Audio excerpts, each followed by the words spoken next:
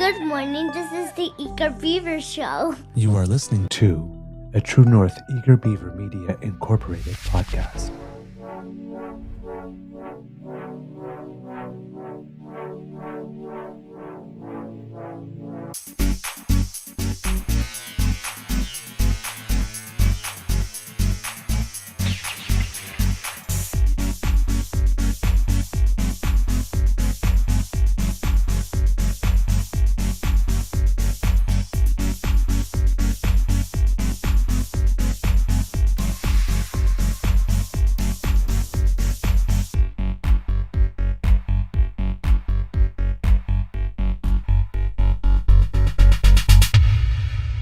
The True North Eager Beaver podcasts are proudly brought to you by our founding sponsors, the Miss V Mysteries from Corvid Moon Publishing, your source for science fiction, fantasy, and cozy mysteries featuring a broad diversity of characters.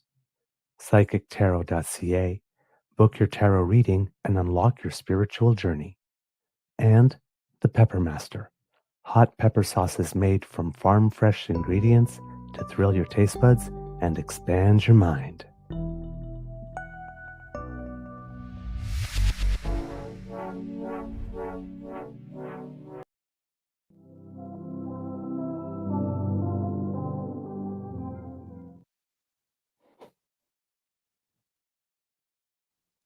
We're live, sir. Well, good evening and hello, kids, and welcome to the True North Eager Beaver 45th Canadian Federal General Election Returns Watch Party. That was a mouthful. I am your host, the Eager Beaver, pronouncing him, hey, Mr. Beaver, and with me, as always, is my good friend, Mr. Grizzly. Today, recording day is Monday, April 28th, 2025, a day that will go down in history. I've always wanted to say that. I can't say infamy, however. I hope I'm not going to say infamy anyway.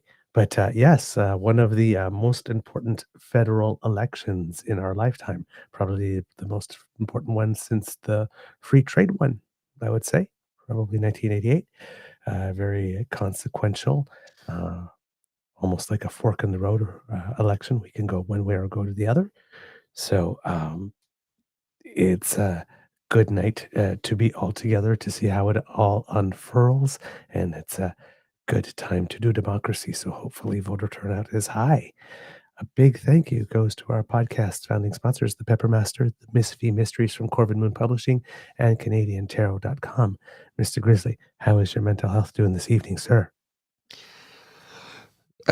Mental health is okay. Physical health not great. I've spent most of the day in bed on the couch, just not feeling well. Allergies kicking my butt. We have a gentleman in the green room. I don't know if you want to bring him in right away or not. Just a second there. Mhm. But all good. Other than that, Other than that, yeah. Just not. It's allergy season. It's kicking my butt. Yeah, that's not great. All right, kids and cubs, we are off to the races. We have a great show for you planned tonight. We have guests coming from all over the country. We wanted to start east to west originally, and we were going to have our friend Rosalind Roy join us. Unfortunately, she has a pretty bad cough, which makes it kind of hard to come to the show. But so unfortunately, we won't have anybody from Newfoundland, but we do have a great guest here returning to the Beaver Lodge. Please, kids and cubs, to kick off the evening, put your paws up and a big round of applause for Mr. Don Darling. Hello, sir. Hello. Good evening. How are you? Yeah. Great. Hey. How are you? Well, fantastic. I'm down on the harbor. We have our first cruise ship in of the season in Canada's first incorporated city. We'll celebrate 240 years since incorporation, and it was splendid here today, 20 degrees. So great day to get folks out to the polls, and we'll see here over the next couple of hours what the results look like. Oh, great. It's about 21 here in Canada's capital, beautiful downtown Ottawa right now. So yeah, Yeah, it was a beautiful day. beautiful. Unfortunately, I spent most of it in bed because of the allergies. But Yeah, yeah. It sounds like you're not feeling great. no, not the greatest. But that happens. It's that time of the year, Yeah, right?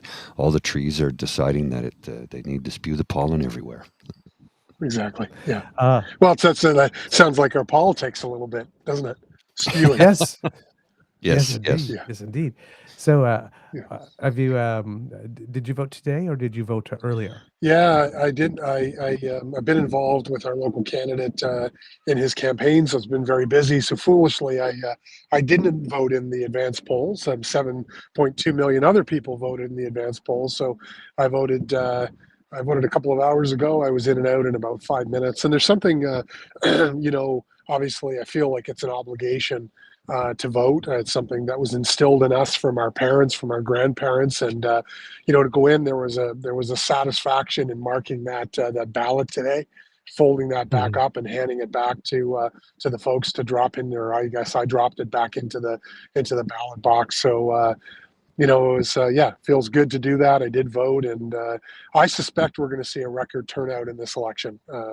I think I think you're right. I think people are feeling, obviously, the advance polls were a record turnout, and I think we'll see a record turnout across the country. And I'm feeling some anxiousness, but I have a good feeling about tonight in terms of the fork in the road that we found ourselves in as a country, and I'm hoping that decency and integrity and a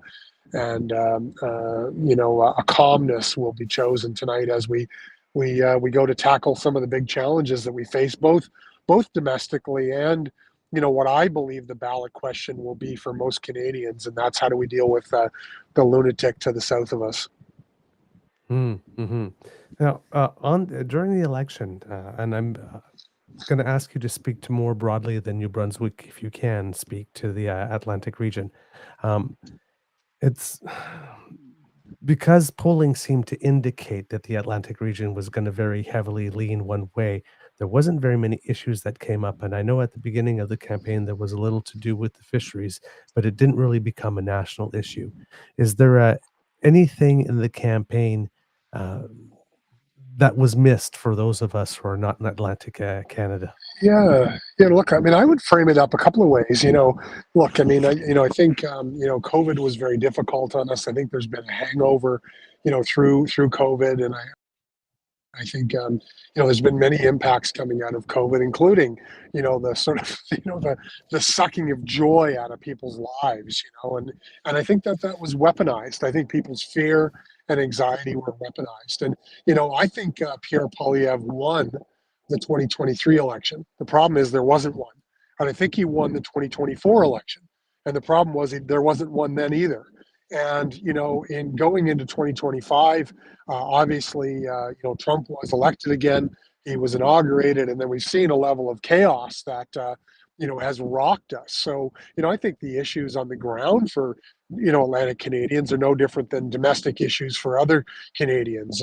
Affordability, housing, access to housing, health care. Even though that's a provincial issue in terms of access, but maybe funding healthcare, is a big issue for many Canadians. So, uh, I say crime to the extent, of course, we want to be safe on the streets, but I think when you actually look at the data, I don't think it matches the sort of the rhetoric and the shock and awe approach that we saw from the Conservative Party.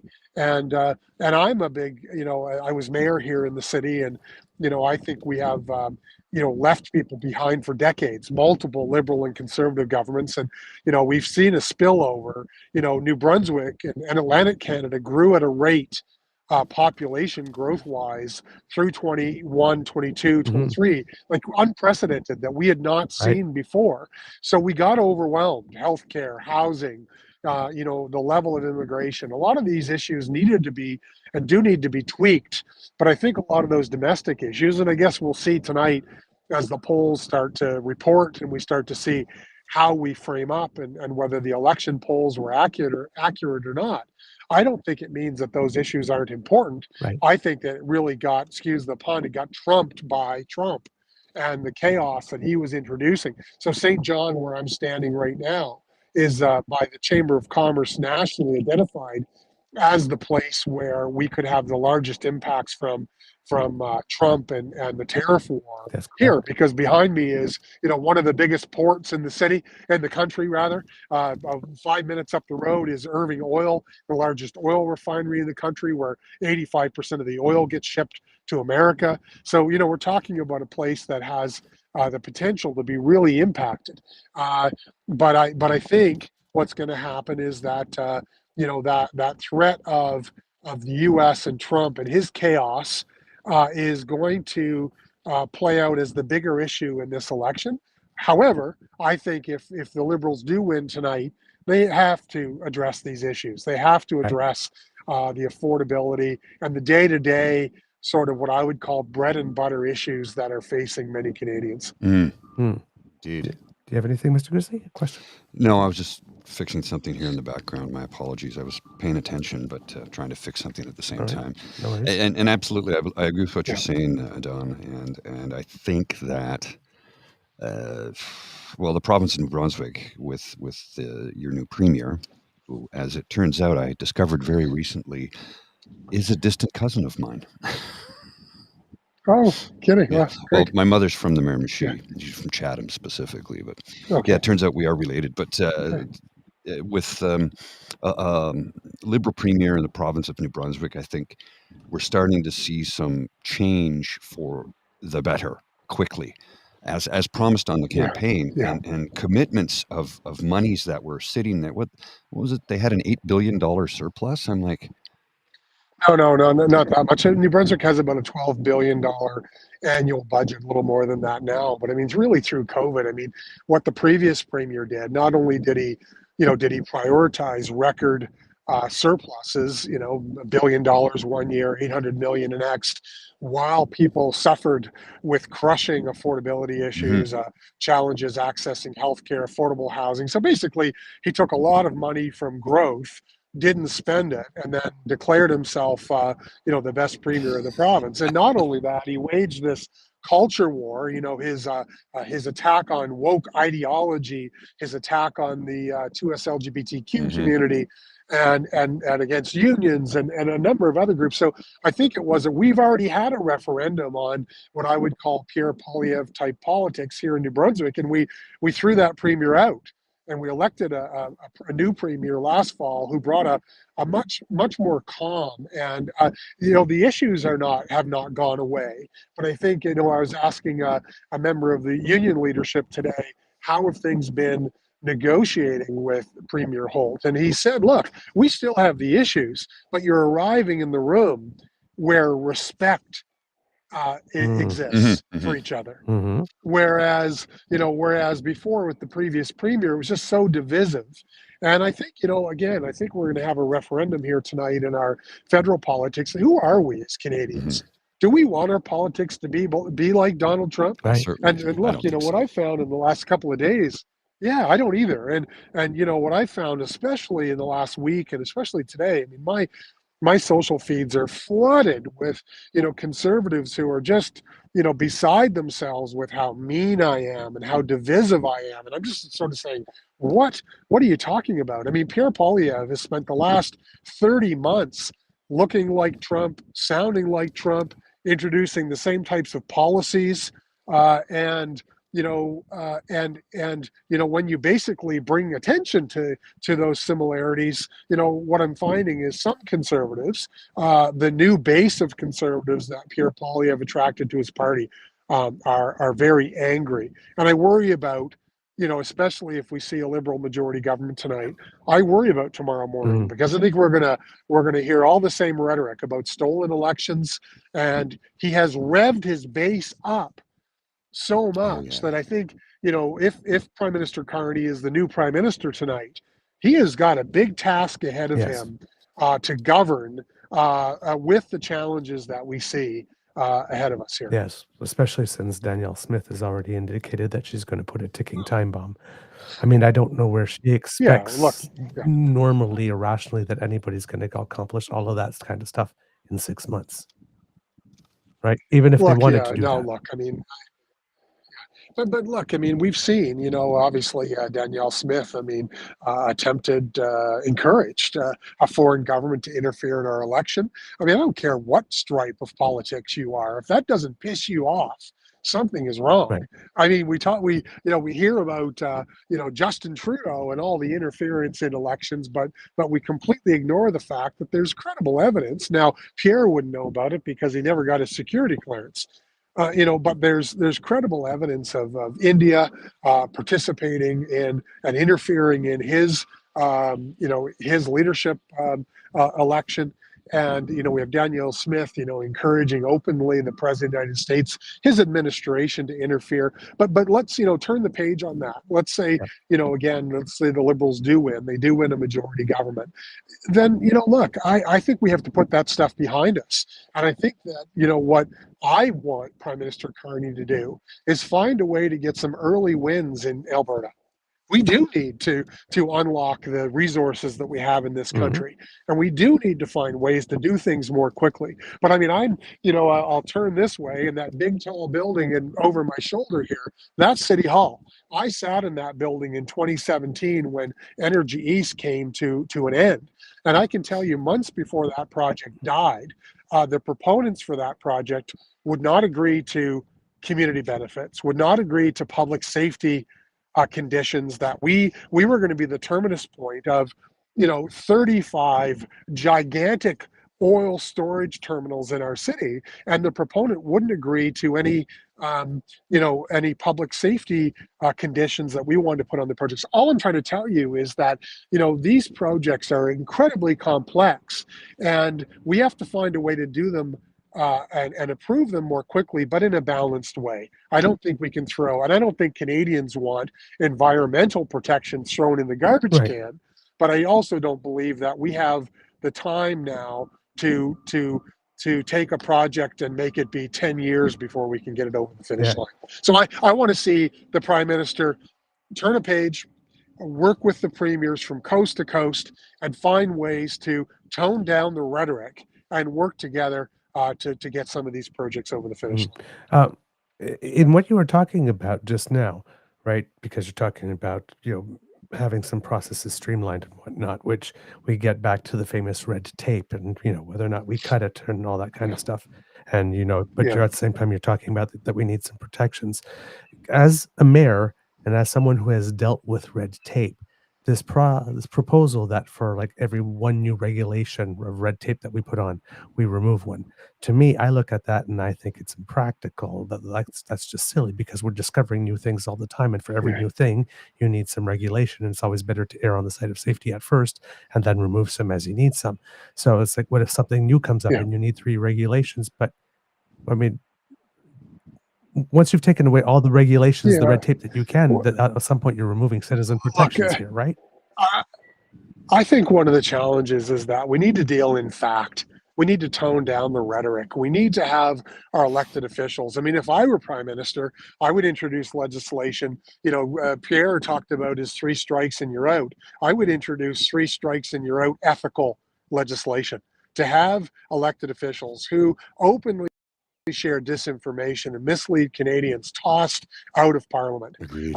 So we need to deal in fact. We need to understand what the real barriers are, and then we need to agree together to address them. But I mean, as a former municipal mayor, the kind of rhetoric that I've seen from Pierre Poilievre, who not only seems to have disdain for fellow or for premiers in this country, didn't talk. How can you imagine? And I know it's been controversial for Conservatives, but can you imagine that he only spoke to Doug Ford once in 30 months? That he's in a fight with Tim Houston?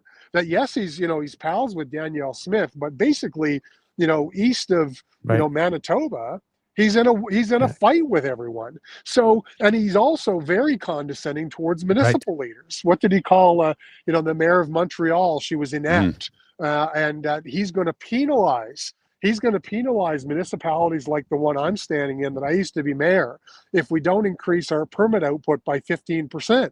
Well, that's not That's not a lever we have. All you can do is remove that red. I can tell you, if you walk into the city of St. John where I'm standing and you want to build a building and you have your engineered plans and drawings and you submit your building application, your permit application, you get the permit in less than 2 weeks.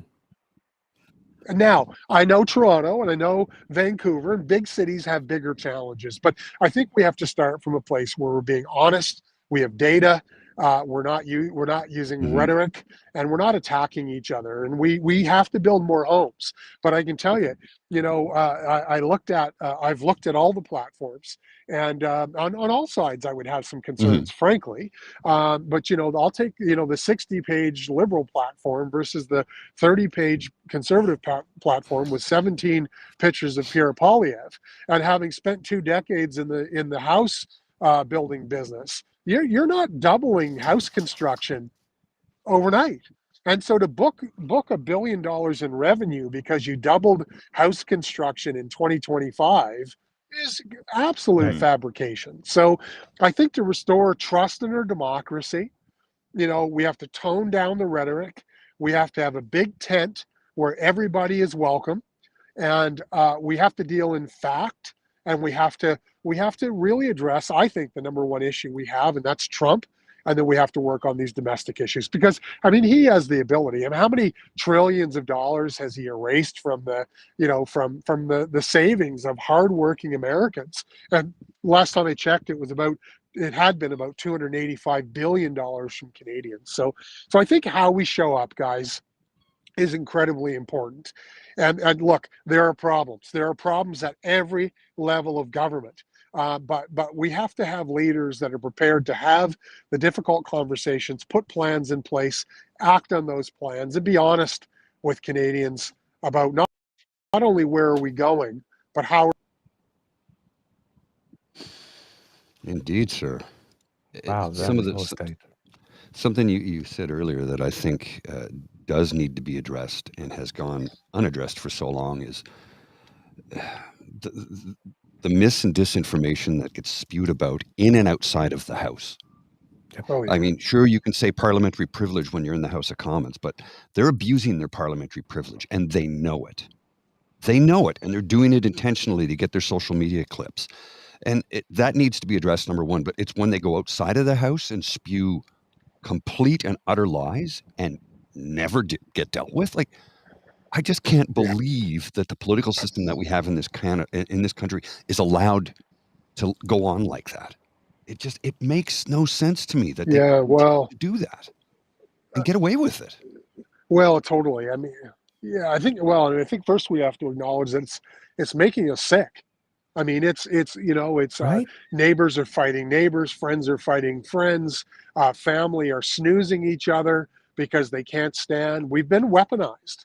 We've been weaponized, and again, I've always been engaged and try to be educated on the issues. I was the mayor of the city. I had a 20-year corporate career, and I still read items, and I say, is that true? That can't be true. And 3 hours later, I'm still digging into it to try to figure out, what the facts are. So, I do believe we have to address it. I think there has to be implications for elected officials that knowingly share disinformation. And elected officials do it on all sides. So I think we do have to address that because our democracy is being eroded, and we're seeing it. I mean, it feels like Trump's been in power for 10 years, but I mean, he's really only been in power since the 20th of January. But you can see the crumbling of democracy and how quickly it can happen. So I think we have to take a breath. I'm hoping for a Carney majority. I think he's the adult in the room. I think Pierre. I did a little Twitter poll, and 90% of the people that answered my little Twitter poll believe that Pierre is going to burn the house down. Like, in other words, he's not going to be gracious. He's not going to put the country first. And if he loses tonight, say, look, I wish all the best to Prime Minister Carney. And now we work together as Canadians for the best interest of Canadians. And we need those kinds of leaders that are prepared to do that. What did Ed Broadbent he said, famously, right? We used to be able to disagree without being disagreeable. Yes. Right? Stephen Covey would say, seek first to understand then to be understood. So are you willing to work as a parliamentarian with me to make this idea of policy better together? When's the last time we saw parliamentarians working like that? It's been a while. Maybe you could argue NDP Liberal For a little coalitions bit there. working Mhm. together. I don't a little bit. So look, I think Canadians are tired. I think, to me, we have a referendum tonight on what direction this country wants to go in. But make no mistake, every level of government. I mean, the municipal government that I was involved in, um, it's very challenging because there's so much celebration of announcement and actually not enough focus on actual outcomes. Mm. And I think Canadians have legitimate issues: affordability, housing, younger people. Like, I have three kids under 30, and we have to help. Excuse me. We have to help them every month. One of the three, maybe two of the three, in some way, with affordability, their rent, a little bit of grocery money, a little bit of help. So we do have those challenges and those issues. How we address those issues really matters. And again, I hope this is a referendum tonight on who we are as Canadians. That it's not an argument that the issue doesn't exist. It's how we're going to actually tackle those issues moving forward. Mm. Talking about all of that, I'm glad you raised the issue. I've been saying for a while on the show, and I was surprised that there wasn't a plank on it, but I was hoping that there would be some type of plank with having to do with disinformation. Like, for example, in Finland, there is a program where they teach students incorporated in the school system the critical thinking and all that kind of stuff and how to recognize disinformation. During this election, we've seen so much behavior, like candidates being told not to attend debates, not being able to talk to journalists. There needs to be some new rules, right? Because right now, there's a lot of people who are directly interfering with our right as citizens to cast a fully informed vote, and we pay for this, right? The political donation tax credit. We pay for it. The election expenses are reimbursement if you get more than 5% of the vote. We pay for that. The airwaves that they're on in which they do that, we pay for that. I mean, Yeah. at some point, why is there not a party running on defending our right to cast a fully informed vote and making it such that they need to talk to us? It's a great, I think it's a great point that you make. And I think we also have to reflect, and we're probably not talking about ourselves, but I think we also have to reflect on the role that we are playing as voters in how our elected officials behave, because, they're really behaving that way because we let them behave that way. The big collective we. And ultimately, I guess this is a referendum on platforms. But again, we're lots of debate in the last couple of weeks about when platforms were released and what they say and how they were costed and what detail was in them. What percentage of Canadians even look at the platform? I would bet you it's not 10%, right? So I think we have a longer term project here. And again, but if you, excuse me, if you learn about civics and you stop learning about it in grade 9 or grade 10, and then you're not taught about it or you're not engaged with in a meaningful way, then we've got social media weaponizing algorithms and clicks and so on. So it's very complicated. There's no single lever that can be pulled. But ultimately, I would like to see, leaders in our political sphere prioritizing, again, ethical behavior, decency, integrity, and transparency, accountability, all of these types of things, in our politics, so that our democracy, trust in our democracy, is enhanced. And I think there are places, Finland and other places around the world, where I'm sure we could look to for ideas, because we sure as heck can't look to America anymore. Mm-hmm. Yeah, you're right about that. There was a time when we could. What was the film that Michael Moore made a few years ago about where to invade next? And he went all throughout Scandinavia and he talked to them about the programs that they have. And he's like, where did you come up with these ideas? And they're like, from you guys. These were American ideas that you've since thrown out. At one point in time, they were a great democracy. Yeah, but we look. I think we have some positives too. I think the integrity of our elections is very sound. I think our election finance rules are very sound. you look at the amount of money that's raised by U.S. Candidates at all levels. You look at billionaires cutting checks. I mean, to Donald Trump for his inauguration fund, and on and on and on. I think there are many, many positives in our democracy, but I think people's fear. I think the piece for me that was so challenging, and I've been very outspoken about I just could not support. Pierre Poilievre in this election, and I articulated one of my unboosted posts had 3.125 million views and 22 or 23,000 shares and a lot of very colorful comments, as you can No imagine. doubt. But I believe part of our civic duty is to articulate why we support or don't support, and what we believe democracy looks like, and why decency and integrity is important. And there's just a lot more work to do there. And but I think I'm most worried about call it the hangover here of what happens after tonight's result, and how do we calm that, because there's a lot of really hard work to do. Agreed. Over the next while, and I think if everywhere our prime minister goes, people are chasing him around with flags that say all kinds of weird things on them.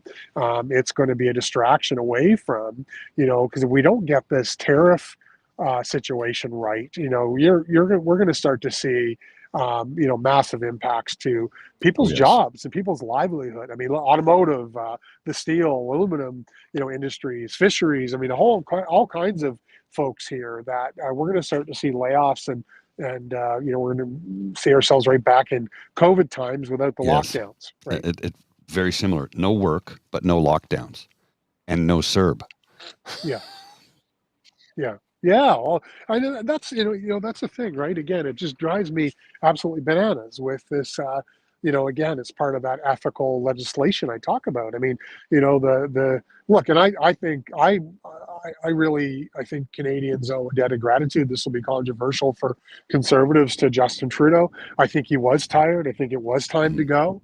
I think the fact that he went, and yes, he was pushed to go, but he went. I think he finished strong. But I mean, to say that we doubled the debt and pretend like COVID didn't happen.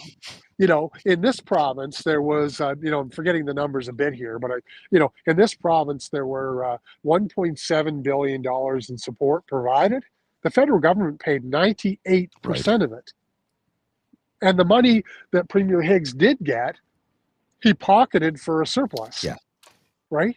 So when you look across the country, to pretend like $400 or $500 billion was not provided during unprecedented times for COVID supports, we're being disingenuous. We're lying. We're leaving out critical context. And as long as any party does that on any side, call it clickbait, we're going to continue to erode the trust in our democracy. And we don't win. We don't win when we do that. No, and even Aaron O'Toole, who, like him, love him, hate him, whatever your opinion of him, means nothing to me. But even he said, we do not govern by Twitter. We do not govern by social media. Yeah. And he was trying to bring the party a little closer to the center, and they pilloried him for it. So, Oh no, I look totally. I think, I think we've seen we're having a referendum tonight on a left. I mean, I think Prime Minister Carney, will, I think, bring the party back to the center. I think he's already indicating that. But Pierre had the party. I mean, his new base is 41% of Pierre Poilievre's base support Donald Trump. Right? Yeah. So 41% of conservative supporters support Donald Trump. Why was Pierre Poilievre not being hard on Donald Trump in the early days of this campaign? Because he couldn't. Exactly. Right? So we'll see what happens to the Conservative Party tonight, and they'll have a lot of questions and a lot of reflection to have with themselves in terms of where he took the party and what the result is. I just was, when I was leaving leaving a couple of minutes ago, I had the news on, and they were talking about really how the legacy of the Reform Party is still playing out in the Conservative Party, Mhm. right? The factions Oh, yes. within the party, and that the Danielle Smith, the Preston Mannings, the Stephen Harpers, and the influence he still has in the party, and a lot of that policy, right? A Mhm. lot of policy was playing out from from those days in the party, hardline, and again, I mean, to my conservative friends, I mean, I just say, look, rather than be mad at me, then what you need to do is you need to reflect on where Pierre Poilievre took the party and the kinds of policies that he was introducing. So you can use slightly different language. We believe in merit-based hiring and not ideological based hiring. Well, that's Mhm. DEI, right? So there's all kinds of things embedded. We're going to attack a woke ideology. He's been asked 100 times, what does it mean? Yeah. Right? He's never answered the question, but for his base, that's what they need to hear. So look, I think we still have to, and I need to wrap up here and move on to another meeting. But I think or another event, I think we have to end with this. We live in one of the greatest countries in the world. Canadians are fantastic people from coast to coast. It's a beautiful country with kind and caring and empathetic people who have legitimate Mhm. issues and concerns. And those issues need to be addressed. That's what our elected officials at all levels of government are supposed to do. And I hope that we can all take a breath and we can get behind our new prime minister and that he takes, I think he's got the capacity, the motivation, the skill, the experience to help guide us through this time. I hope he's tough. I hope, he cracks down on ethical Mhm. behavior and he's ferocious with the budget and we just get to work and we've got some healing to do, but we can't forget that we live in a great country and we've got to somehow tone down this neighbors fighting with neighbors. And I think that, and look, I don't do a great job of it always because I'm passionate and we're all triggered and we all have bias but I think just say, look, why don't we talk about principles and objectives and where we can find some common uh, issues to agree on rather than get in these fights about conservatives or liberals or NDP or Green, Right. right? And I think if we can focus on the outcomes we want, I bet you most Canadians agree with each other. Ah, And yeah, it's just time to get to work now, right? I mean, we'll see. I mean, it's 8:18 at night. Our polls close here in 12 minutes. We'll start to see results roll in probably within an hour, and I don't know, somewhere around 12:30 or 1 o'clock in the morning, we'll know where we stand, right? Probably after Ontario and Quebec, we'll know where we yeah. stand, right? Oh, thank you so much Yeah, for taking the time to join us and share your insights. awesome, guys. Thanks a Really lot. appreciate it. Yeah, thanks. Anytime. Well, we'll chat again after All the right. results come Absolutely. in. Take care. Have We'll a see you great later. evening. Okay, Bye. Bye. see you guys. Okay, bye-bye. There you go, Kits and Cubs. That's the former mayor of St. John, New Brunswick, right there in the harbor. Don Darling joining us this evening. Yeah, Some great insights, right? when was the last time we had him on before? I'm just trying to think of when it Yes. was. During the New Brunswick election when we were doing Right. famous New Yes. Brunswick specials. Yeah. Yeah, Good indeed. lad. I like that lad. Good lad. That's Yes, a good fella right absolutely. there. I'll tell you what. Yes. What.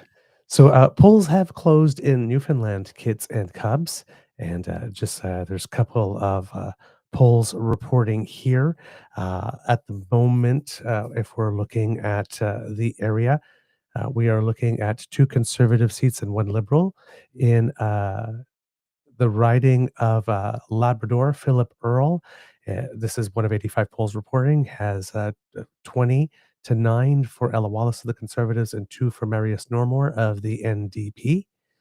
So that's what's going on in that one.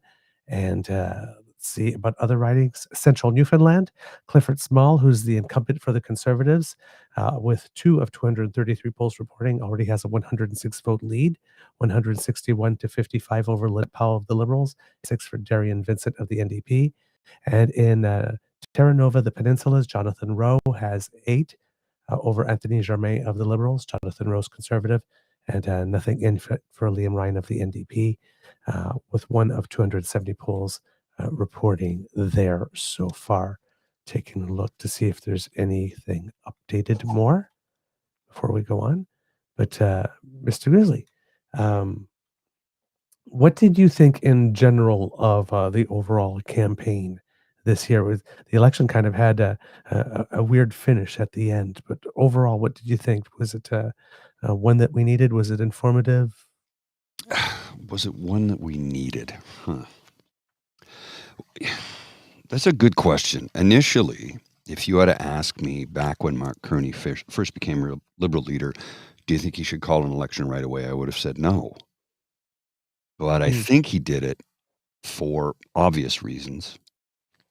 That being to send a message to Canadians that he's here to deal with the problems, number one, telling us how he intends to deal with the problems, number two, and number three, exposing Pierre Poilievre for who Pierre Poilievre is for those who've not seen it before.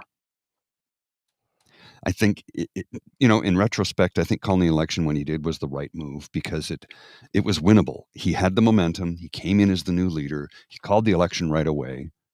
I mean, what was it, 2 weeks, and then he called the election? It was pretty quick. I can't remember the yes, exact dates and times, but like I thought 9 he ran a days or good something. campaign. I thought Jagmeet Singh ran a pretty good campaign too, to be honest with you, and he did very good in the debates. Pierre Poilievre, he did what he did. His supporters love him and will continue to. That won't change, and I'm sure some of them will start screaming that it's rigged or stolen or something to that effect. I haven't noticed it online yet, but I'm sure it'll start sometime soon. Did he run a good campaign? Yeah, I think look, you know how I feel about the man, but he pandered to his base and they lapped it up. So how can I say that it was a bad campaign? I can't. He threw red meat to his base and they ate it. So in that respect, you know, in that respect, he ran a good campaign. So what are we looking at? That's Newfoundland. Yep, that's Newfoundland so far. So too liberal, too conservative, and that's it for now. High Tide Hilda is here to join us. I'll bring her into the conversation. Hello. Good evening, gentlemen. How are you? I'm good. I'm Excellent. How is nervous. your mental health this evening? I'm sorry I didn't hear what you said. How's your mental health this evening? We'll see as the evening goes along.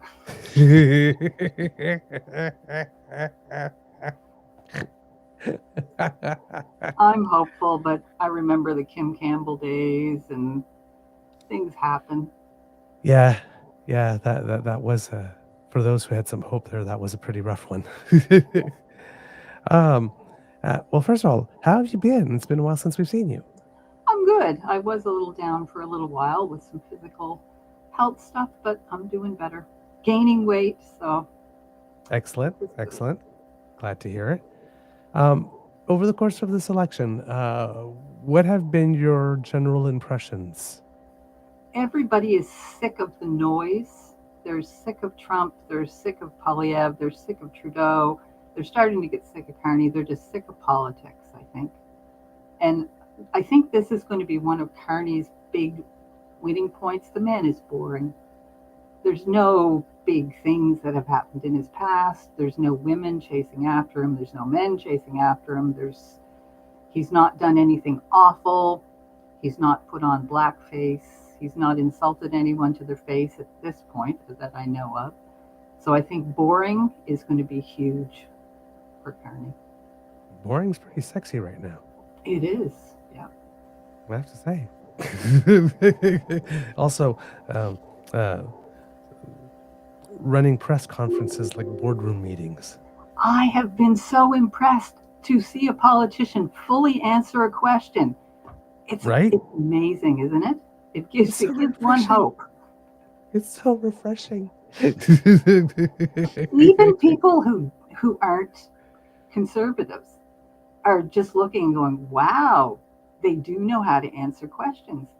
And one of the nicest memes I've seen is, I'd rather have an economist learning how to be prime minister than a prime minister learning how to be an economist. Mm-hmm. Yep. Because one is the more transposable skill. Yeah. Right. One is the skill you want people to show up at the party with. And Carney's never clawed and scraped and had to make do any favors for anybody. He doesn't owe anybody in the political world anything. And it's just so refreshing not to have a politician be a politician. I mean, we hear these people come in and say, I'm not a politician, but, Right. but in this case, it truly is, he really isn't a politician. Now, you know a little bit about how things work behind the scenes. So there's an advantage in this case. What should he win, what could be a pitfall of not being a politician when you're swimming in the cold waters and there's sharks all around? If it was just a regular guy, I might say the surprises that are going to face him when he meets, the vitriol, the hate and all that kind of stuff. But I don't think any of it's going to surprise him. I think he's savvy enough, and I think he's seen enough of the world that he's going to calmly, accept it. And I think he'll boringly explain his way out of everything. I shouldn't say out of everything. Not that he's going to have problems. I don't think for the first little while. But it's going to be interesting seeing him up against Trump. I think he has a great advantage. He's a smart guy and he knows stuff. Okay, interesting. Regionally, how did you feel that the platforms or what came out was going to respond to what you think is needed in Atlantic Canada and where you are? I've asked 6 or 7 people what they thought of the platform, and the answer's been, what platform? Yeah. I don't think anybody's looking at any platform except for a few of us. I think they're just standing back and watching what's happening with Trump. I really do. I don't think, there's a little bit on the horizon. I've talked to people like, remember the abortion issue they said would never happen in the States. They're saying it'll never happen here. Remember that stuff. And hopefully that's added a bit. We still have not as much here certainly as there is in Alberta and in the West, but we still have the far right young men groups.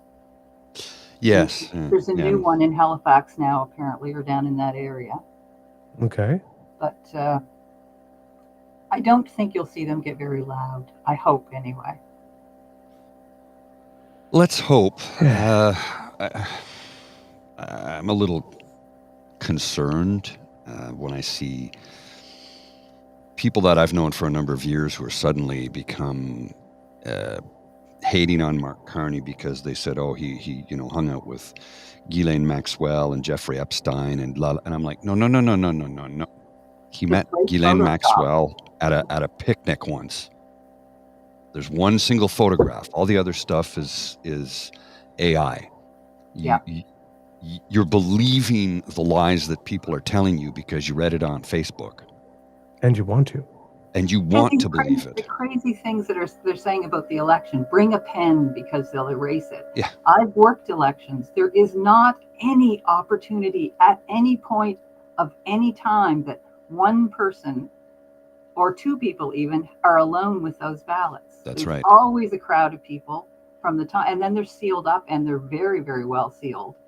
And then they're delivered to the main office. And again, they're never alone with any people that this could happen with. And they keep, how do they do it? This isn't like the States where we have a ballot with the president's name on it or the prime minister's name on it. Right. Every riding would have to be involved in erasing those ballots and changing. It wouldn't be damn near impossible, right? Yeah. I mean, unless you have, 5,000 people in one riding voting a dead person's ballot or something like that. Right. Well, and I've noticed a number of people, including some tonight I've noticed online, posting photos of their marked ballot. I'm like, that's a crime. You're not supposed to do that. No, it's literally a crime. But up to 6 months in jail or $5,000 fine. Up to. Ooh. Yeah, it's a crime to do that. You can show yourself at your polling station. You cannot photograph your marked ballot. So this person marked their ballot with an asterisk in pen and photographed it. I go, you've just invalidated your ballot. It's got to be marked with an X, with whatever writing instrument they provide. It doesn't have to be marked with an X. Oh, an no? X or check mark or it can be marked anything. with a check mark. It can be all colored in. It can be half colored in. It just has to, you have to look at it and say, oh, that's the person they want to vote for. Okay. It doesn't have to be, it has to be inside the circle, So today I learned, because I have been always instructed, you have to mark it with an X. It has to be in the circle. Nope. Anything else is not valid. No. But once even you if photograph your X goes a little bit outside the circle, they're not still going to. fine. It's just obvious that that's who you wanted to vote for. No. Well, that makes sense, because I thought it was a little too digital in that respect, right? But nevertheless, photographing your ballot and posting it online, I'm sorry, that's stupid. It's stupid, and you've committed a crime and bragged about it. Apparently, you're allowed to photograph your unmarked ballot. Yes, you're not unmarked. allowed to photograph your I filled suppose that ballot would be because it's supposed to be secret. Other people. Yeah. Yeah. And there's a lot of reasons behind not being able to do that, because you could be influenced, somebody could be forcing you, and you have to, there's a million reasons why well, not a million, but a lot of Some people reasons can why. figure out where you are. Well, that too. Exactly. Also. Yeah. Exactly. It's not a smart thing to do. And the poor people that are working the polls, they're not going to know if people do that. No. You can't see what someone's doing. Yeah. Jeez. So with the 4 campaigns that... Oh, what did you see, Mr. Grizzly? Okay. Sorry. This is funny, so I'm going to share it. I got to share this because it's really funny. You'll both get a kick out of this. It's voting, and it's now election day in Canada. If you are voting today, please remember the proper voting procedure. Pants go all the way off in the voting booth.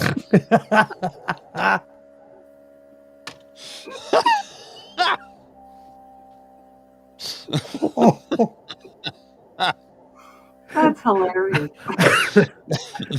That's not a Canadian. But it's funny. I had to share that one. I'm sure if Canadians call them trousers or not. It would have been really funny if the shoes were turned the other way, though. Well, and somebody says, we don't have booths like this in Canada. Elections Canada uses small cardboard screens to ensure privacy. And he says, well, the pants go off regardless.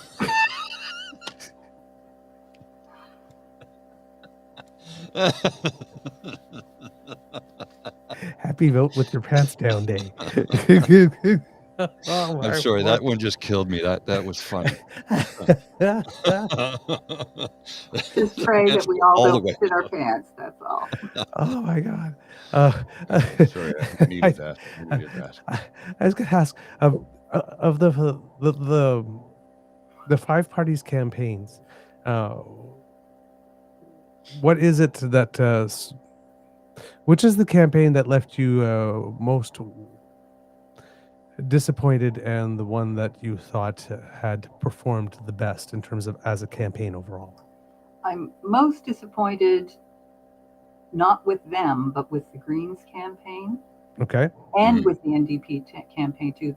There just wasn't enough time to build up, the excitement and all that kind of stuff. And really, I guess this wasn't the year to build up all the excitement. No, it was short. It's disappointing that, the Liberal or the Greens have some absolutely fabulous policies. If they could get together with the Liberals, and this is why I never really like majority governments as much as maybe the Liberals think they need a majority government. With the Greens and the NDP to support them, they could have gotten so much stuff done. And I think it would have benefited all of Canada to do that. As much as I like Carney, I'm a little bit nervous about the talk of opening mining up, that stuff. I know we have to do it, but in Nova Scotia, we've been really kind of nervous because they're talking about starting fracking again. Oh, and Houston is the same mind as Polyev. He wants to just say, okay, we want to do this. Here's 2 weeks to look. We're not going to talk to the natives. We're not going to talk to the communities. We're just going to give this big check mark and let them go. The thing about fracking is, yes, there's big money to be made, but it's short term. And Nova Scotia, 7 years. And we're long and skinny. We're only 100 miles, let's say, at the most across any part of Nova Scotia. You're no further than 80 kilometers from the ocean. And it's true. We have so many waterways that are attached to our wells, to all that kind of stuff, that fracking would just be awful. And It'd they're be the also talking worst about possible place. reopening the uranium mines. We don't want uranium at all, but Yeah. Yeah. Like you say, 80 kilometers from the ocean, anywhere in the province. Yeah. Right. That's a short little drive. yeah. That's 45 minutes if you're in Ontario, driving And about less than the that. communities are all hither, and like the Yes. communities don't run up the center of the province, and they also don't just hang around the coast. No. So there's not very many places you could get further than 5 miles from a house anywhere Very in the true. province. Well, and like I said, fracking if you get 7 years, that's a long time. 3 to 5 is sort of the average. So it's like, okay, you set up all these wells, and then what? Are you going to clean up them, or are you going to orphan them? No, we'll come back eventually, which is what they do. There are 2 or 3 wells from years ago that are still here that they still have never closed up. Same with the uranium mines. They've never closed up the uranium mines. Well, they don't abandon them, they orphan them. And the reason they do that is if it's orphaned, they can always come back to it later. If it's abandoned, they can get charged and have to come back and clean it up. So they keep it on the books, even though it's not producing. It's just how they get away with it, not spending any money to do what they're legally required to do, clean up their mess. Have you seen the new Houston video little ad thing that he's put out? I think he's kind of wrangling his way into leading the Conservative Party of Canada. Mm-hmm. It's an impressive little video. They did a really good job with it. Well, I think that's what he wants. Both him and Doug Ford want Pierre's job, right? Doug might have a little bit more difficult time because he's looking at a lot of corruption problems in the province of Ontario that have recently come to light, amongst others, and there's still investigations ongoing with the Greenbelt scandal. So Doug Ford might not be able to get that job, but he is no fan of Pierre Poilievre. He does not like the man. No. Yeah.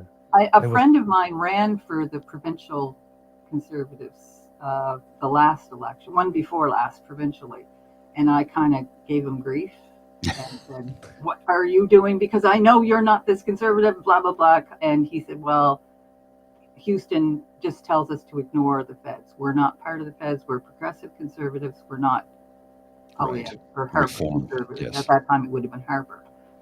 Yeah. But, yeah, I know. I saw that thing with Houston. I'm thinking, damn, dude, the body isn't even started to cool yet. Holy that was my thoughts too. Like, how did he do that this fast? He was waiting. He was waiting for this. And then that letter to Blanchette. Yeah. And the congratulations to Carney. Right? I look forward to working with you, Mr. Prime Minister. Yeah. Indeed. Huh. Things are getting a little spicy. Yeah. The only thing I can say is maybe, he won't hang around Nova Scotia. He'll just go federal and get stuck in Ottawa somewhere in a closet. I don't know. Polls are closed in PEI, Nova Scotia, and New Brunswick as well. Yes. Yeah, they would have closed here 4 minutes ago. Okay, there you go. So it'll take about if it's the same as when I was there, and I think it should be, there's 3 small polls close to me, and they should probably 45 minutes. They should be calling their numbers in, I would expect. What time do they close here? At 9 p.m., is it? 8 would be 8:30.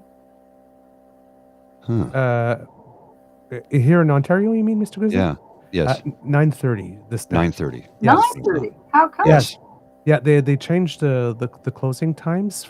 So every polling station is open for 12 hours, but out in the Pacific, it's been open 7 a.m. to 7 p.m. And in our region, it's 9:30 to 9:30. So when the results come in, we get Newfoundland and Atlantic Canada, and then there's nothing for about 2 hours. And at 9:30, Ontario, Quebec, Manitoba, Alberta, Saskatchewan, Northwest Territories, and Nunavut all come in at the same time, because everybody was always saying all the time, well, by the time it gets to Ontario, it's all decided. So now the results from all of those areas are going to all come in at the same time. Good. And then the Pacific region half an hour later at 10. No, very good. Yeah. I have to jump off for a little bit. I will join you again in a little while, but I do have to jump off. I have a couple of things I need to take care of here.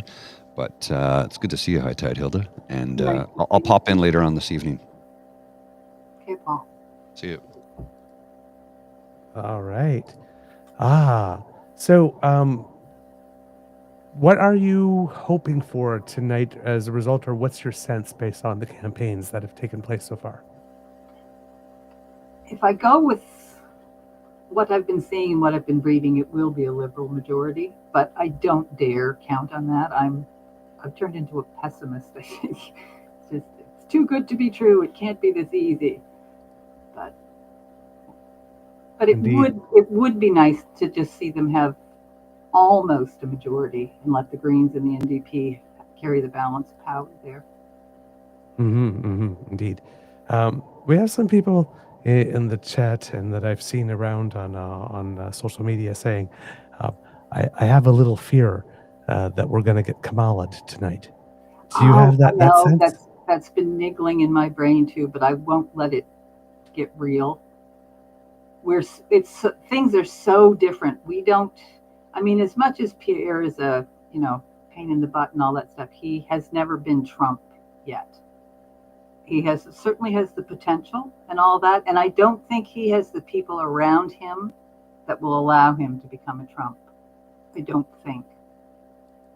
Okay. Certainly lots of right-wing nutcases, but I think there's still enough politicians or conservative politicians with ethics and just care a little bit about the country, which I don't think Pierre does anymore.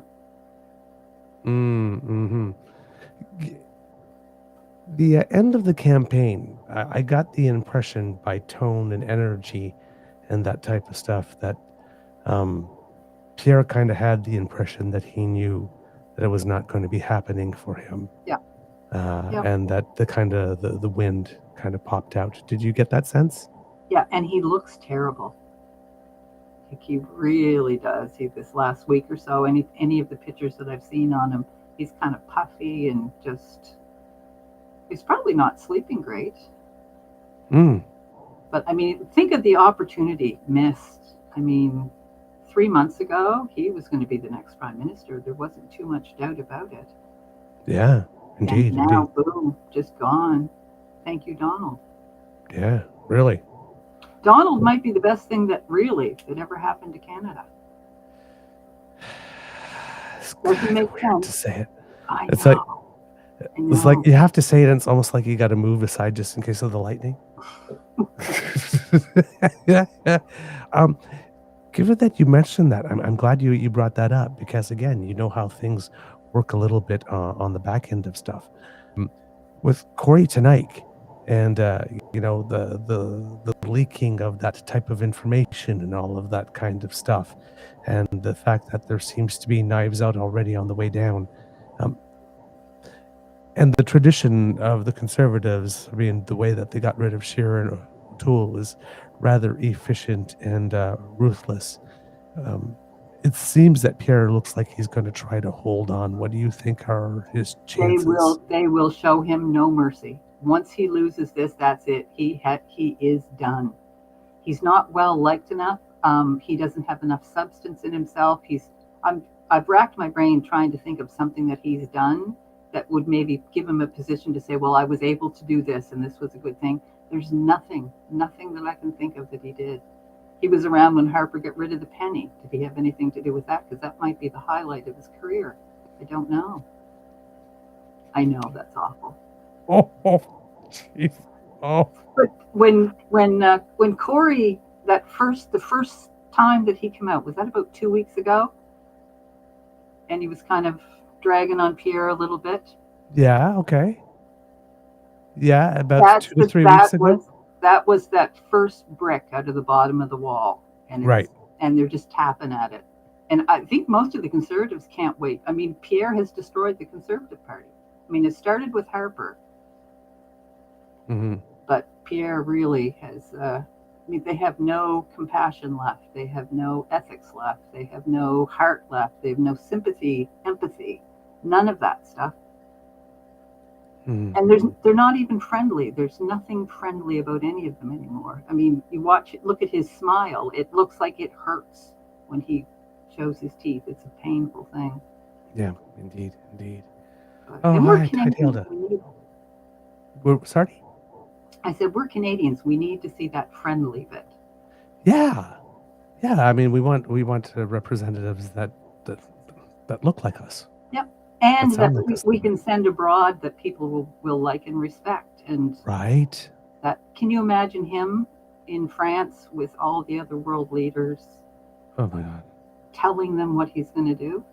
Oh my God. Yeah, when you're a soft power, you need to be friendly. Yes. And Yes. kind and generous and all of those things. And Yes. you need to smile with your eyes, not just show your teeth. Yes. People need to be looking forward to seeing you. Yeah. Yeah. Hi, And Tide Trudeau Hilda. did that really well. I mean, Trudeau was well Yeah. liked by other leaders and stuff, and we got tired of him, I guess. Even the Liberals, the insiders knew it was time, and he was tired, I would think. Yeah. He had a long go. Yeah. Hi, Tide Hilda. Thank you so much for joining us this evening. That's okay. It's been a pleasure to be here. Happy results. And fingers crossed. When you'll hear the screaming.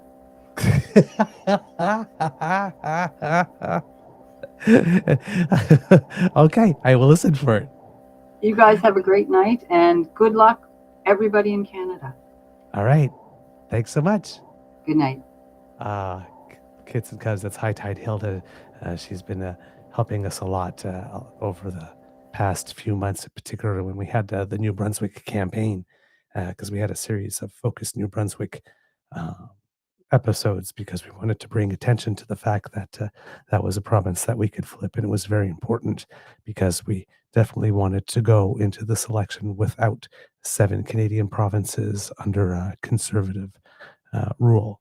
And New Brunswick was very important to flip in order to make that happen. Speaking of New Brunswick, our next guest is also from there. You have seen him on our show before. You loved him when we had him. You thought that he was just this wealth of information, and he's probably one of the most charming people that we have had on our show. So Kits and Cubs, please put your paws up. And again, a big round of applause for Mr. Shawn Rouse. Good evening, sir. I cannot live up to that introduction at all. You've cursed me. So I'll do my best. Thank you. Feel very welcome. I have a feeling that will not be tough at all. I really do. How are you this evening? How's your mental health? I'm doing great. It's this campaign, I think a lot of people have been, were worried going in. A lot of people who didn't like the rise of populism in Canada and seeing that those echoes from the States happen up here, I think have breathed a little sigh of relief. I don't think anyone is taking anything for granted, but once they saw the possibility that the populism wasn't going to win out, that really galvanized folks. And I could feel, at least in my neck of the woods, with the people I talked to, that the mood lifted significantly. So that change from Trudeau to Carney to renew the party, better late than never, would have been probably better if it had come sooner. But I guess the upside of that is that maybe Carney has gotten a little bit of a free ride as a result. I wouldn't say a huge free ride, but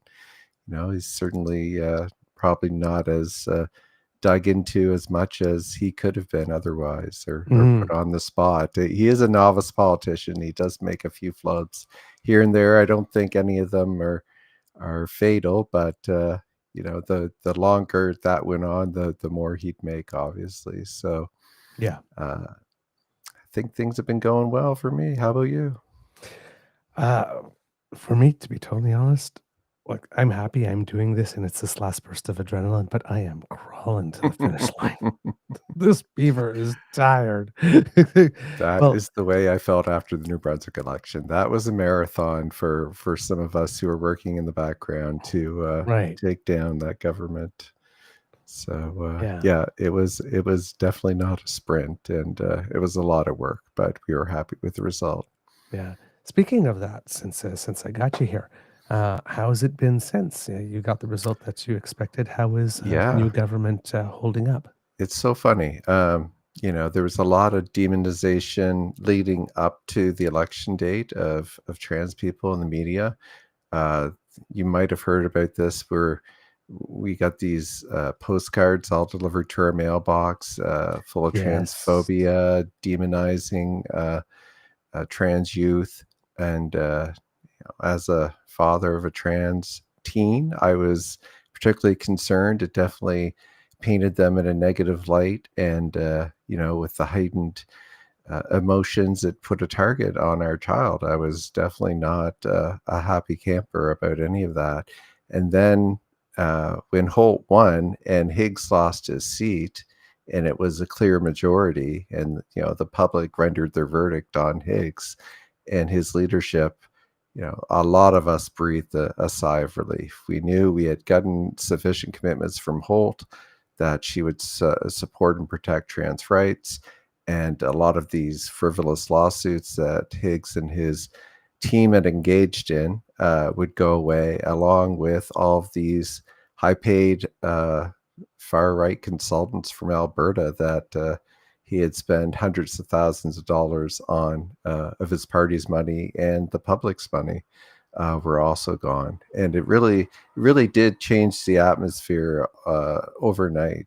People felt a huge relief, a huge weight lifted from their shoulders. And then as weeks went on, there was still a few, I wouldn't say people folded up their tent and left the opposition, but over time they faded back to the fringe, and that's where they've been in the recent past anyways. Well, hope they stay there. Indeed. Now, when you were talking about, because provincially you breathed a sigh, but of relief, but there was still what was going on federally. When in the campaign, was there a moment in particular that you felt that you could breathe that little sigh on the federal campaign? And before you answer, just want to make a little note, because we talked about him during the campaign. Jaime Batiste, he is currently leading with 3 out of 245 polls, reporting 439 to 383 over Alan McMaster of the Conservatives. He was the person who became the first Indigenous person, I think. Not sure if it's just first Indigenous man or first Indigenous person to throw their hat in the ring to run for Prime Minister. So hoping, I'm particularly cheering for him. Excellent. Yeah. But sir. I think in the federal campaign, I was waiting I guess what we're worried about is we know Mark Carney is closer to the center than Justin Trudeau was. And if we look across the ocean at what's going on in Great Britain, there's supposedly left-wing parties that are, very anti-LGBTQ rights. So I really wasn't sure how this was going to go. I was waiting to hear, some public statements and some platforms about that from Mark Carney. And then I just started doing, research, and I found out that Mark Carney has a non-binary child. They're not a child anymore. They're in their 20s, but, and he has a great relationship with them. Then I thought, okay, well, here's a guy who gets it. He's, we hear so much of this anti-trans rhetoric from people who think they've never met a trans person or don't know anything about them. Right. But when somebody's got someone in their family who's LGBTQ or especially non-binary or trans, that they understand. And later on in the campaign, he did confirm that he's committed to equality for everyone. Right. That was reassuring. With Polyev, obviously there was no comments to that effect from him, and he's very careful not to isolate the fringe right-wing trolls in his constituency that he's been courting to shore up his leaderships, in my opinion. I think it's fairly clear. And when he had his chance to speak in support of trans rights early in the campaign, he didn't. He took the road of again saying something that would demonize or stigmatize trans youth or non-binary youth. So, I didn't have a lot of, just when someone's so obviously populist and so courting the fringe and so insightful of what I consider hatred or transphobia, you lose all respect for a person. Obviously, you see what their values are and what their goal is, and it's it's not somebody who you would trust with your vote. So yeah, once I saw really, and it could have been it wasn't necessarily conclusive when I found out that Mark Carney had a non-binary child, but once I found out he did, I found that very reassuring that someone in the highest office in the land is just like me, so to speak. He has someone in their family who they love, who is LGBTQ, and that I find that very reassuring. Yeah, because I think that was a part of that what you were talking about, to him saying he was going to respect the charter, was in response to a question that a journalist asked him about his faith, because he had not talked about it proactively.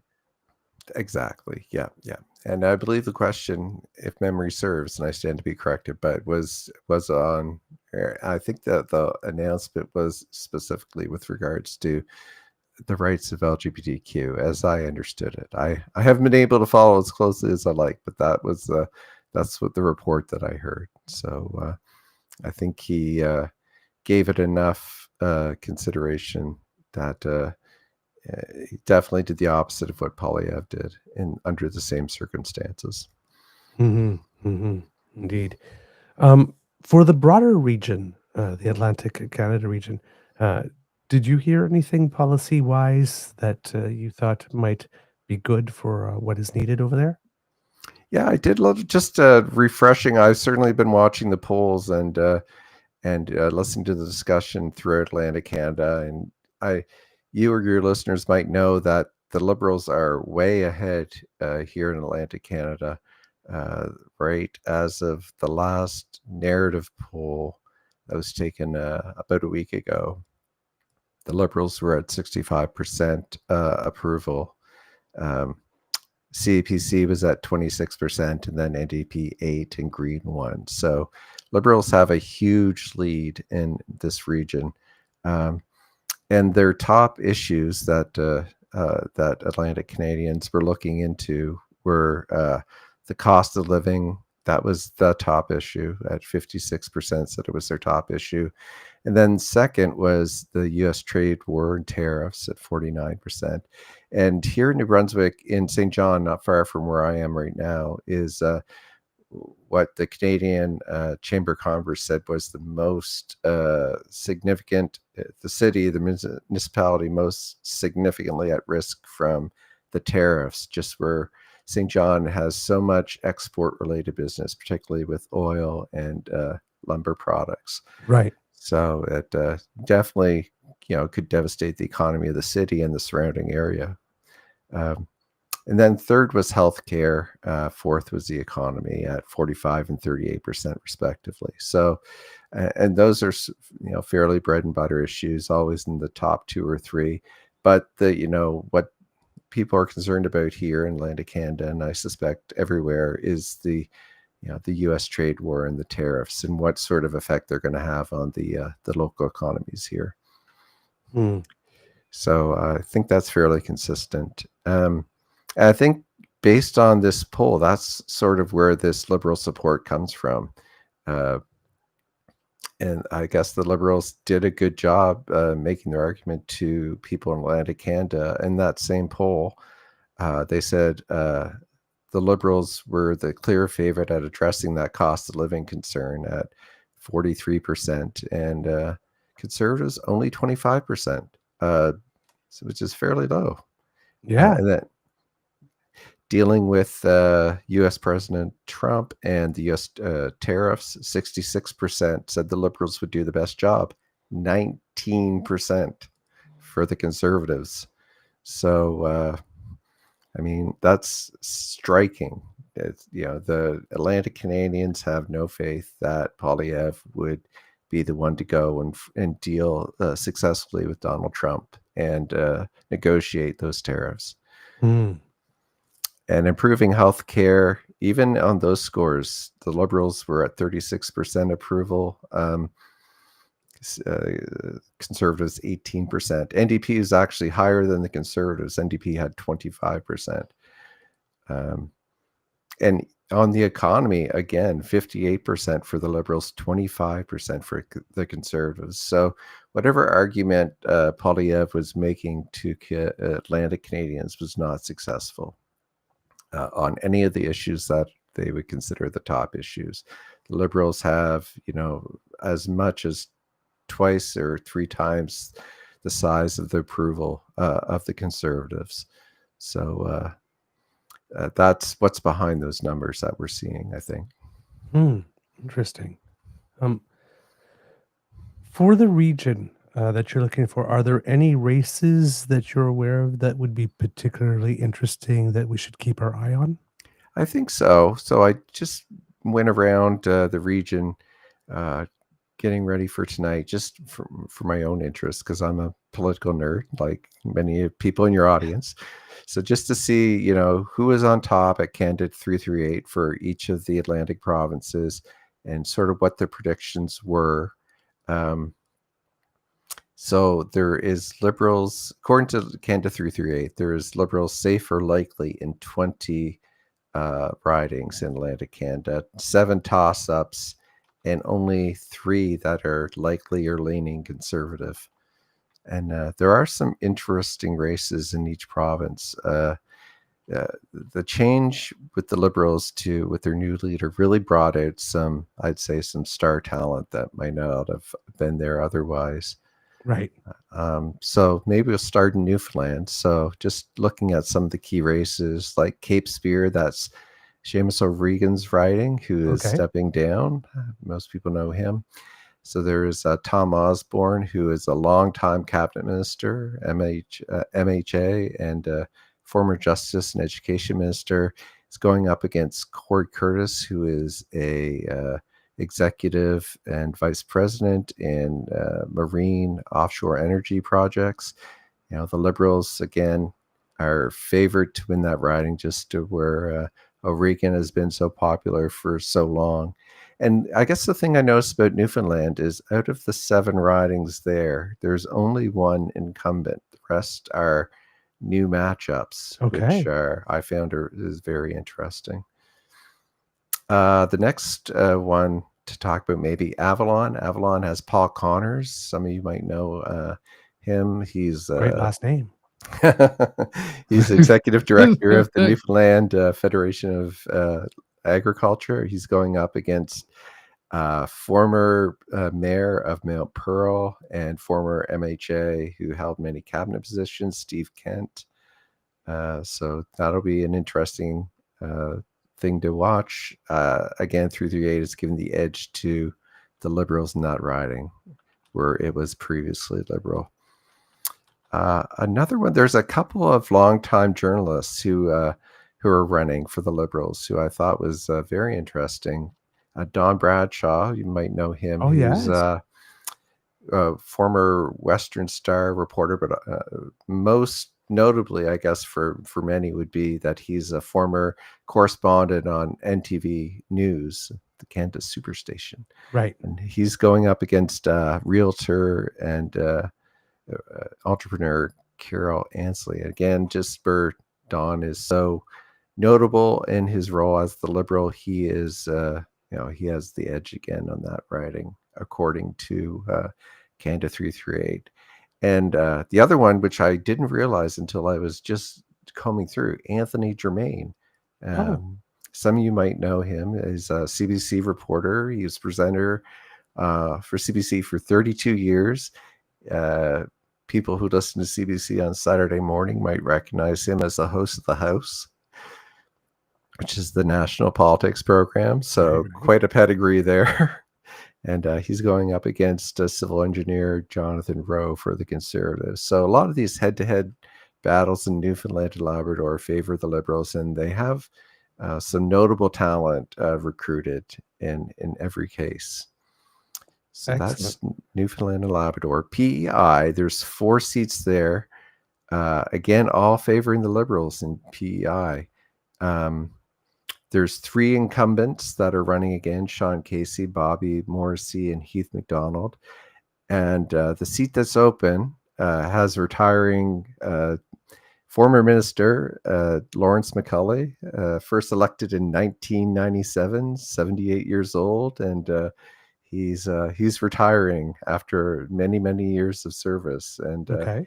held many cabinet portfolios. So we've got Kent McDonald, who's the 7th generation dairy farmer, going up against former PC MLA MLA James Albert. He was in the legislature in PI from 2011 to 2023. So that'll be a matchup to watch. I'd like to see if that one really does stay liberal as they're predicting. Mm-hmm. But those, again, so according to them, that province will be completely red.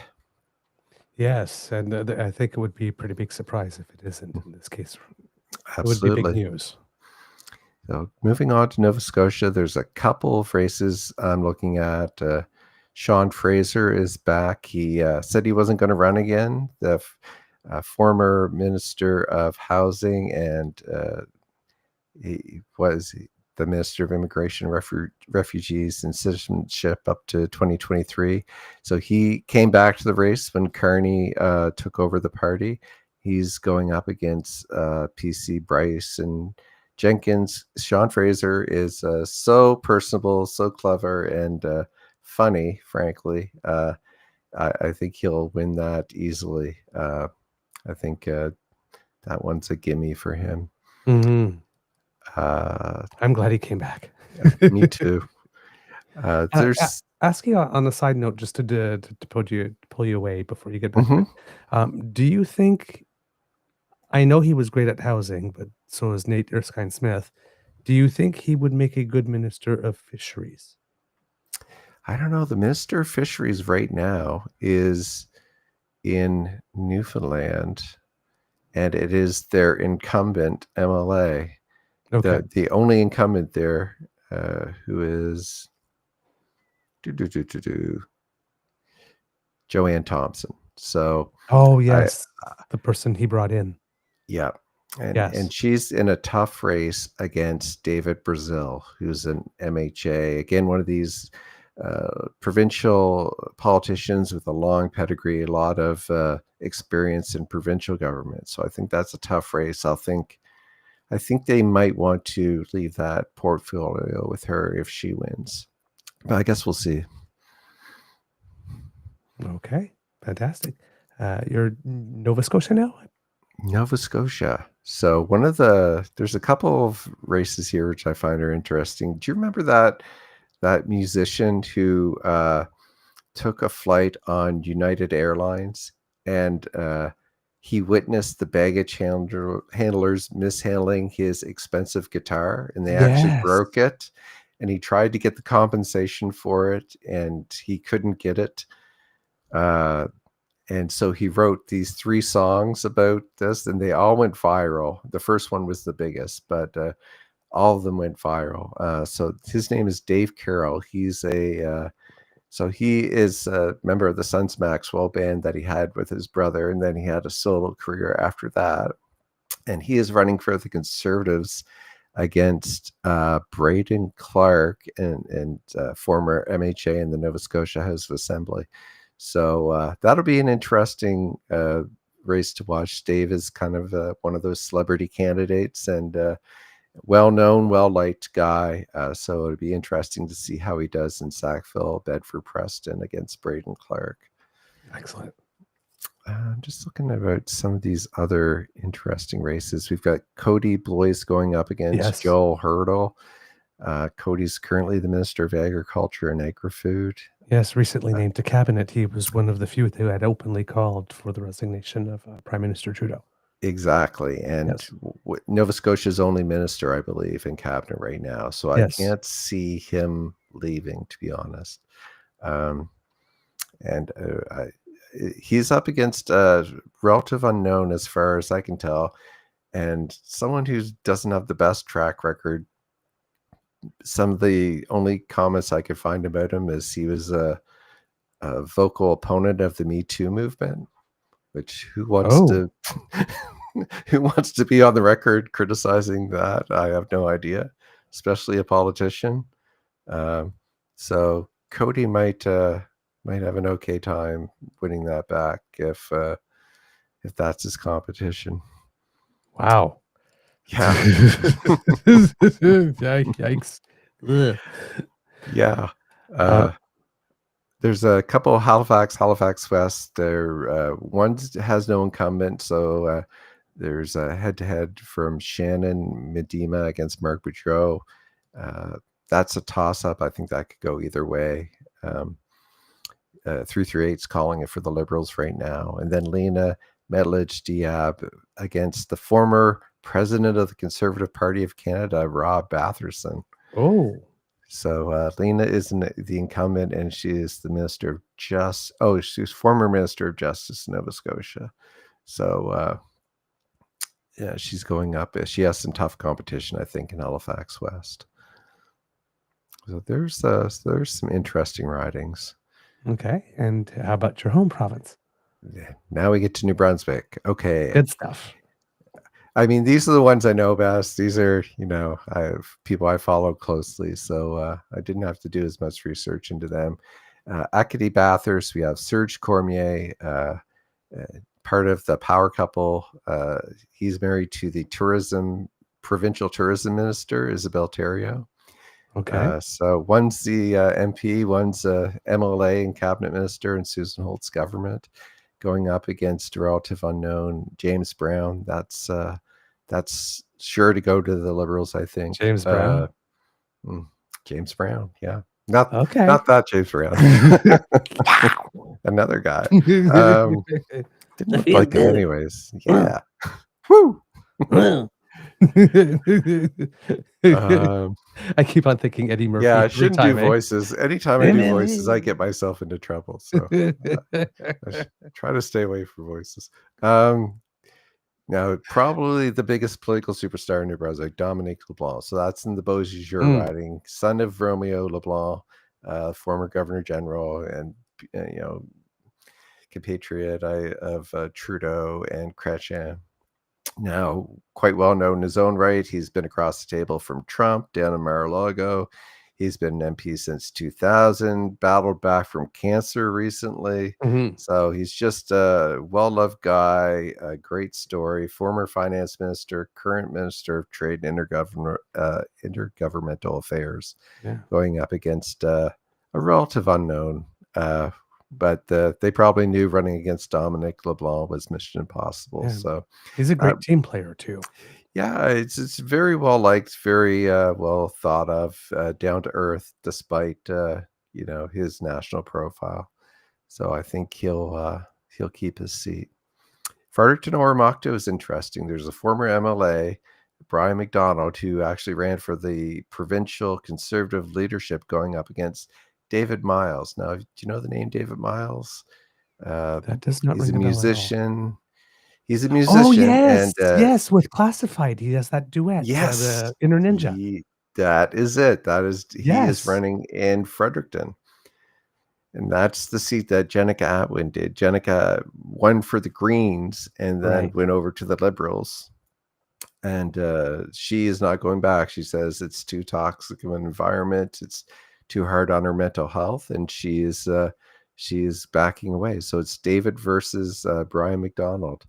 And it's an interesting riding, because you remember that education minister who went up against Blaine Higgs on this, Dominic Carty? Yes, he's leading the Canada Future Party now. That's right. He is running in that riding as well. So, really? Yes, that's his home riding. He sat in there as an MLA, so that's his own riding. So that's wonderful. I really think he has very low expectations. I don't think he thinks he's going to win that riding, but he definitely had to be the standard bearer for his own new party. So that's where he chose to run. So we'll see how that turns out. I don't think he's going to divide the votes. I think people are voting strategically in that riding, and right now 338 is giving it to David Miles, but we'll see. Pierre Poilievre has been there and draws big crowds in Fredericton. So it might be a toss-up. Fundy Royal has a longtime MP, Rob Moore, running again. He's probably a shoo-in running Okay. against Labor leader Bill Kudla. So Rob's a lawyer, and he was first elected in 2004, actually. And he was there until 2015. He lost in 2015 to Elena Lockhart, and then he was reelected in 2019. So he has been doing this job for a long time. So I would anticipate him continuing. There is a toss-up. I guess probably one of the races everybody's watching to see which way it'll go is Miramichi Grand Lake. So that had the former MP there was Jake Stewart for the Conservatives. And I don't know if you remember Jake. He's a colorful character. He kind of went sideways in his public life. He closed up his office. He stopped responding to phone calls, and he stopped talking to his party executive. His party executive went to the media and said, we can't get any support for this guy. He won't answer us. He won't answer phone calls. And then a couple weeks later, he said he was resigning, which opened up an opportunity in that riding. So Lisa Harris, who's a former MLA minister for the Liberals, is running against former MLA Mike Dawson for the PCs in that riding. And I think that one's going to be whoever gets their people out. Certainly there's going to be, I think it'll be hotly contested. So that's probably the biggest toss-up in New Brunswick right now. Okay. We've got Jeanette Pettipaw-Taylor running in Moncton. Yes. She's our other cabinet minister here in New Brunswick. She's had high-profile cabinet positions her entire career. First elected in 2015. She's expected to win as well. And then Wayne Long in St. John, Kennebecasis. One of the first. Interesting case. Yes, he was the first guy to come out and say Trudeau must step down. Yes. And he didn't wasn't intend to run run. too. Yeah, that's right. He said, "I'm not going to run. I've got nothing to lose. I need to, throw myself on the pyre." And he was excoriated for doing that. People said he was a traitor, that he was, in the camp for the Conservatives. He got it which way he could for doing that. And anyways, when Trudeau stepped down, Carney asked him to run, and he said, just like Sean Fraser, he said he would. So he's going up against a relative unknown, Melissa Young. She's a big fundraiser and works with the skilled trades here in New Brunswick. So we'll see. That could be an interesting race as well. And there's one more. I don't want to take up all your time, but St. John, St. Croix. I don't know if you heard about that. So that has had John Williamson as the MP for quite a while. He started in 2009 in Harper's office as the comms director, worked his way up to the comms director, and then ran in 2011 when Greg Thompson left, and won as the MP. So he was the MP from 2011 to 2015, and then he lost to Karen Ludwig for the Liberals, who's a former MBA prof at UNB here in Fredericton. From 2015 to 2019, then she lost to him, John Williamson, again. So now these are two are in a sort of a head-to-head grudge match to see who can win the seat. So right now, 338 is favoring Williamson. So we'll see if he can come out on top there. But there's certainly no love lost between those two camps. We'll see how that one goes. All right. Before you, that was very thorough. Thank you so much for doing that for us. Really appreciate that. Before we go, I wanted to ask you, overall, given what you've seen in your province about Blaine Higgs trying to rally this type of movement and really trying to Americanize the politics and maybe trying to tap into something that's a little darker, what do you foresee as a potential for a backlash should Carney win tonight? Well, I think looking out to Alberta, and you see this in the States too, Poilievre and one of the things that really concerns me about him is he doesn't hesitate to flirt with dangerous populism and rhetoric and incitement against minorities to score political points. And to them, it's just politics. But as we just saw in Vancouver, there are people who are on the fringe who get incited by these kinds of messages and can act on them. So that's, very dangerous. That being said, Alberta really is feeling, I think, Alberta and Saskatchewan right now. I saw some interesting polling that said they really feel like they have the highest amount of people in Canada, they believe, who are struggling. They say they're having trouble making it day to day. And, some of the other reporting I saw, listening to people's stories, they blame it all on Ottawa. It's Ottawa regulation. Right. We send our money to Ottawa. We get nothing back. They're preventing us from being more successful. We're struggling because of them. And I think if Carney wins, there's a real problem with Western isolation that is going to rear its head. And I don't know in what form. I know, again, they don't hesitate to dabble in dangerous populism to score political points. I think that'll continue. And it's really going to cause a fracture that it's going to be Carney's challenge to heal that fracture in some way. All right. Shawn, thank you so very much for taking the time and for giving us such a thorough read on writings that we should be paying attention to. Well, thanks for having me. It's great to be back. I just always appreciate your insight and how much research you put into everything that you offer. I know that you're really respected, and I'm just glad that that we have the opportunity to benefit from your wisdom. Oh, stop it. Thank you. Thank you for having me. Appreciate it. Thank you so much. All right. Have a great night. Happy watching. All right. Thanks. Yeah. All right, kids and cubs, just looking at some results coming in. Clifford Small has been declared elected for the Conservatives in central Newfoundland here, according to CBC Decision Desk here. Just looking elsewhere we have here. Long Range Mountains, Conservative Carol Anstey is leading that one by about 2,400 votes over Don Bradshaw, who we were talking about earlier. In St. John's East, Joanne Thompson has about a 2-to-1 lead. Terra Nova, the Peninsulas, with 110 polls reporting the Conservatives leading by only about 600 votes. In Cardigan, Kent McDonald is with 6 polls reporting has a healthy lead over James Alward. In Egmont, Bobby Morrissey is very tight right now with only 15 polls reporting over Logan McLean. That's Liberals over Conservatives. And Mel Peck, Heath McDonald, 490 to 305 over Jamie Foxx with only 4 out of 97 polls reporting.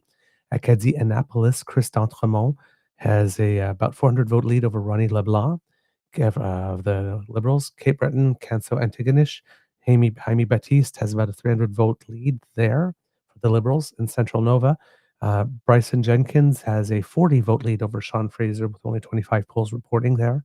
Cumberland Colchester, who we've been talking about, Alana Hurdle from the Liberals has a short lead over Stephen Ellis, who's the incumbent there.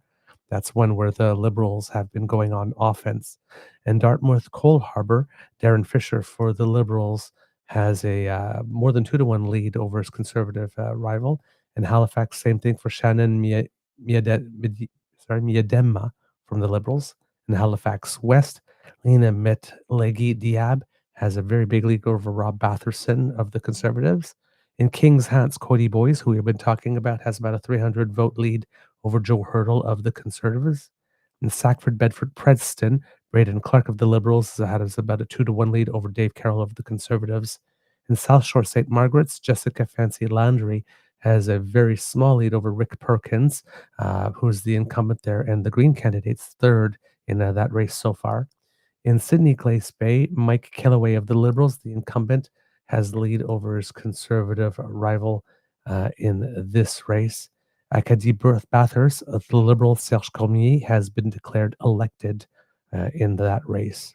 In Beauséjour, Dominique Leblanc has a healthy lead over Nathalie Vautour with 18 out of 221 reporting. In Fredericton or Mokto, David Miles, who we're talking about, healthy lead over Brian McDonald so far, only 4 polls reporting right now. Fundy Royal, Rob Moore, as was said, as our guest said, has a healthy lead. He's a conservative over his liberal rival in that one. In Madawaska, Restigouche, Michel Morin of the Conservatives, very tight with Guillaume Deschanteriau of the Liberals. Miramichi, Grand Lake, Mike Dawson over Lisa Harris, also very tight there, less than 100 votes. Moncton Dieppe, Jeanette Petitpas-Taylor, over 3-1 over Jocelyn Dion at the moment there. In Avalon, Newfoundland, Labrador, Paul Connors has been declared elected there for the Liberals. In St. John, Kennebecassis, Wayne Long, who we had been talking about, who's the incumbent, has a healthy lead over Melissa Young in that district. In St. John, St. Croix, John Williamson of the Conservatives has a more than 2-1 lead over Karen Ludwig of the Liberals with 12 polls reporting. In Tobique, Matakac, Richard Bragdon has a healthy lead over Julian Moulton with 14. It's almost 2-1 lead in that riding. All right, and that's about a bit of the tour of Atlantic Canada at the moment. Based on what is out there, we are looking at 21 seats for the Liberals at the moment and 10 for the Conservatives. That is leading and elected cumulative. The results that we have here on CBC and CPAC do not distinguish between leading and elected. So that's what we are looking at the moment. Still results to come for 312 seats over the course of the evening. Kits and Cups, I am going to take advantage of this moment to have a little bit of a stretch break. So while I do this, I am going to be playing a little bit of a story from CBC that is, I thought was very good because on our show, we've been recommending to parents to make sure that you bring your children to the polls with you, because children who watch their parents go vote are children that grow up to more likely be voters. Well, there is an interesting program called Civics, CIVIX, and you can go look at their website. And they do this interesting activity during the course of the elections to try to get younger people interested in voting. So, Kits and Cubs, I will put this up for you. I think this is a wonderful initiative. I got to participate in something similar to this when I was in elementary school. I think we were in grade 6 when we did it. So here, Kits and Cubs, I am going to put this up and oops, let's try that again. There we go. There's the share screen. And please enjoy this moment.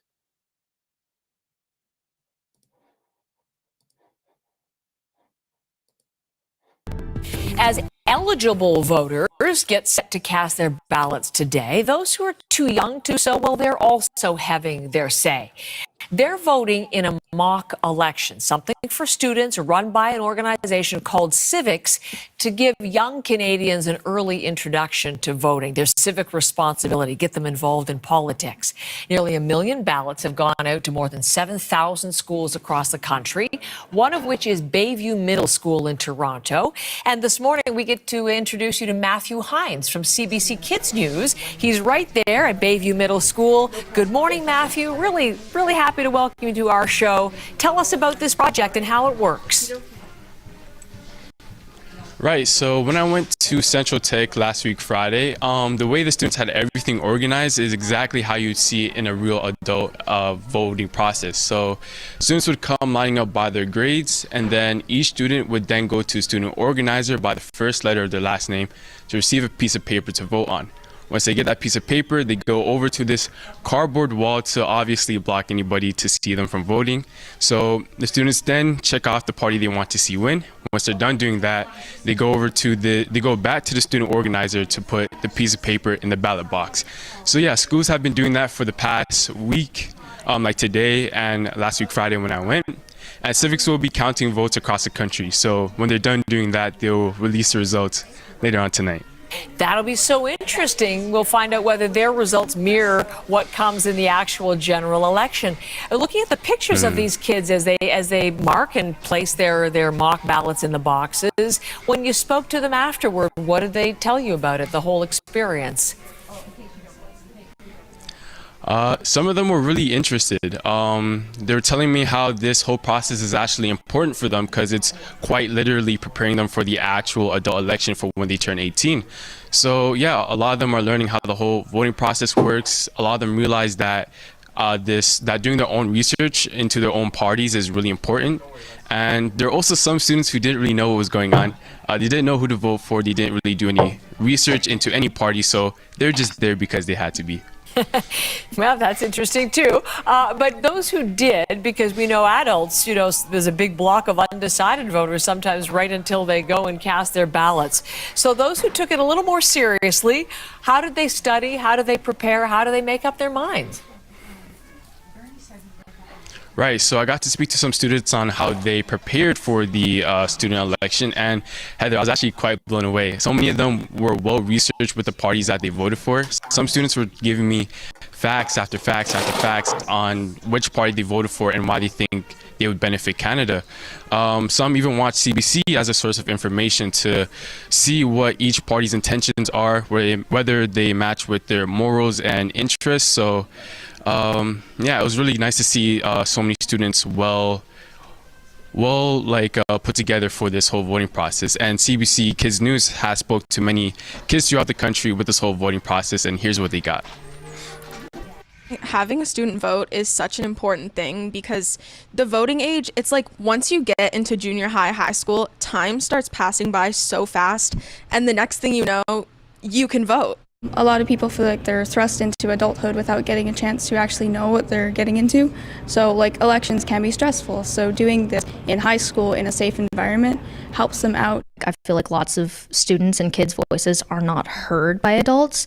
And then I think this happening will not only the government is going to hear about it and get this information of what the kids want, but also more adults are going to hear about it.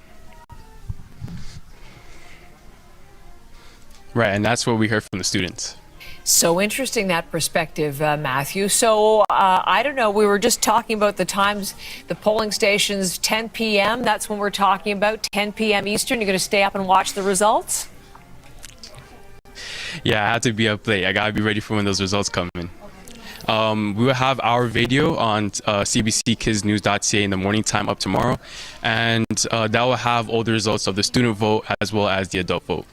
Sounds good, Matthew. Nice to meet you. Thanks for joining us this morning, and we'll check it out, cbckidsnews.ca.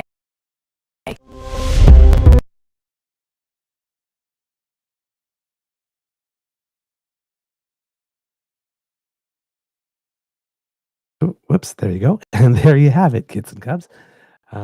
A great initiative. I'm not sure if the announcement of the results from civics will be available at some time tonight, or we have to wait till tomorrow morning to see it. But I will keep an eye out for it in case it does come out tonight, and let you know what the kids are thinking. When we did this in elementary school, it was really interesting because we didn't do it with the actual candidates. We just did a simulated process, and we proposed our own candidates, and then sort of mounted little campaigns for them. So I believe in our election, it was Wayne Gretzky that we had elected Prime Minister of Canada back then, when I was in grade 6.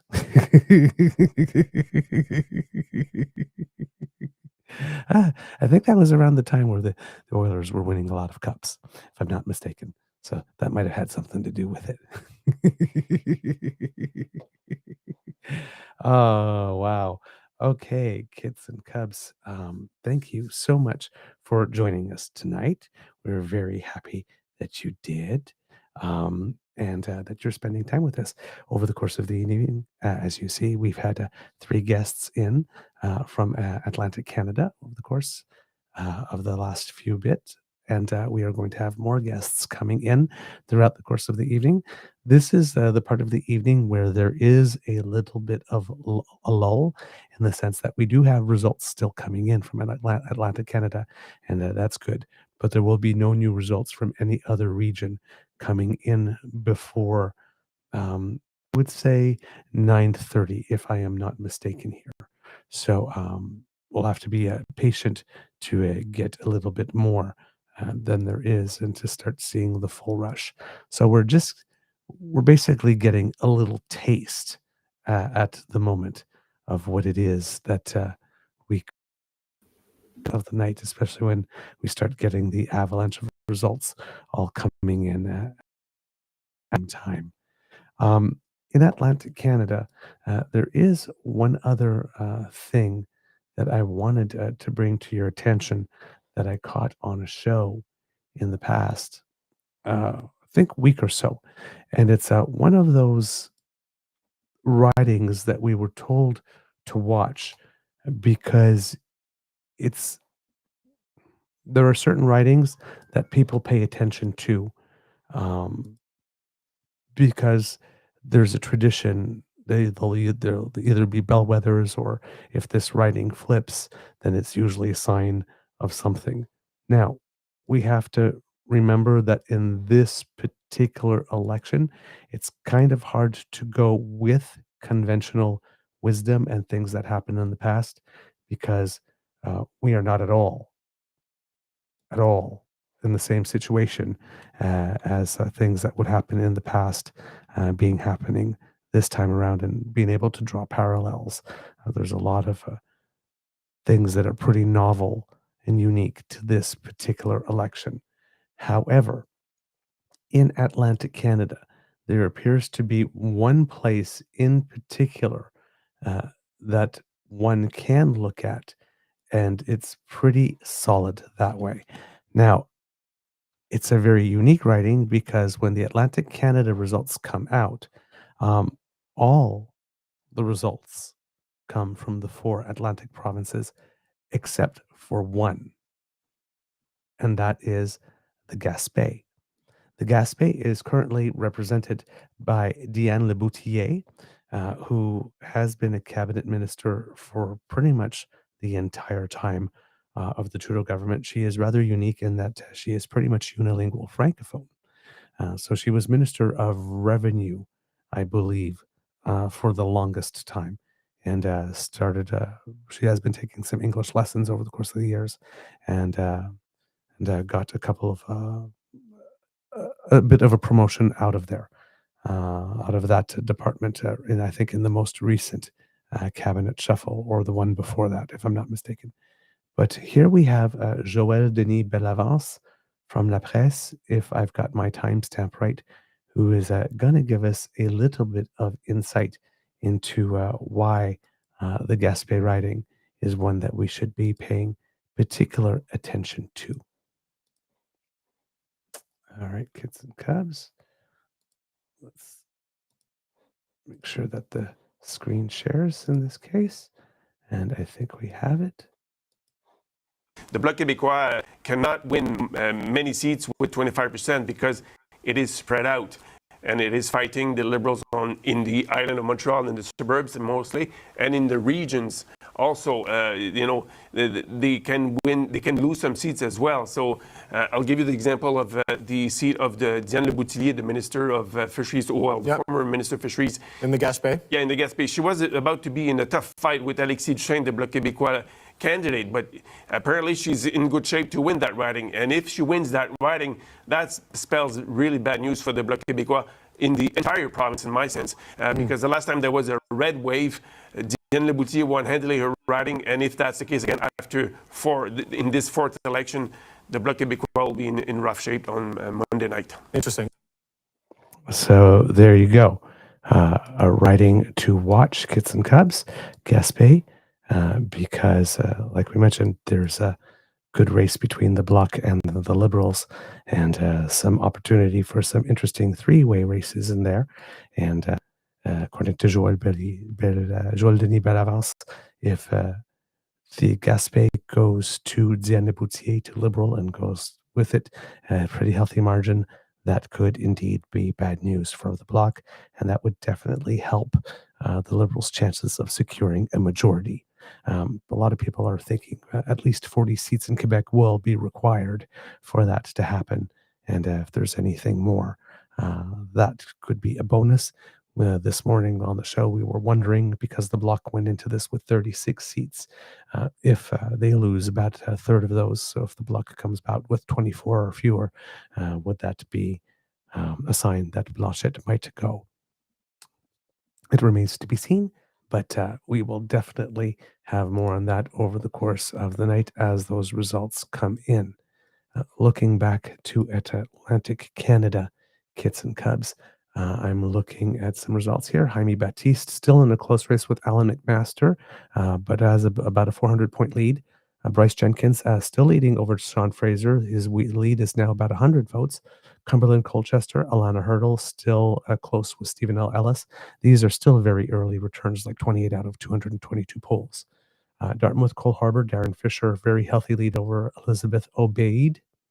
In Halifax, Shanna Miadina, is ahead of Marc Boudreau by a very healthy margin, but that's only a 10 of 176. Halifax West, 3 of 211. Lena Martej Diab has a very, very big lead over Rob Batherson. Almost, she's an incumbent, almost a 3-1. And right here, they are announcing that polls have closed recently here. So we'll have more results coming in. In Gaspésie, les Îles de la Madeleine, that's the riding that we have talked to you about. There are some results coming in already. And so far, with 2 out of 337 polls reporting, Alexis Deschênes is leading Diane Leboutier 219 to 159. So by 60 votes in that one. And that's the one we're going to pay attention to here. So right now, with that one, we're looking at 21 Liberal seats, 11 for the Conservatives, and 1 for the Bloc Québécois at this moment.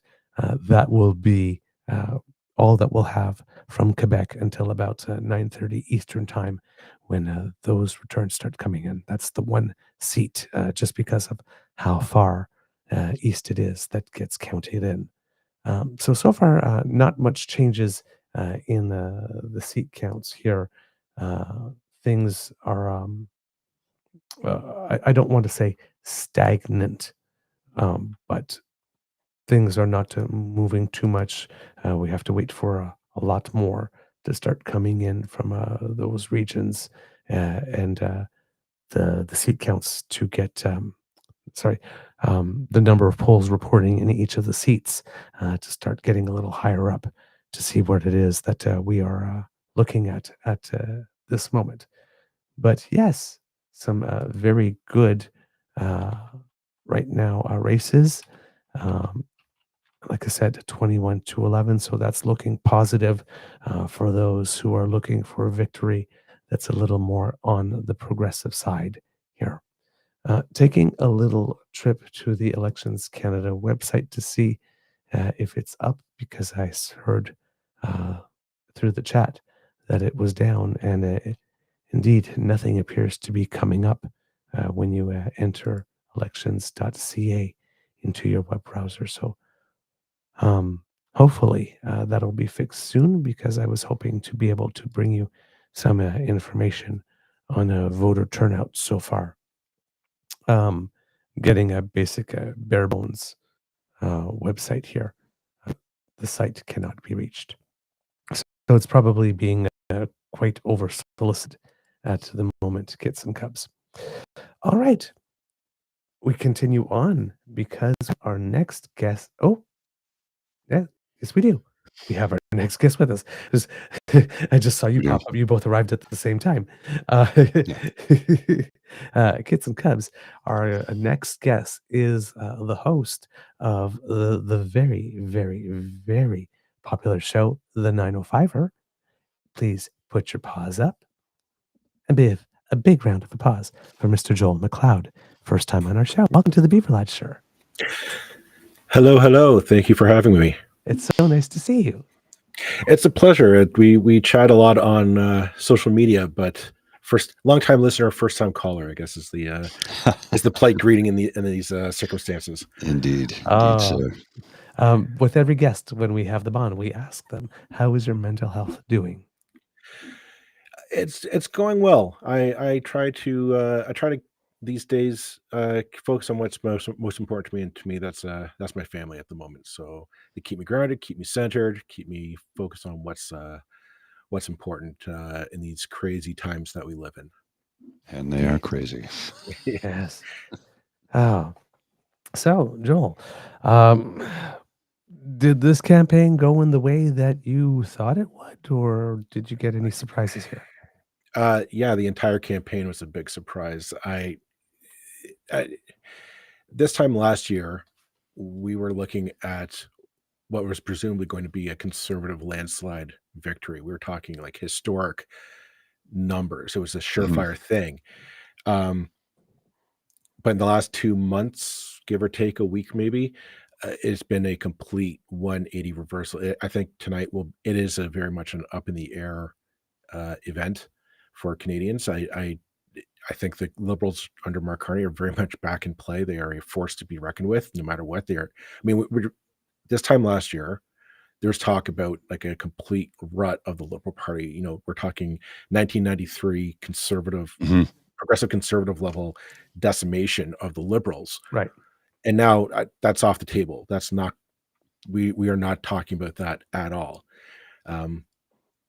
So yeah, this wasn't what I expected at all for this election. I'll be honest. All right. With regard to the GTA, because that's always in the 905, always a very sought after demographic. What have you been hearing? Your ear to the ground? Does it? A lot of the polls seem to have been indicating that there's a very strong liberal lead, and it didn't really move all that much during the course of the campaign in Ontario. Has that been your impression from your ear on the ground? Yeah, again, going back to a year ago, the ear on the ground was saying that the 905 was going to switch blue. That there was a big. I would be expecting pretty much a blue wave from Durham all the way down to Niagara, just a complete running of all the red. Now, however, I think we're going to see much of it stay the same. There's a few seats that I'm keeping my eye on. I'm eager to see Bowmanville, which is Jamil Javani's seat. And in case anyone does not know who that is, he was elected in a by-election a little while ago, I think about a year ago. But his claim to fame is that he's J.D. Vance's best friend. Yeah, they went to uni together. Yeah, they studied law together, and they are just best of friends. Now, also the interesting thing is about that region, huge, like GM is a huge employer in that part of the 905. So Trump's tariff threats about the auto industry and threatening, we're not going to buy your cars anymore, et cetera. It's a question to me of how will that play into the elections down there. It's a very loyal blue area, so it might not be that much of a factor, but I'm keeping my eye on it to see just, that kind of will show you just how much of a factor the Trump talk played in this election when everything's said and done. Okay. Whoops. We have our guest has frozen.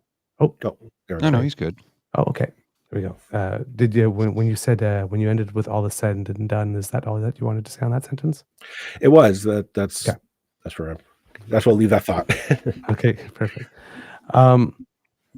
What are of course we have all those trade issues that are very specific. Do you find based on your network and who you've been talking to that the Conservatives or the NDP have been able to meet what the expectations are? Because I know that the NDP has been focusing very much on, we're going to be there for you, who's going to be thinking of you. And the Conservatives have been trying to really hard to make inroads with unionized groups. What have you been noticing about the success of those initiatives? I don't really think much. We will wait and see how that goes. I don't think it'll ultimately play a huge factor. The 905, I mean, I live on the west end of the 905, but a lot of the 905 are people who commute in and out of Toronto. A lot of Bay Street centric folks. I'm being very general there. If anybody's listening from the 905, don't at me.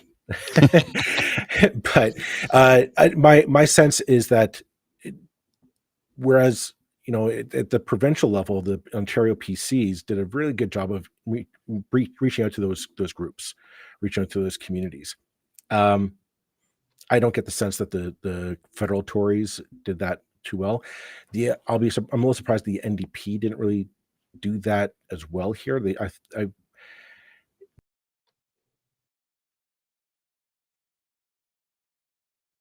Oops.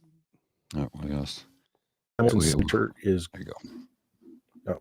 Yeah, no, you froze there for a second. We lost some audio, but you're back. It's all good. Oh no. Darn. Yeah, that's just how it goes sometimes, unfortunately, when you're doing a live show via the internet. Sometimes things just don't want to cooperate. No, first time. No. Okay, I'll put Joel. I'll just turn his camera off there for a minute till he gets back. I'll keep monitoring the green room to see. He might need to jump in and out. Joel, if you're still listening, maybe log out and log back in. Sometimes that fixes it. There we go, and he's back in.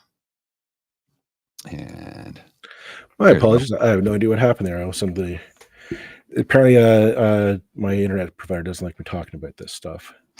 So, but yeah, as I was saying, in Hamilton, traditional NDP town, again, not really a big push by the NDP. Usually there's kind of a bit of momentum to kind of solidify that base.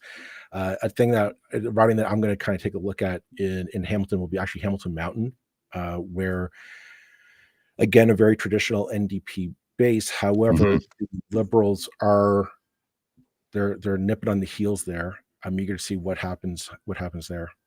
Well, what about Stony Creek? Because there's been a lot of activity there. A lot of leaders have stopped in there. Is it just because it's got like the biggest capacity? Because I know that there's a sort of like convention center or something. Yeah, Hamilton East Stony Creek kind of has the facilities to kind of get the big showy. When you think of Hamilton, steel town, working class factory, that's where you go for those settings. So I don't really take it as like they're really focusing on that riding in particular. Hamilton Center is typically more urban area, and Hamilton Mountain is a more suburban area. Okay. Yeah. Correct me if I'm wrong, though. Sorry to interrupt. Isn't Hamilton Mountain sort of the well-to-do area of Hamilton, though? Isn't that sort of the moneyed area of the city? No, they're more. I would say they're more middle class. The well-to-do would be in Ancaster. Okay.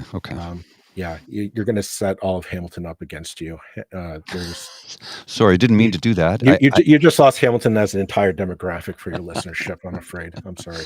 Terribly sorry about that. I haven't been in Hamilton in about 6 years, so I can't remember what the demographic was like. I know that the mountain was very much middle class. I thought it was sort of the wealthier part of the town. Yeah, I mean, it's a more of a I say upper middle class, depending on what neighborhood specifically you're getting into.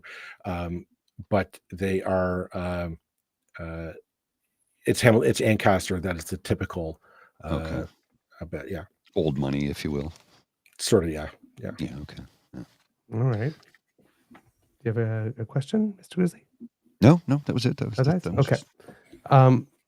In the sort of 905 area, GTA and Toronto and all that kind of stuff, one of the issues that is pretty important is crime, and the Conservatives have been beating on that drum.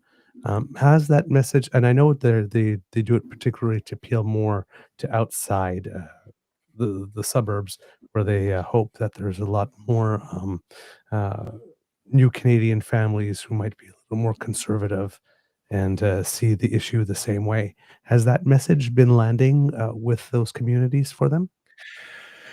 I would say yes. I mean, it lands with the target audience. In the 905, my take has always been we've always had I'm going to back it up a bit. The issue is auto thefts.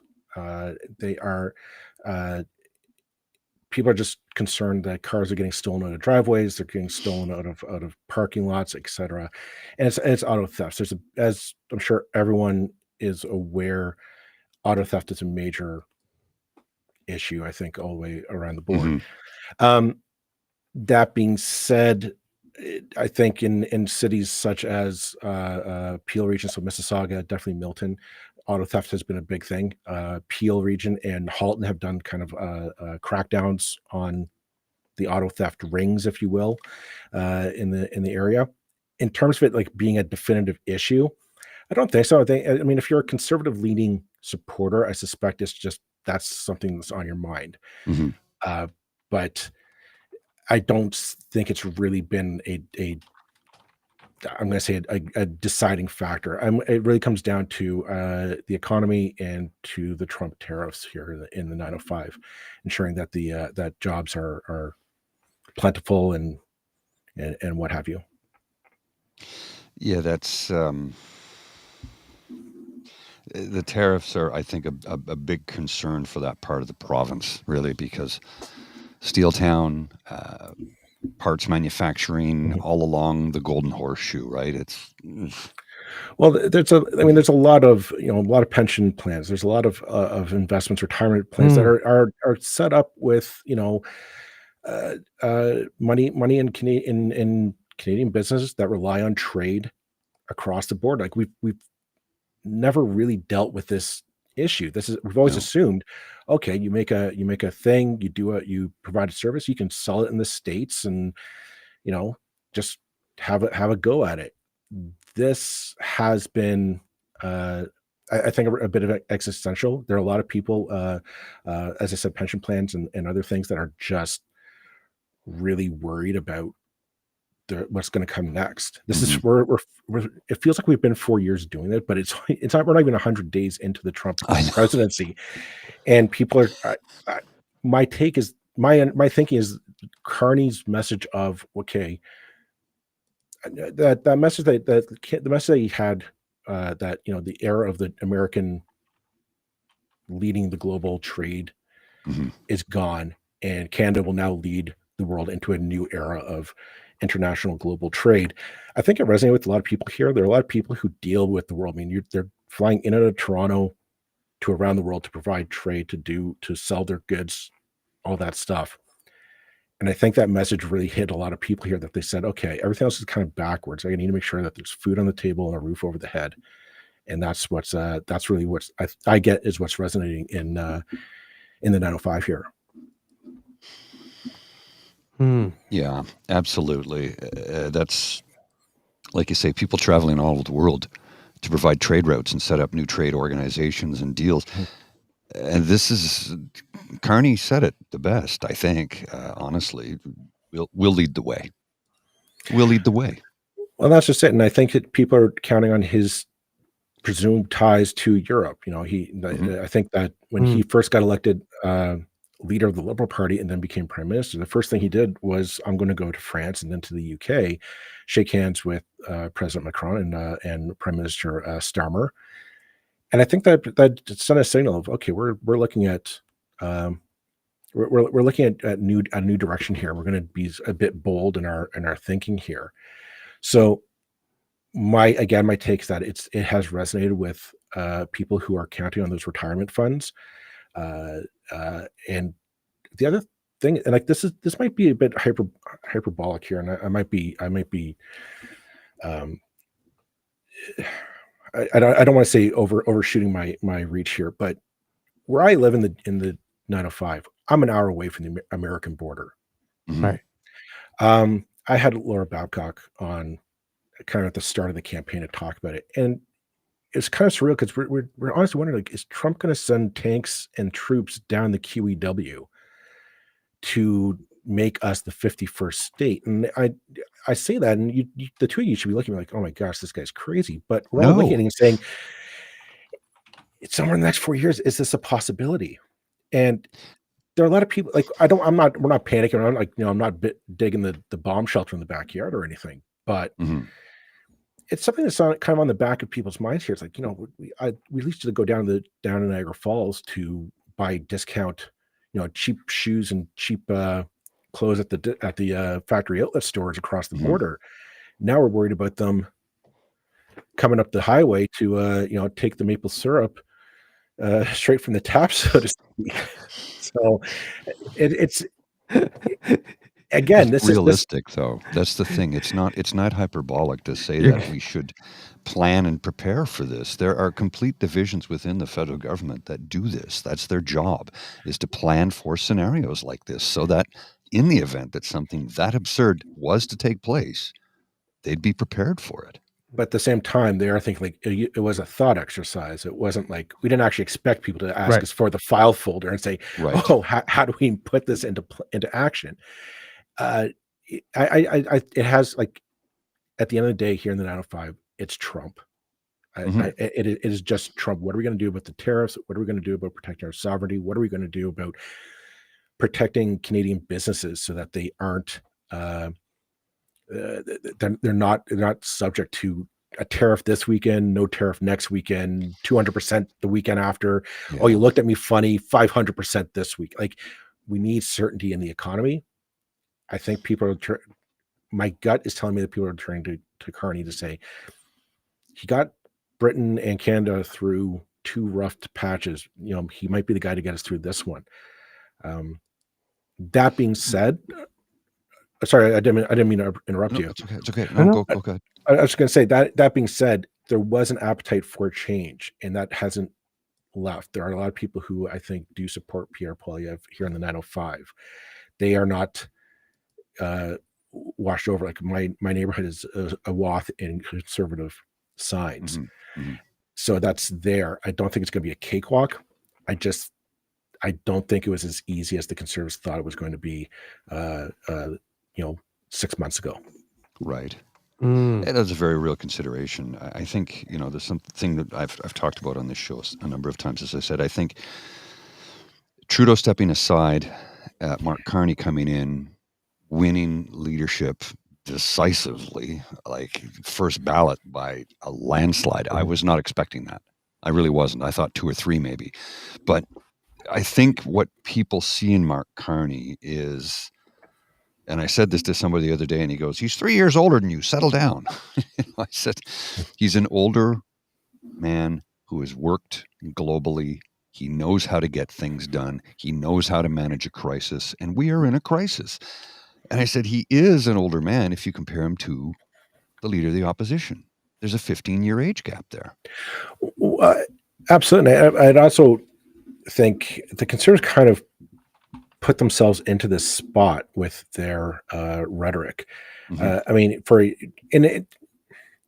for a while it was everything Trudeau's fault, and it stuck because Trudeau didn't fight back on it. The Liberals didn't put any ads, they didn't put out a narrative. They just kind of said, just wait and see, guys. And the problem is, in politics, if you're the only one talking, you're the one who presents the argument. I think that came back and bit the Conservatives in the butt, because when he says, "All right, you got me, I'm out," then it's like, well, great, all that campaign money, all that that branding and messaging of it's Trudeau, as ironic it is, it's hard to switch from F Trudeau flags to F Carney flags and make it believable.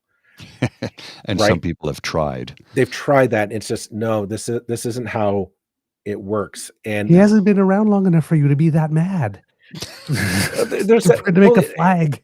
It's hard to be mad when Poilievre's boss there's pictures of him shaking his hand and saying, if it wasn't for Mark Carney, we exactly, we wouldn't have got through 2008. And then, with Brian Lilley trying to write the op-ed with, or the opinion piece with, interviewing with Liz Truss to say, Liz Truss saying it was Mark Carney's fault for Brexit. I'm like, really? Like, you got Liz Truss to come in here?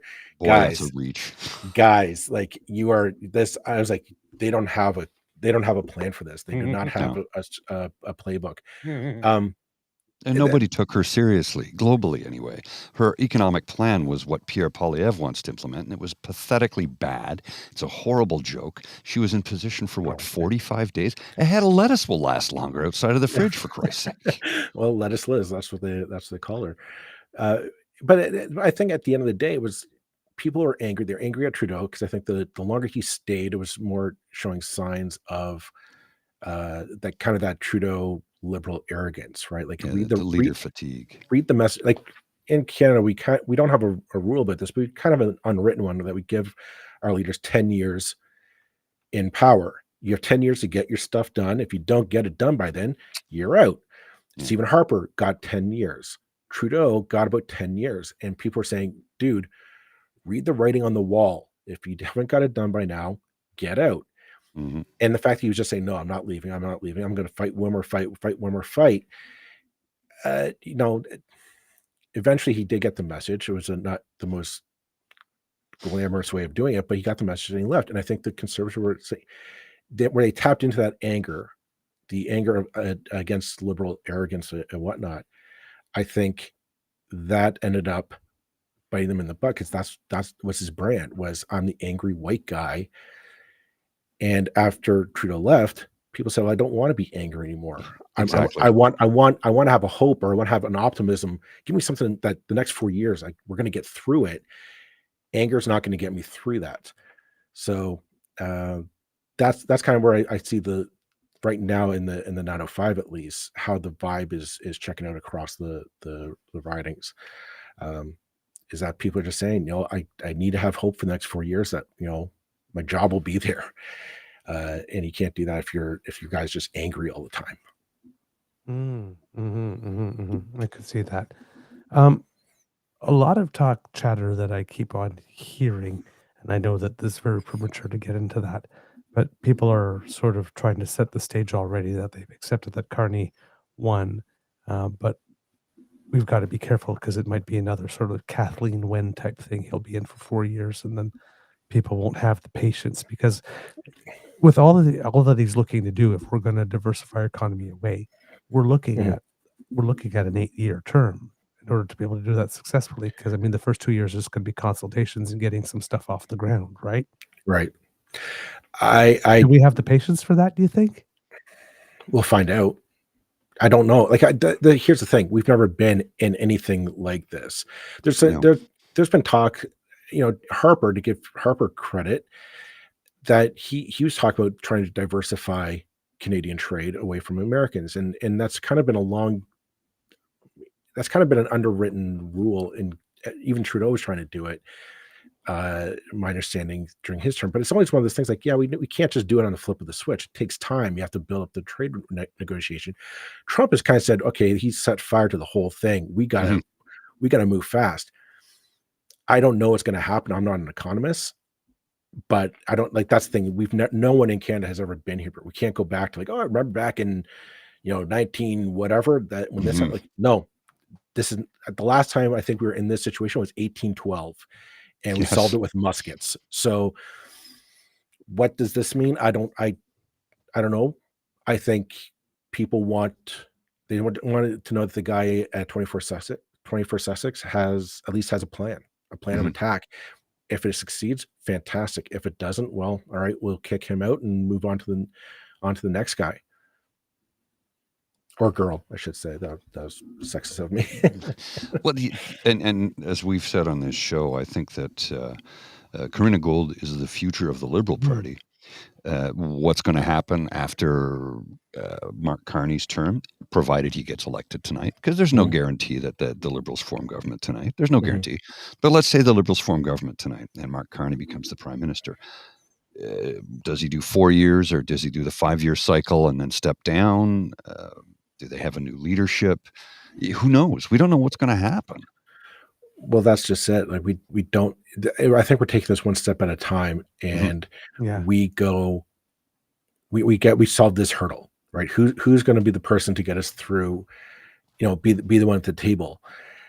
After that, I there's no clear path, and I think we have to be willing to take some mistakes and some trips and some bad turn of events along the way.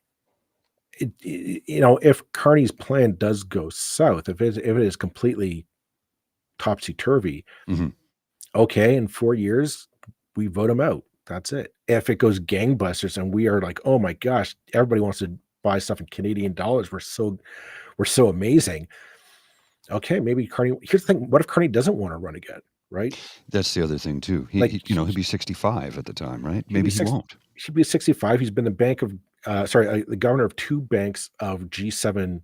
countries. Like he doesn't really have anything to prove. He doesn't. He can kind of write his next book off of that.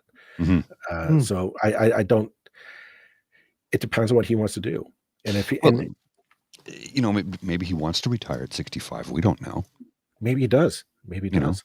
we Maybe he'll have no say, idea. I'll stick around for one more. Maybe he's just like, I'll stick around for one more election term, and then I walk out the door when I'm 68, Mhm, mhm. right? It's And yeah. hand it off to another liberal, and whoever he or she may be, they take the baton and run with it. We have said time and time again we would love to see a proper progressive conservative party, at the very least in opposition in this Mhm. country. But we haven't seen a progressive conservative party in 22 years now. Sure. It's it's the Reform Party under another name. I think if we were to see the Centre Canada Future Party, I think they're trying to take the place of the former progressive conservatives. And they have candidates running in my riding, actually. There's one candidate. I only learned about them, 4 or 5 days ago. I saw a poster go up. And I'm like, well, they know they're not going to win anything. Right. They're just trying to get the name out for this election, and that's it. They might get some votes, but I've never saw a platform. I never heard from anybody. It's a newly formed party. Maybe they can take the place of the former progressive conservatives because, as we know, like I said, there's no conservative party in this country. It's the Reform Party under another name. And there's a lot of reformers that are still within that party. Now, I do believe that there's some progressives in that party. Mhm. I thought Scott Aitchison would have been a great leader to bring them back closer to the center. But then he's kind of disappointed me over the last couple of years since Poilievre became the leader. He's getting on the bandwagon with Poilievre and agreeing with him on almost everything he says. And I'm like, oh, dude. And Michael Chong, we've been, it's like, right. These guys show promise and then let us down. I mean, even Michelle Rempel-Garner, who sometimes I want to shake her hand and other times I want to yell at her. Shake her. Shake her. Yeah. Yeah. I hear what you're saying. Want to. I suspect if the polls are absolutely right and what plays out is what we're expecting to play out tonight does come to play or does come to fruition. I can't picture Poilievre sticking around. And No. I mean, if I were him, I would take it as, okay, I got to walk out the door. If he doesn't, if he sticks around and he says, his ego's too big that he can't walk away, which is a very real possibility. Very. I suspect you'll see a civil war brewing in the Conservative Party because this will be the 4th term they have lost to the Liberals. Again, I mentioned the 10-year limit before. This would give them like possibly the Liberals 14 years. A different situation too. And like he blew a 20-point lead in the polls. I think it was 30 at one point. Well, there you go. But these are things that like the progressive conservative portion of the conservatives are going to look at and say, okay, I kept my mouth shut for too long. I bit my tongue and I just said, okay, well, yep, axe attacks, bring it home, and whatever the other slogan is. Stop the crime, build the homes, right. All the crap. I suspect they're going to come out and say, enough with the nonsense. The angry white guy nonsense has to stop. Yeah. Which case you're going to have the social conservative wing, which is very strong, that old alliance, old reform portion of the party is going to hold on tight because they do what they'll do. We're going to double down and we're going to, we need to go even harder anti-woke, harder whatever, because that's we weren't strong enough before. And you're going to create this division. Yes. Which I don't know if Pierre Poilievre is strong enough to hold that together. He's not Stephen Harper to hold that part. And if he does, do we see the social conservatives go to Maxime Bernier's People Party of Canada? Do they go there? Do they stay their own thing, do the progressive conservatives. My thought is they just separate. We get maybe 3 right-wing parties vying for a small group of voters in Canadian politics. That's my prediction if Poilievre loses, and that plays out over the next 4 years. In which case, Carney could walk in with it for re-election easily, just like Chrétien did during the 90s when he had a very divided opposition. Yes. Right. And I think what you just said kind of sums it up, because although the social conservatives, some of them may want to go and join the PPC, really doesn't fall in line with Maxime Bernier's libertarian ideology. No. So, well, also I think Maxime Bernier has honestly kind of given the finger to him, so many of them, that they're kind of like, I'm not going to have you as my leader. Yeah. So Right. I kind of threw it out there as a possibility, but I'm not really. I won't put any Vegas odds on it if I do say it. But I could see like the current Conservative Party fracturing into 2 separate parties, and maybe even like whoever gets elected, dividing that into 2 new caucuses or 2 new parties in the House of Commons, and that plays out in some manner. That's what I suspect would happen if Poilievre loses, because this is their best shot right now, and I don't know, like Poilievre can't. If Carney wins, he wins on just being kind of this moderate centrist, honestly, a progressive conservative. Yes, a in Joe my Clark mind. progressive conservative. Right. Completely agree with you. And I wonder about like how do you campaign against that as a conservative, right? What do you have to offer that? So it's a question of what might happen. I don't. If the Conservatives lose, I cannot see Pierre Poilievre really taking him into the next fight. No, they will replace him, although he won't step down. He'll be like Andrew Scheer until, well, what if he loses his seat in this election, which is very much a possibility. Well, I'm not going to put any claim to that. That if he does, I would argue that is a signal to the rest of Canada. Angry doesn't work as a vehicle to get your party elected. Yeah. That would kind of be my lesson I've taken away from this election, is that you can be angry about things in that government has done, and I think that happens all throughout every level, whether it's federal, provincial, or municipal. You get angry, government screwed up, they didn't do what they said they were going to do, etc. And you have every right to be angry, but you can't get elected on that motion. We focus a lot on provincial politics here in Ontario, and the Ontario Liberals tried to sell that, just like, let's be angry at Doug Ford, and it didn't get them really anywhere. I'm seeing a lot of similarities between the Ontario Liberals and the federal Conservatives right now as they're playing out, and that's my conclusion, is that I'm angry and I'm angry at you and I'm going to blame you for my problems. It's not enough to, like, people don't get attracted to that unless you're angry and vindictive to begin with. It's really hard to bring in somebody who's just like, I need some hope for the future. Like, will there be a paycheck in the bank account next week, and can I put food on the table for my kids and a roof over the head of my family? That's, I think, ultimately what it always comes down to at the polls. Indeed. Yeah. Yeah. A lot to consume there. And I've consumed about as much as I can this evening. I am going to take my leave, gentlemen and ladies and friends and folks watching. I appreciate each and every one of you, but I am very tired. Allergies have been kicking my butt today, and I was sitting on the couch before I rejoined, and I looked at my beloved Bridget and said, I'm going to join for a little bit, but then I'm going to have to go to bed because I'm so tired. We'll talk about the results in the morning, because I won't be up late enough, I don't think, to see them, because like I said, I'm exhausted right now and just no energy left. So thanks for coming out, and appreciate you coming by this evening, sir.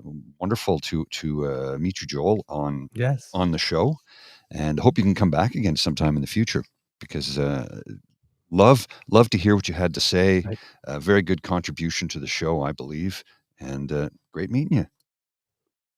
Oh, I think we lost him again. Yep. That's okay. There. Yeah. Oh, there he's back. He's back. Okay, so I am out of here. I'll Right. see you folks later on, and hopefully, oh, here I'll bring Joel back in. He's right there.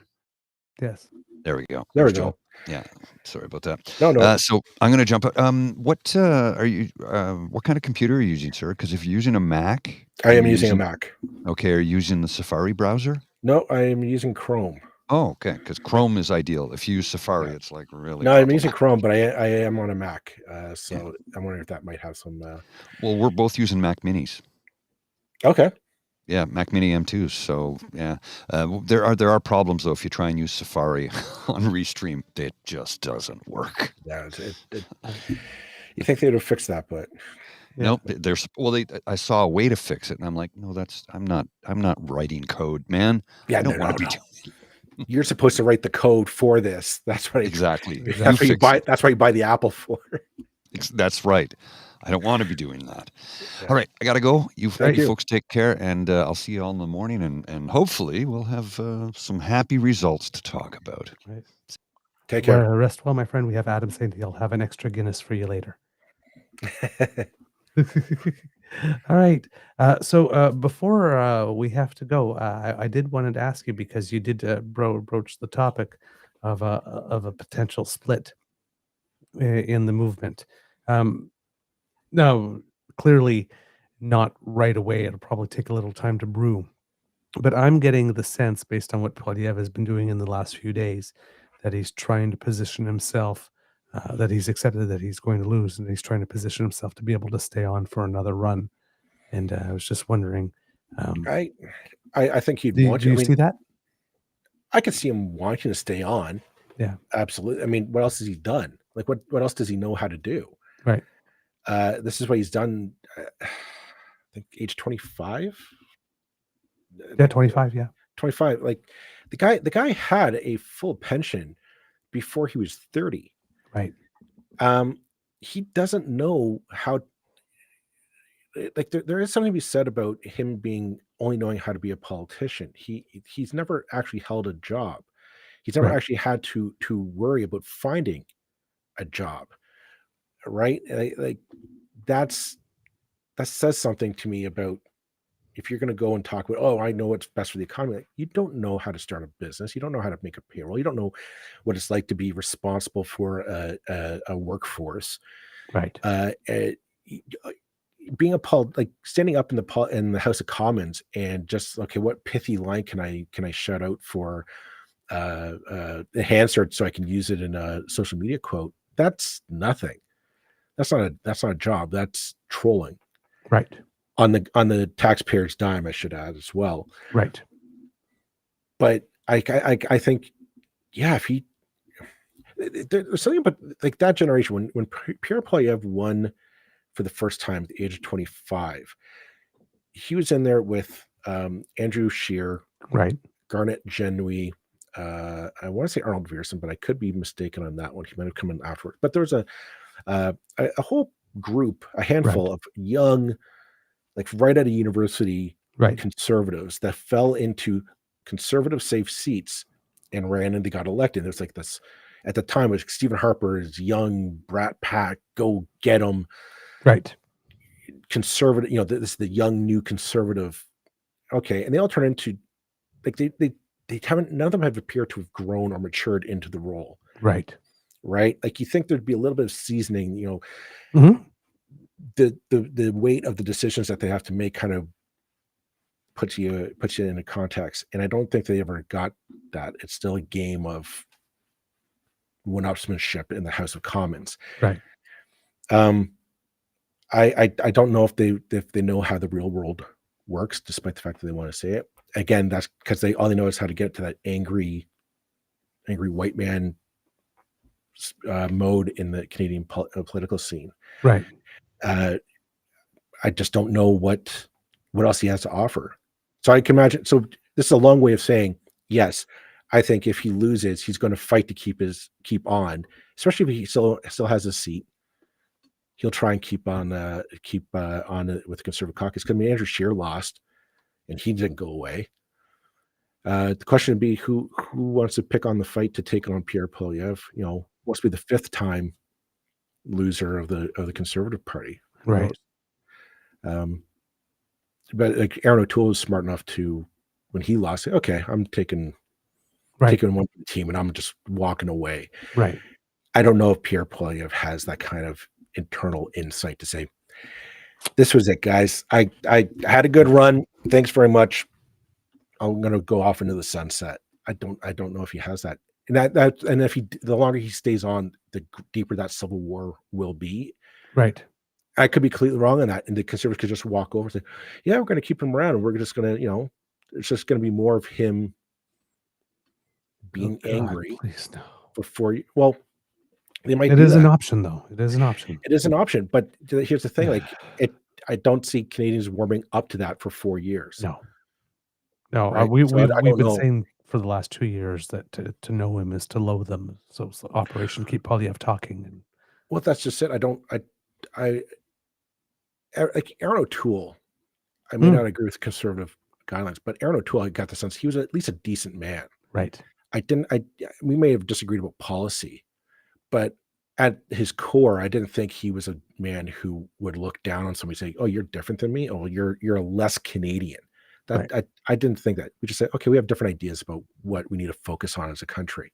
Right. And that's democracy. That's politics. I get the sense that he didn't feel comfortable with the negativity that he'd have to espouse, because he had to keep that portion of the party at bay. It didn't fit him. It didn't. And I thought, like, the irony is, if they kept him around, like, I think right now he'd be giving Mark Carney a real run for his money. It wouldn't be a shoo-in.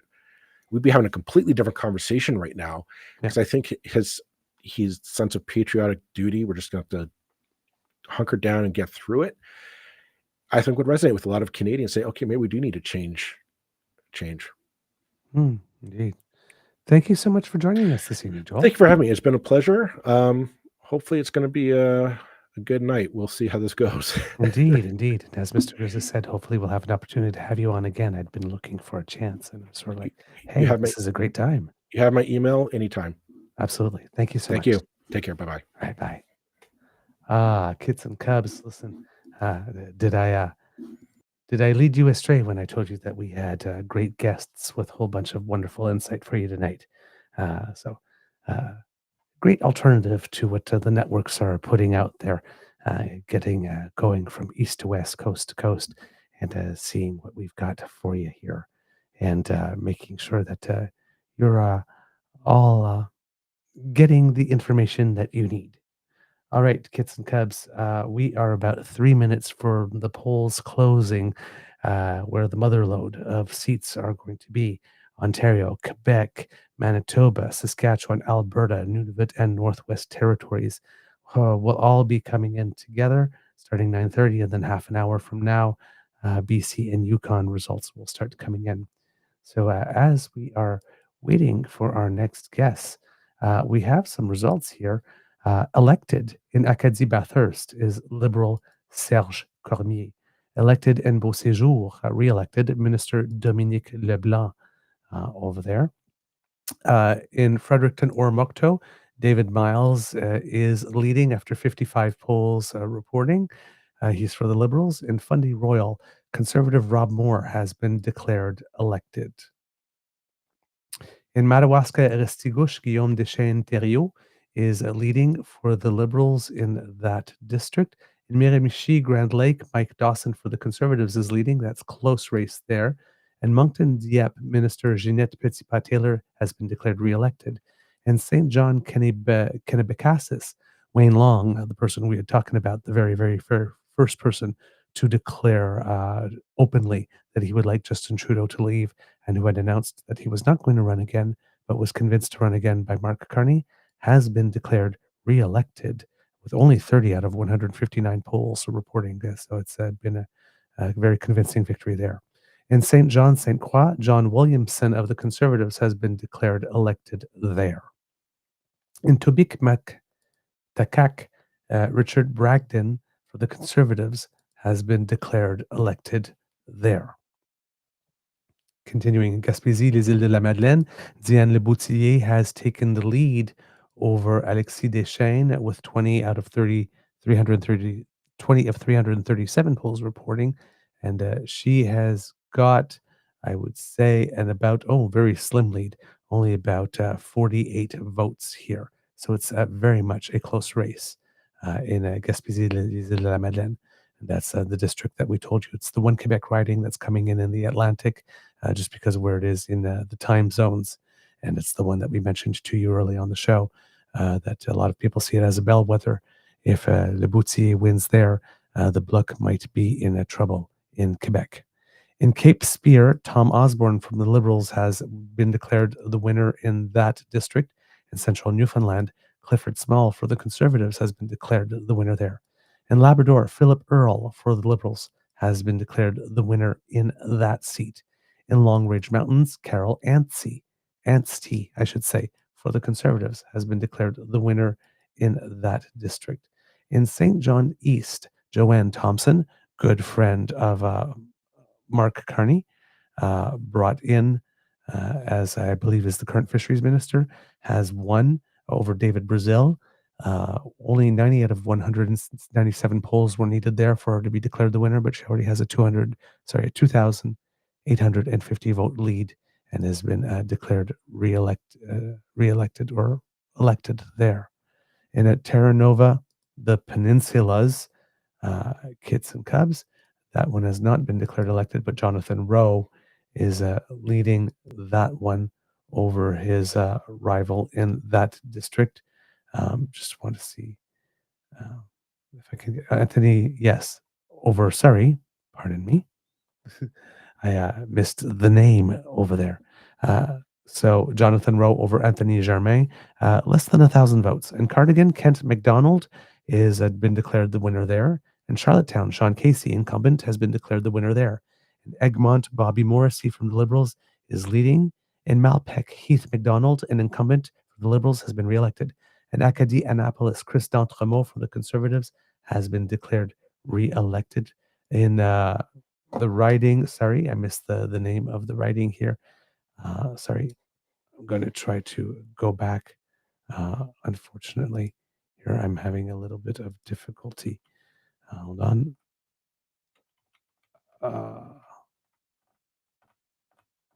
Oh, darn. There we go. This is what I was looking for here.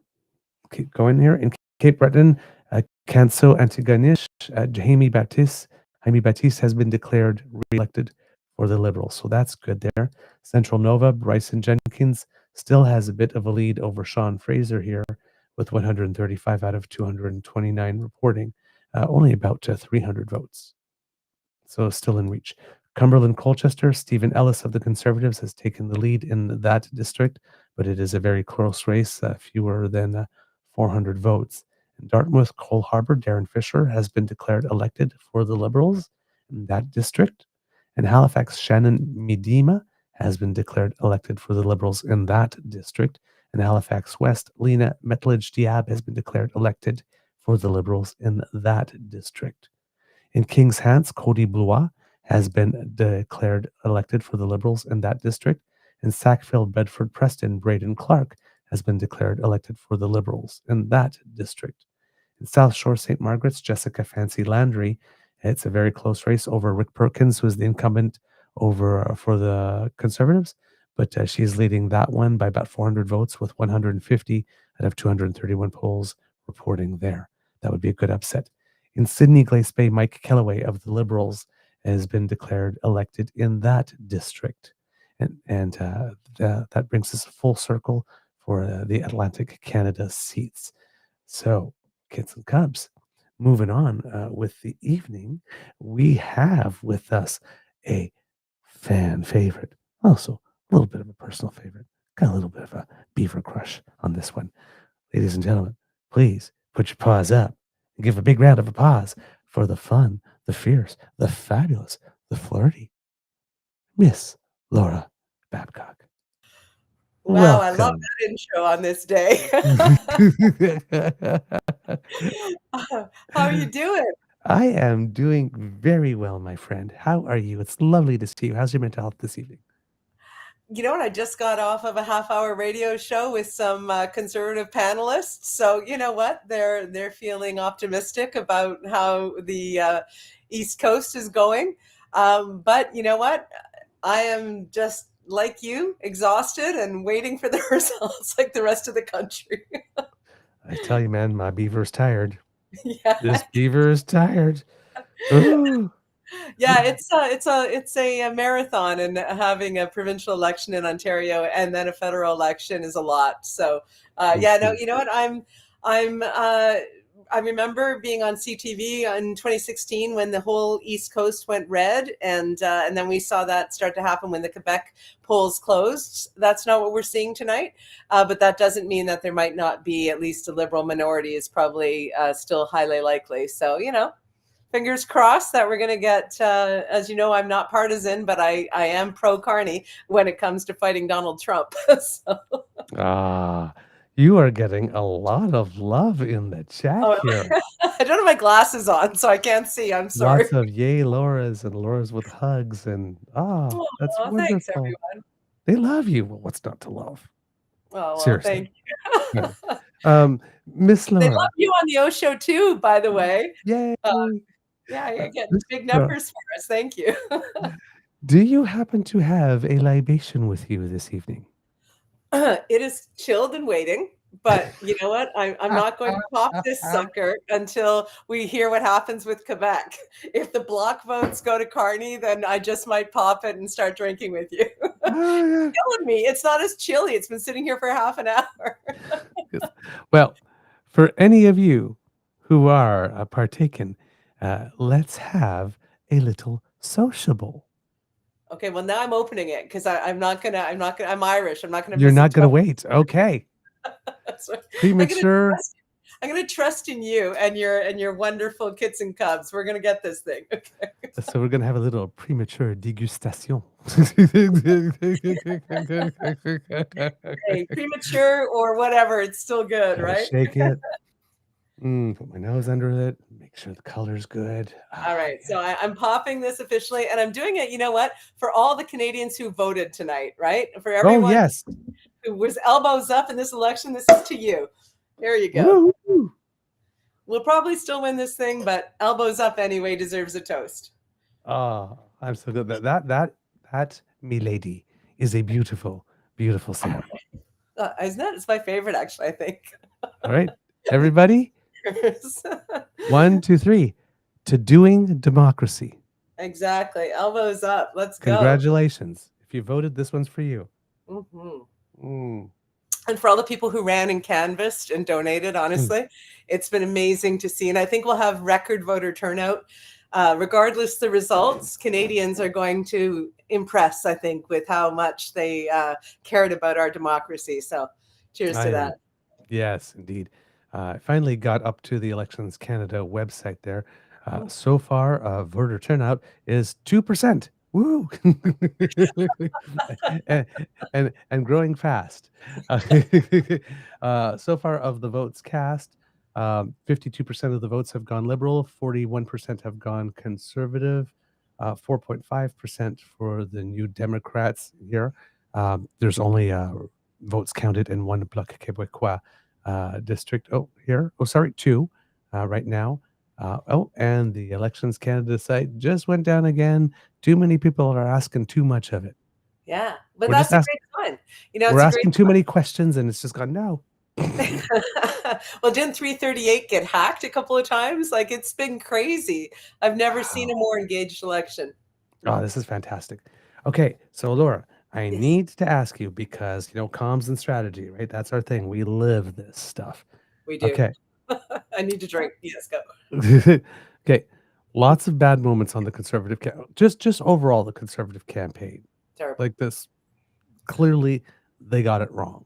Yeah. So what did they not read? Well, you know what? It's interesting you asked me that because the debate we were just having on the other show was that talking about how they refuse to pivot, and my thought on that, and because we ran out of time, I didn't get to it on that panel, was that why couldn't he pivot? Is it because he's too beholden to his MAGA base or overlords in the U.S.? I don't know. But when you have conservative premiers sending signals and their teams saying, like, publicly, you guys are losing this thing. You've got to pivot. You got to pivot. When you're hearing the call come from inside the house of your own party saying, like, if you guys don't pivot away from Trump fast, we're in trouble. And you still double down. Is it because you're recalcitrant? Is it because you're myopic, or is it because you're MAGA? And because he never got a security clearance, and because he never fully throated denounced Elon Musk or Alex Jones or Donald Trump or Matt Gaetz or any of the other horrific people from MAGA who wanted him to win tonight, that told me, that he wasn't pivoting because he just wouldn't leave his MAGA base, right? His MAGA mighty or his MAGA beliefs. And so what did they do? They had to pull him out of the campaign, essentially. We had two old actors acting like they were in an erectile dysfunction ad on the golf course. I mean, that's all they could come up with in the final week, because they couldn't put their guy out front because he's so hated by women and, turns off Quebecers and has a real affinity and proximity to MAGA. So, what was the mistake in their campaign? Pierre Poilievre's, alignment with the far right at a time when we're being threatened with our sovereignty by the far right. I mean, it's, so to me, that was the biggest mistake. All of his other arrogance and all the cheesy things and the trying to smile and all that performative mistakes were entertaining. But I think the fundamental problem with Poilievre was his policies and his voting record are terrible. And his core beliefs. Yeah, indeed. The pivots that he tried, it's like he couldn't say what he needed to say with his full chest. Right. Why? Right? This is a guy who's been yelling with his full chest for 20 years. The guy knows how to bark. So why couldn't he bark on Trump? Why couldn't he bark against the worst fears of Canadians? Because I don't think that he wanted to. I think that's the one who brought him to the dance, potentially. And that's who he's going to dance with if he wins a majority, which is why we're really hoping, folks, good vibes, that's not what's going to come to play. But it's not that he lacks the ability to message anything. He could have come up with a whole host of Dr. Seuss 3-word slogans to pivot. They're not hard to come by, and he likes them. But you know what? He didn't choose to. So if you're choosing not to renounce bad elements, then that makes me question your character. Indeed. All right. For the Liberals, what was it that you, for them both, what did you think that they did very well, and what was the one thing where you looked at him and said, ugh, no? You know what? Mark Carney is the superstar of the Liberal Party. They were dead in the water. They were going to be annihilated for a generation until the most qualified person to ever run for prime minister decided to leave his lucrative career as a world superstar and get into this mess. So, it all goes to Carney. The campaign was almost flawless. The comms on the Carney campaign was slick. The 9 days of the job interview he did, the performance, even some of the stagecraft stuff that you and I love, Douglas. Right. Walking down the stairs with his new cabinet, having his first war room meeting underneath a military plane, like he was some, like Churchill back in the day or something. Like he knew what he was doing. He went over to Europe. He got, talked to the king about covering our butts. Talked to the European leaders, now getting credit for blocking Trump on the bond thing and stopping the tariffs against the penguins. I mean, he already showed, the poor penguins, right? They don't need the stress. So, he already... They've already got global warming, man. Yeah, I know, right? They're already losing their land. They don't need this crap. So Carney is the hero of the story. And I said early and loudly that I hoped Trudeau would leave so Carney could run. I've wanted that for over a year now. The fact that he won by over 80% against Chrystia Freeland, the next in line, was the Liberal Party itself recognizing the opportunity they had. It's almost like a political miracle that he was ready at the moment to meet the moment. And it was a pretty flawless campaign. You know, like what's the worst thing he did? Honestly, say in Tout le monde en parle that he doesn't buy his own groceries because he's the head of a state. I mean, like But he doesn't. that's the worst thing they got on him, was that he didn't lie about the price of strawberries because he just didn't see a need to.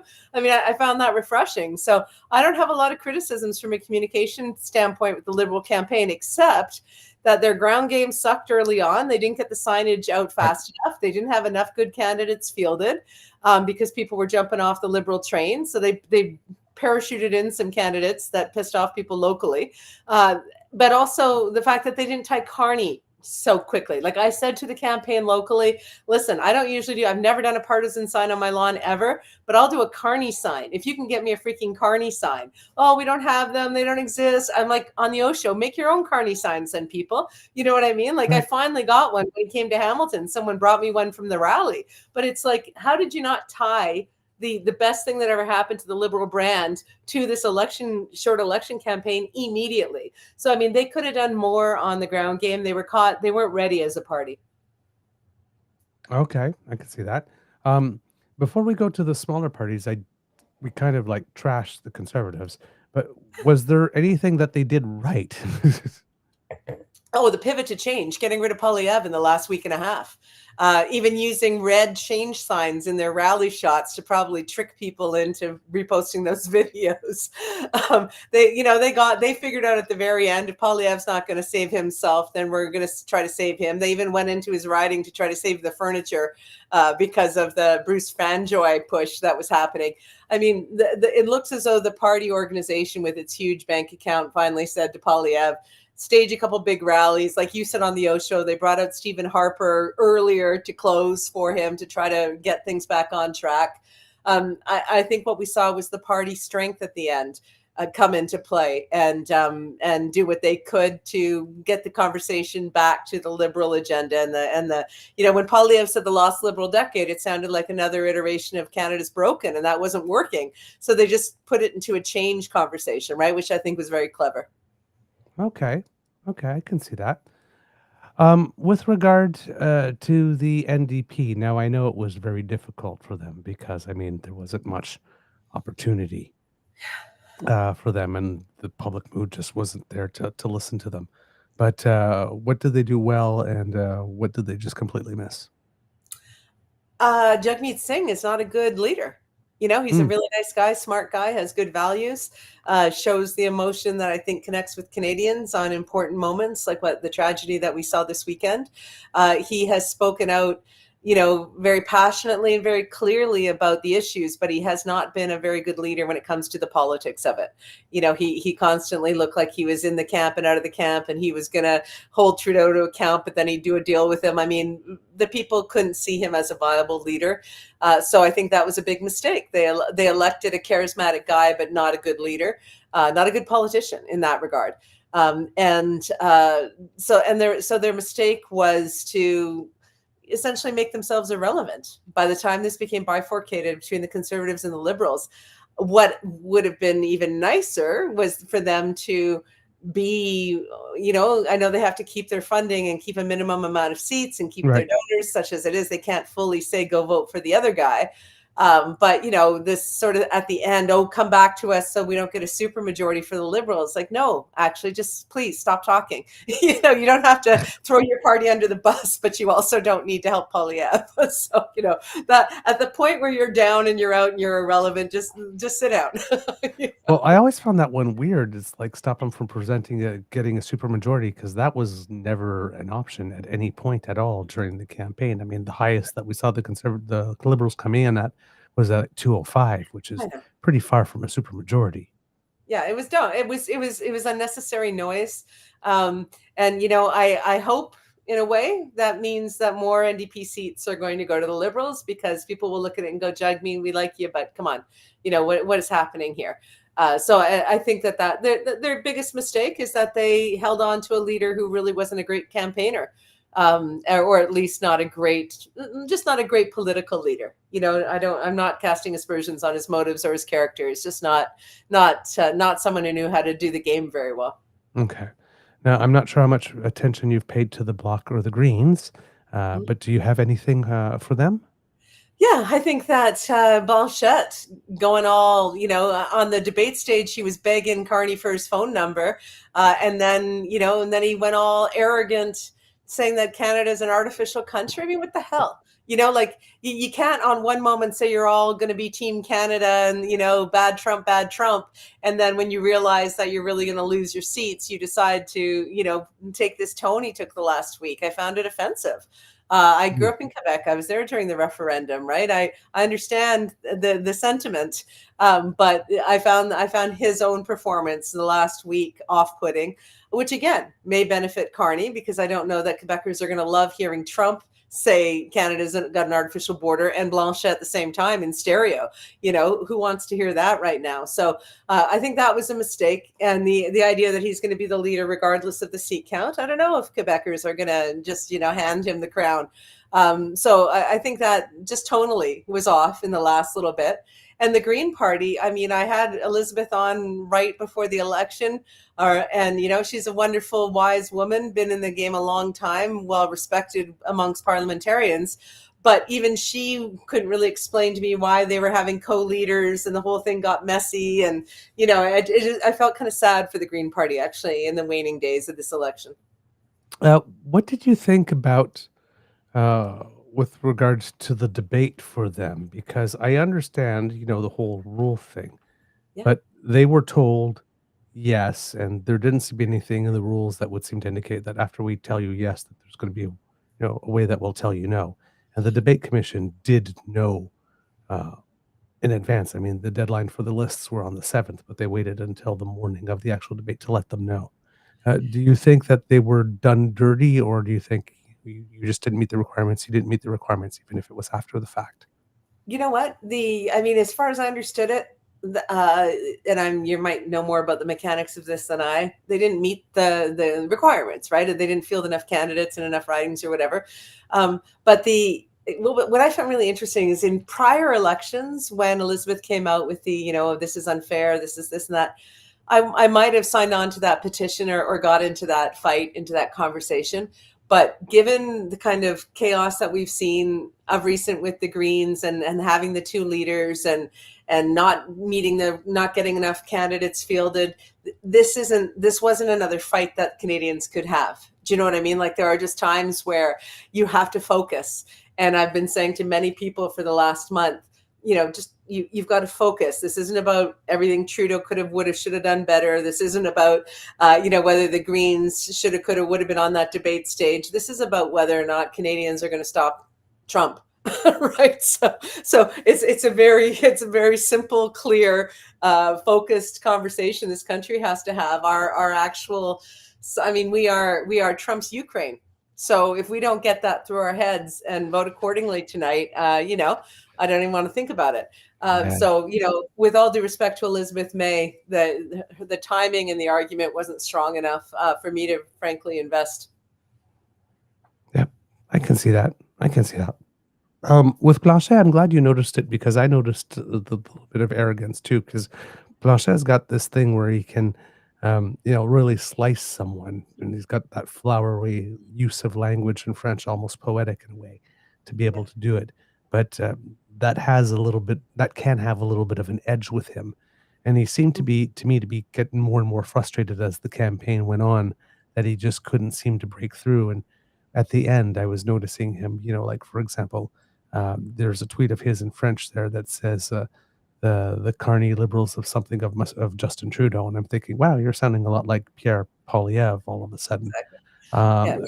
And then number on the stage going, why haven't you called me? Why aren't you going to call me? I got your cell phone. Like, which is it? Do you want to be his best I just friend? met you, and this is crazy, but here's my number, so call me Carney. It's true, man. I always thought that one was a little weird, but the whole thing is, I kept on noticing, right, that Blanchet was trying to manufacture a moment for himself similar to what he got with Sachi Curl in the previous debate, something that he could be offended and run with. And he ends the campaign so frustrated that he says something that's offensive and then ends it with, like, well, I didn't mean it as an insult. I mean, I'm not sure how else we were supposed to take it. Right. Because I'm sure if any Canadian had turned around and said about Quebec, well, that's just an artificial province, or that's not a real culture, or not a real nation, Yes. something. Bonne chance. Yeah, and I didn't mean it as an insult. I don't think would have been sufficient there. Right. Yeah. No, I mean, he got frustrated and arrogant because they're going to probably lose seats. Right. The distaste for Polyev in Quebec is going to probably translate into giving Carney a go. And I've always found, and this is just a bias because I grew up in Quebec, but Quebec voters are very engaged and very smart. You know what I mean? They talk politics. Can you think of another province where a show like Tout le monde en parle is like must-see TV on a Sunday night? Like, Well, I mean, I think. Go ahead. Yeah, I keep on saying they're the savviest voters in the nation. They are the savviest in the nation. That's why I'm anxious to see the results start to come in from Quebec, because I think they are going to let us know whether or not they put aside the Bloc and put aside the NDP to save the country, to save the economy, which they're still a part of. As Blanchet, if we're such an artificial country, then why do you want to be part of our artificial economy? Ooh, okay. I see more numbers coming in for the red here. Yes. I'm blinded on my glasses. What are we looking at here? I'm dying. We're looking at 72 Liberal, 52 Conservative, 10 Bloc. Bloc had been up as high as 14, and they're losing a few. 1 NDP and 0 Green, 0 other parties or independents at the moment. Okay, and these are seats coming in confirmed? This is leading and elected. Leading and elected. Combined. Yes. Okay. What are your hopes for the Liberals by the time we get done with Quebec in terms of seat count? What were you gunning for? It really depends how it falls in Quebec. I'm wondering if there might have. There's two things that I'm wondering. It's whether or not in Quebec and in overall in Canada, Bloc voters and Conservative voters came to the realization that it is not going to happen for them. Because I know in Poland they often ask the question, not who do you think is going to. Not necessarily who do you want to win, but who do you think is going to win, or who do you think that your neighbors are going to vote for to win, right? And if that was over 50% for Carney, and it is, then that might 2 or 3% of the vote might just make it, it's not worth it. I'm just going to choose the couch.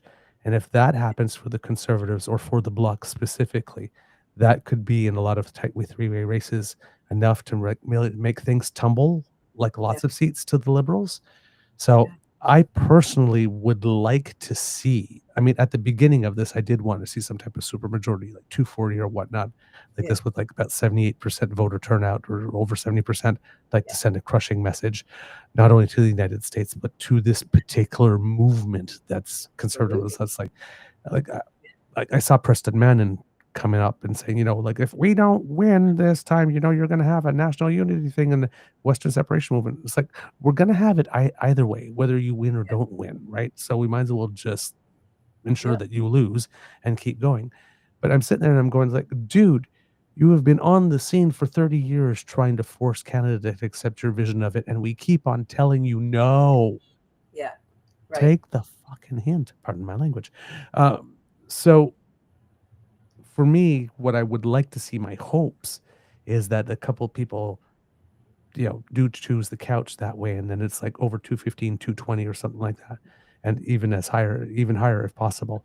And that message is like, listen, if you want to keep on doing these types of politics, keep on doing it, but you're guaranteeing yourself to keep on running into a brick wall because we don't want it. So change something. Well, and I think too that you can't unsee that they arrested a federal a judge in the U.S. Right. 2 judges. Yeah, 2 judges. She didn't see a sufficient federal warrant, and she got arrested, and they made a show of force doing that. And they also sent away a 2-year-old child who was an American citizen to Honduras, right? And another child who's an American citizen without his cancer medication. And they are sending other people to that horrible gulag in El Salvador. And they are, putting people who write op-eds into vans. It is freaking terrifying. And so forget about Preston Manning's whims. I'm much more concerned about the little trips that Danielle Smith was taking down to Mar-a-Lago. So yes, there's always going to be an aggrieved Alberta Western sentiment. There's always going to be, an East Coast is different. Quebec is distinct. We are a big country. We're going to have differences. I'm all for robust movements. Try whatever you want. What I'm not for is our country being sold out or taken by force by fascists, right? So I mean, Right. I think that, Preston can do whatever the hell he wants to do and write an op-ed, but at the end of the day, he's not the threat that I'm concerned about. I'm not concerned about Wexit. I'm concerned about MAGA. All right. Before we go, my dear friend, I'm going to ask you your question back. What are your hopes for this evening? I'm hoping that we will see a big number of Canadians voting, because I think that tells me that our democracy is still trusting in our democratic system, which I think is a key foundational thing we're going to need for the next, 20 years. If we didn't have a big turnout tonight, then I think that makes me sadder than almost any other outcome. So I'm hoping for that. I'm also hoping for, at very least, a Liberal minority, because I simply do not want to listen to Donald Trump and Pierre Poilievre in stereo. Like, I can't imagine it. Like, it's going to suck. Oh my God, I can just hear it right now. I was like, my blood. The my two other, blood. I can't. And no, can you Someone imagine? make the lamb stop screaming. Exactly. So just for my own survival psychologically, I cannot listen to Poilievre and Trump on my morning news capture. But more seriously, you know what? Of course, big liberal majority would be nice to send a message to the U.S. and the world that Canada saw the warning signs that we are, stepping up and pushing back, elbows up against fascism and against the Trump regime. I think that will do a lot to help the world. So I'm hoping for a really, really clear mandate for Carney to help the pro-democracy movement around the world. But I'll accept a Liberal minority. And hell, even if it's a Conservative minority, they ain't got no friends. Poilievre's got no friends. Even the Conservative premiers can't stand him. He's not going to be making deals and propping up his government for very long. So, but hopefully I will have a result in the red, just so that we can get on with the business of protecting our economy from Trump and our country. Indeed. And also, my other hope is that people will watch the Osho Scandal panel on Wednesday. We'll have full analysis. And then I have to have you back so that I can you. I always love coming on your show. It's always a wonderful time. Always so well received, and your audience is just lovely. They really are. Well, they do. You are my daughter's favorite. Sorry to my other guests, but my daughter absolutely loves you. She thinks you're hilarious. Hi, Laura's daughter. Nice to see you. Hope you're watching. Awesome. That gives you the warm fuzzies. What are you hoping for? What am I hoping for? Yeah. In what sense? Tonight. Well, as I mentioned right before, I'm like I said, large voter turnout, and a very clear and strong mandate. Hopefully, one that will send that double message. Overall, though, after that, I do. My other hope is that whatever the result is that it is indeed well received, and that there's whatever push to claim rigged does not come from any official circles and quickly dies down. Because I have the feeling that with a Carney victory is going to necessarily come another convoy. You know what? No, you know what? I hear that. And somebody said, what happens if, the Conservatives win tonight? I said that we'll continue as a country and we will all, put on our big boy and girl pants and we'll deal with it. But absolutely, I hope the bigger the numbers, the bigger the message, right? That we're not going to play around with that garbage. We're going to get on with running our democracy and standing up to the autocracy that's trying to take us over. On that lovely note. Yes. On that lovely note, everybody, please, if you have the opportunity, do tune in to the O Show. Yay. The show for people with very strong opinions. Very, very nice. I'm going to run ads with that. That's beautiful. I couldn't read the messages, but I will try to read them now once I jump up. It is love. It is love. Back at you. Back at you. There might be a little more of additional adoration. There's one of our one of our guests who probably must be informed that you are a very, very, very, very, very, very happily married woman. Oh, yes, I am. You have a very, very, very, very, very wonderful husband. Heading into 26 years in May, actually. Yes. Yes, we Yes. are. And I And might he he might be covering the election tonight. I may or may not see him at some point, but and Laura, may I say between you and me, there's nobody else watching, just between you and me. He's fine. oh yeah, I know. He's fine. I know that hair. Oof, Mhm. person. Oh, it's Just ridiculous. saying. They Snap. say he's not on air, but they say it's the best hair in TV. Okay. True. You have exceptionally good taste. Cheers, Canada. Elbows All up. right. Got this. All right. Elbows up. Thank you. All right, kids and cubs. Hey, that was the wonderful Laura Babcock joining us. And now, kids and cubs, uh, again, a guest that I love having on the show. And he knows that I have deep, deep affection for him, because if there's one thing that I really, really, really do love, it's a foul-mouthed economist. Yes, kids and cubs, he's back. Put your paws up and give a big round of applause to Mr. Dave Gray, joining us from Alberta. Hello, sir. Welcome. Canadians. Hey, fellows, how are ya?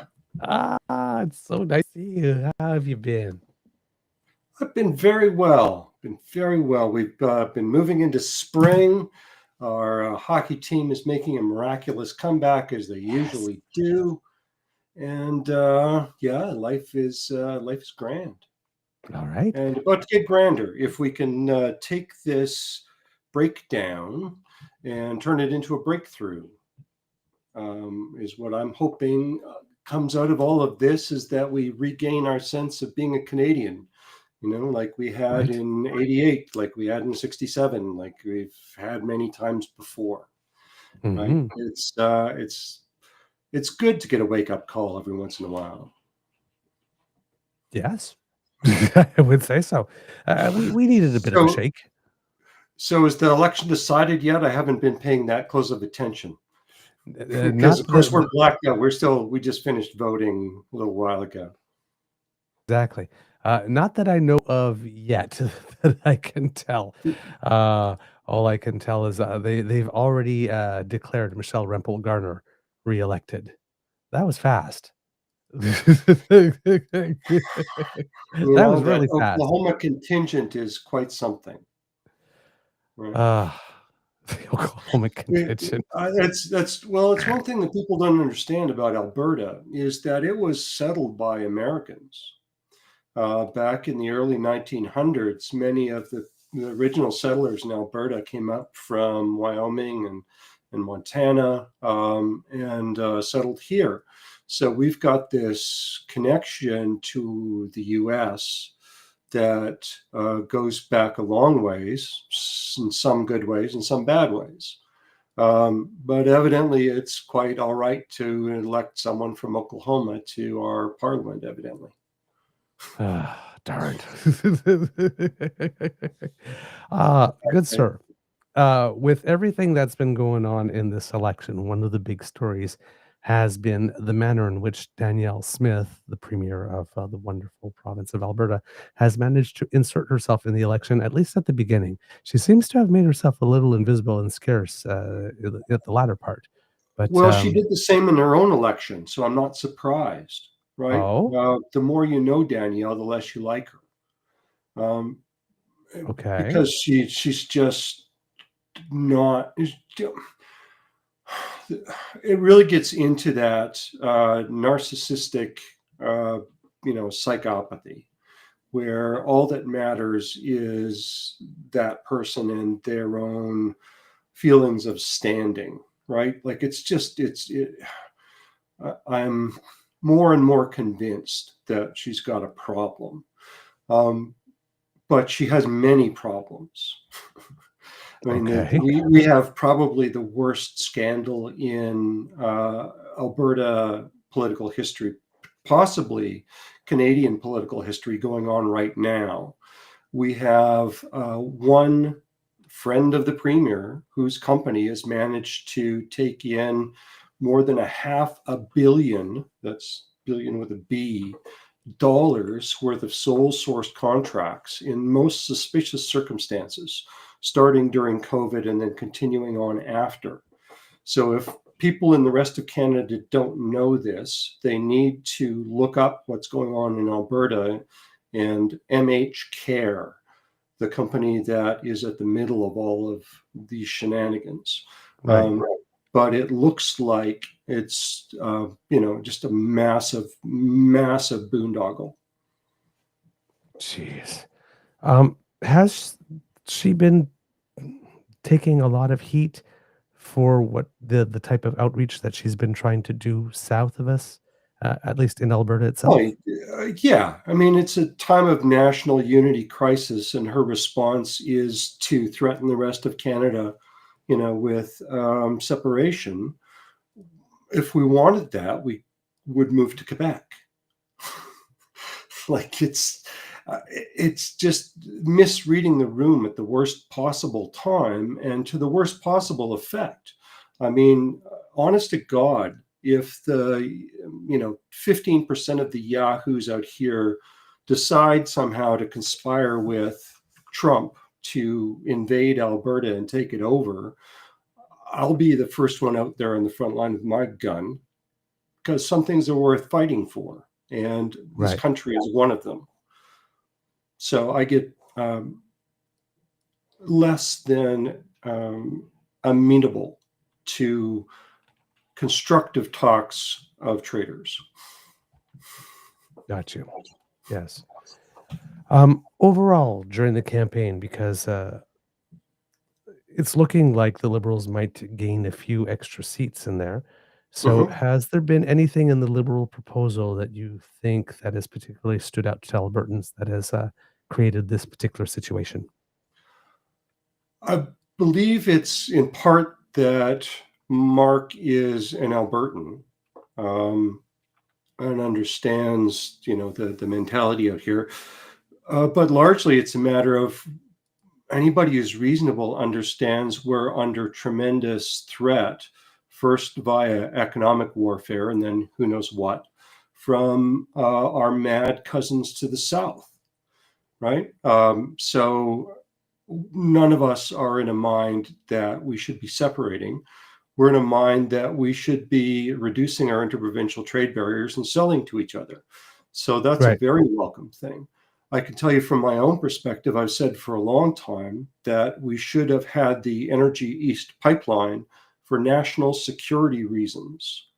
Nothing of no NEP or any of that other kind of crap. Just we want to make sure that our eastern cousins get through the winter if the Yanks pull the plug, or there's a war in the Gulf, or any of the other things that can happen to disrupt oil supply to Eastern Canada.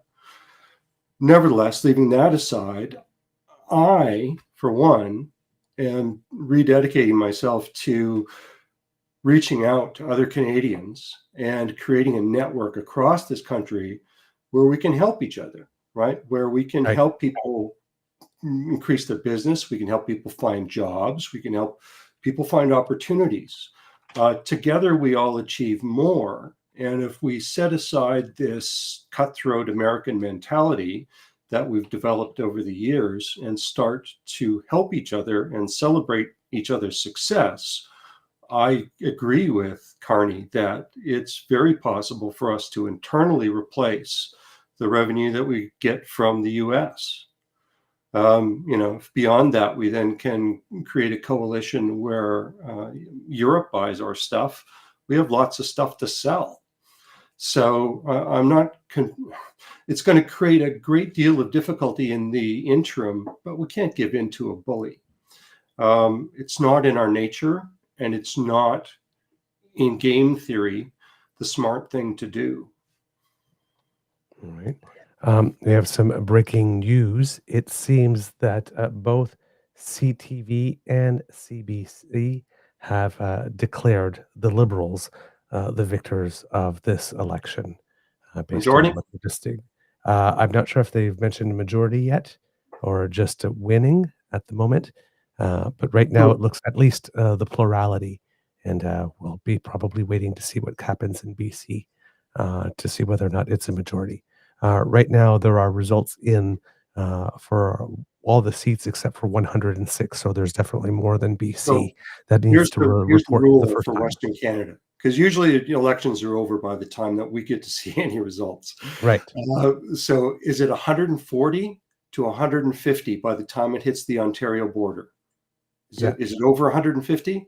Well, we have 130 now, but it's kind of hard to tell before it hits the Ontario border because Elections Canada changed the times. So Very good. Ontario, Quebec, Manitoba, Saskatchewan, Alberta, and Nunavut and Northwest Territories are all coming in at the same time. So the rule of thumb is if it's below 140, but counting Ontario, it's likely a minority. If it's over 150, it's likely a majority. If it's between those two, it's up to BC. Okay. That's what we got from Dan Bratt, our poli-sci mastermind. Okay. So I'm watching here. I've just seen the declaration on CBC. Not clear yet whether or not it will be a majority or minority. So right now they're just declaring the victory in terms of a plurality. I don't mind minority governments. I don't mind majority governments where they're made of people of good character.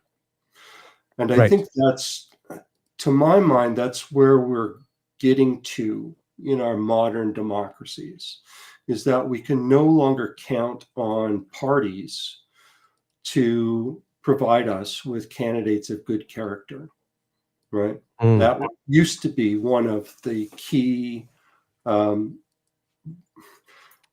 responsibilities of political parties, is don't send us crooks, right?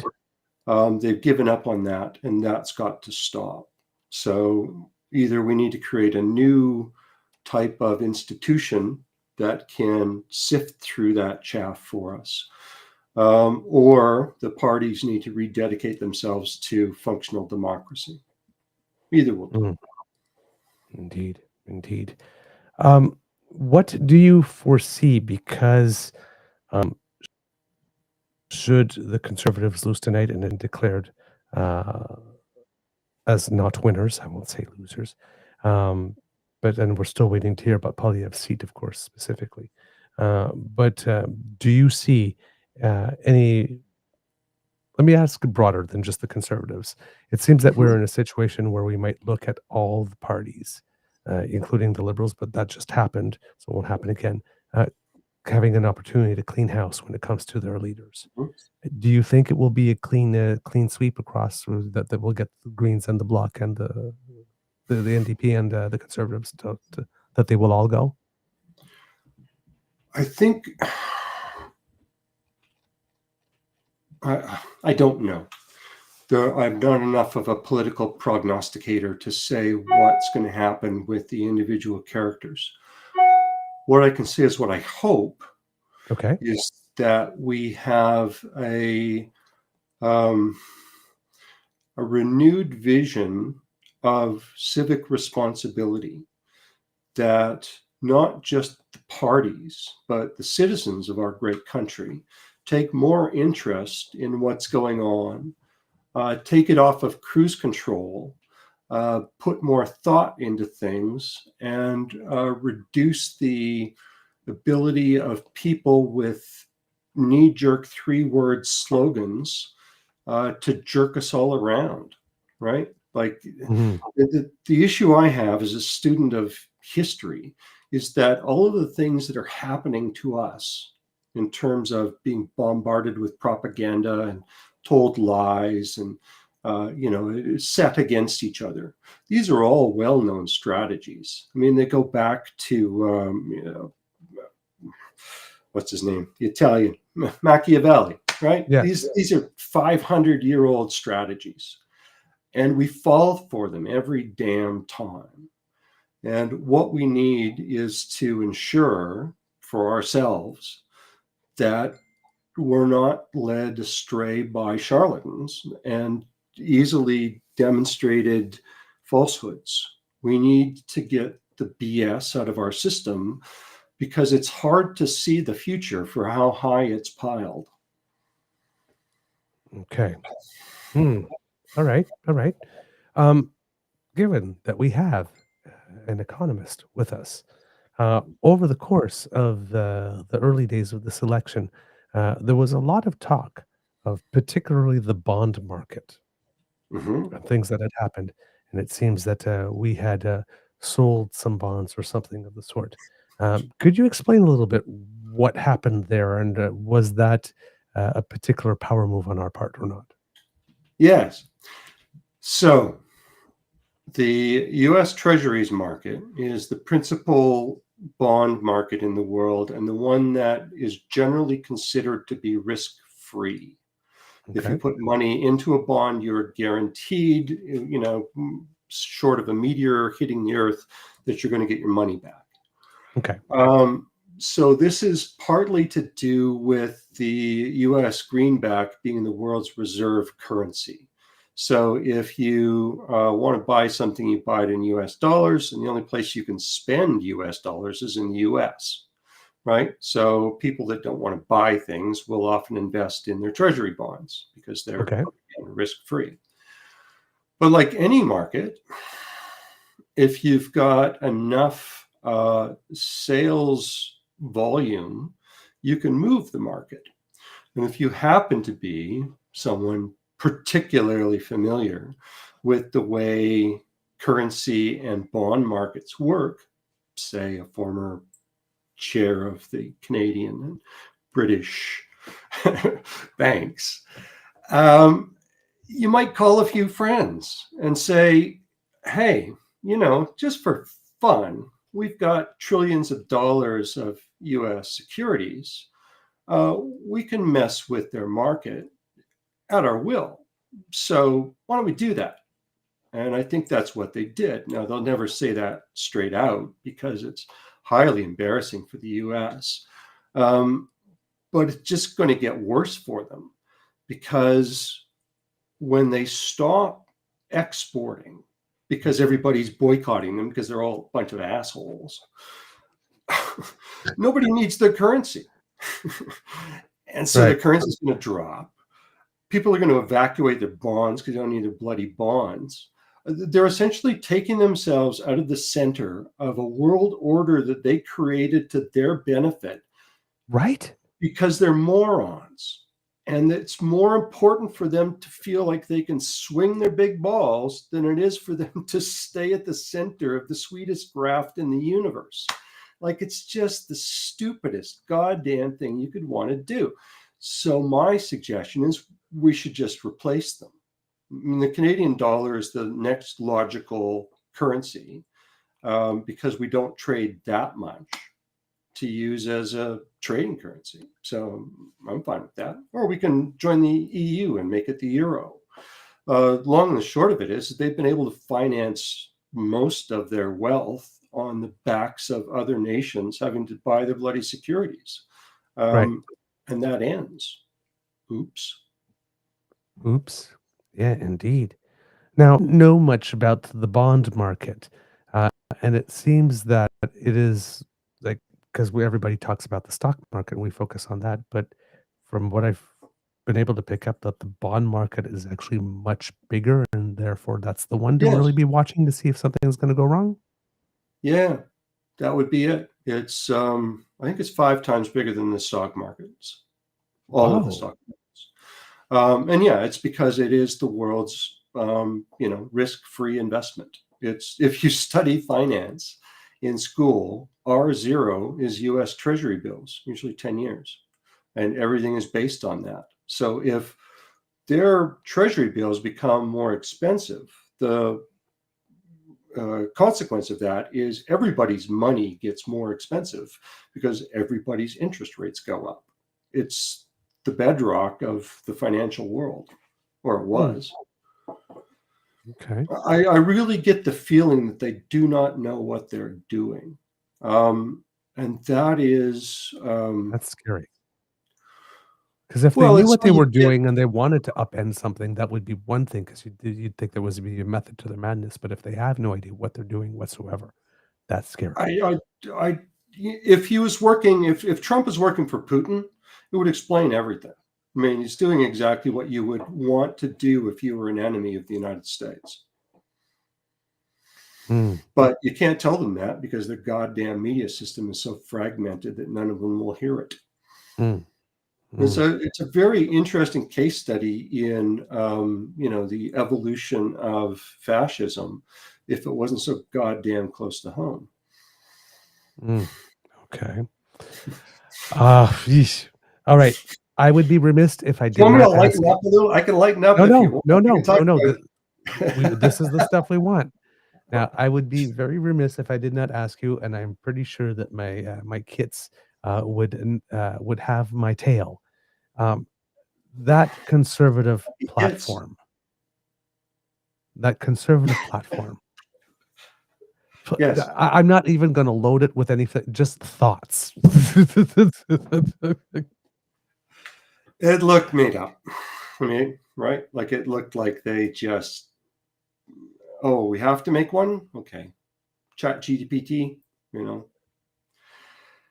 They don't appear to me to be a intellectually rigorous party, and they don't need to be on the basis of the way that they were trying to appeal to people. Politics at the end of the day, which is why I've never understood it, is about emotion, right? Right. It's only about emotion. There's Right. no logic to it at all. It's all about finding a tribal group to feel secure with so that you can go to sleep at night not feeling ostracized. Okay. Okay. Keep going. So, and the problem that most of us have is we try and deal with it, logically. Like, okay, that's the premise. These are the consequences. Okay. It just doesn't enter into it. I've accepted this premise. That's the only premise I want to hear. These are my premise companions. Go away if you don't buy our premise, right? And it's problematic, right? If you don't find a way to get people more engaged in longer conversations, right, you can never break free of our first impressions of anything. Okay. I see that. Yeah, I can see that. Because it just becomes this roadblock where you just decide, no, I'm not even going to entertain that. And Right. some things need to be entertained. Yeah, absolutely. I have always looked for the errors in my argument, right? Right. I want to know where I'm wrong, because that's the only way to stay on balance, to be correct, right? Is to know where you make mistakes and where what you expected didn't come true. And I was fortunate enough to start in a field where my work was measured against reality. And that's one of the reasons I like guys that work in markets, because their work is measured against reality. There's no BS to it. And they all say the same thing, that this is essentially taking a nuke to the old world order, right? We're heading into a strange new world where we have to worry about things like piracy, right? Think of the problems of the 18th century when there was no superpower and all there were a number of isolated individual powers. You get things like piracy and what's the letter of marque? What do they call privateers? That's it. So, okay. Instead of building a navy, you just give people a letter so they can go and be pirates. Gotcha. Right? That's the sort of thing we're going to face. There are going to be Central American countries running out of money to do anything, intercepting cargo coming through the Panama Canal, right? There's going to be strange stuff happening that didn't happen for 80 years because at the end of World War II, the Americans said, rather than go to war again, let's form a great maritime trading bloc, and peacefully engage with each other. And in order to secure that, they kept a fleet of about 800 destroyers, enough to go anywhere on the planet and protect shipping. They don't have 800 destroyers anymore. They have about 80 and 14 carrier groups, which are awesome if you want to invade somebody, but not very good for maintaining order on the high seas. There's just not enough of them. So, it's people need to read history to imagine what it is that we're going to face in the new world. And what we as a nation need to do is come together to help and support each other to make the most of it, right? To be the best that we can be, which, given how many really, really smart and talented people we've got, is amazing. Mm-hmm. Before we go, with regard, because I asked sort of about the liberals, the conservative platform. The liberal platform, where Mark Carney is proposing some strategies and things that we can do that are supposed to set the stage for us to be able to diversify our economy, diversify our trade partners, have other corridors. Does the blueprint he has proposed, in your opinion, get us part of the way there? And what's the one thing that you've noticed that might be lacking from it? So the short answer is yes. My strong belief is that we need to leave behind the labels of 18th century Germans in splitting things between communist and capitalist, and recognize that all of the great economies ever have been mixed. They have some mixture of government capital, government programs, private capital, and private risk to create great new things. The Chinese, in particular, have been very, very good at this. I have a sword of ancient coins, some of them 2,000 years old, hanging up in my dining room that I received from the pricing bureaus of China. I went over there in 2008 to give lectures on how we regulate utilities in Canada, because they were looking to greatly expand their electrical network, and we're particularly curious about how we expanded into rural areas in Canada. So I was over there to help with that and got this sword of ancient coins. And what I realized pretty quickly, going past the Lamborghini dealership in Beijing, is that there's nothing we can teach them about capitalism. They've been, trading and commercially effective for thousands of years. They've overlaid that with the strict government control of communism in a way that we would find very uncomfortable, but in a way that's also being very effective for them to grow their economy, and to do it in such a way that they're 2 steps ahead of the capitalist economies, which are waiting for the risk profiles of capitalists to be satisfied before they do anything. So it's got to be the case that our government helps our industry to succeed.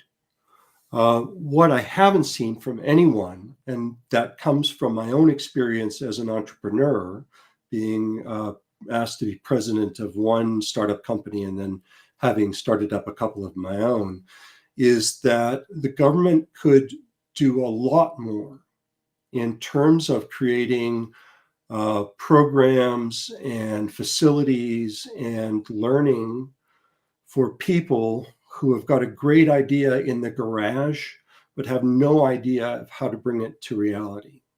If we had a network of supports and groups and facilities and programs for people to take their good ideas and turn them into reality on a commercial basis, we would be far ahead of where we are now. I can tell you that's the biggest problem we have. We have lots of entrepreneurs, and an entrepreneur is a person with a great idea and no money. And that's why, in large part, we fall behind the US. They have lots of money. But together, if we put our heads into it and our hearts into it, we can all achieve that without needing to sell our souls to some huge venture capitalist. And to me, that's a vision of Canada that I think we can all come to love. Right? We can hustle. We're really good. And there's a great little book that's everything I learned about business, I learned from a Canadian. And one of the things is that because our market is 10 times smaller than the US, and because it's so fragmented, we're a lot better at being really, really super efficient and being really clever at business. So I think if we let ourselves, we can take over the world in some small measure, and, apologizing all the way. Oh, I like that. Oh, I like Right? that so much. Before we go, for sure, because I had to ask you that other economic question. But personally, what are you hoping that we have Mark Carney victory here? What are you hoping is the fallout, particularly within that conservative movement of this victory? The conservative movement needs to leave behind the Republican Party. Gotcha.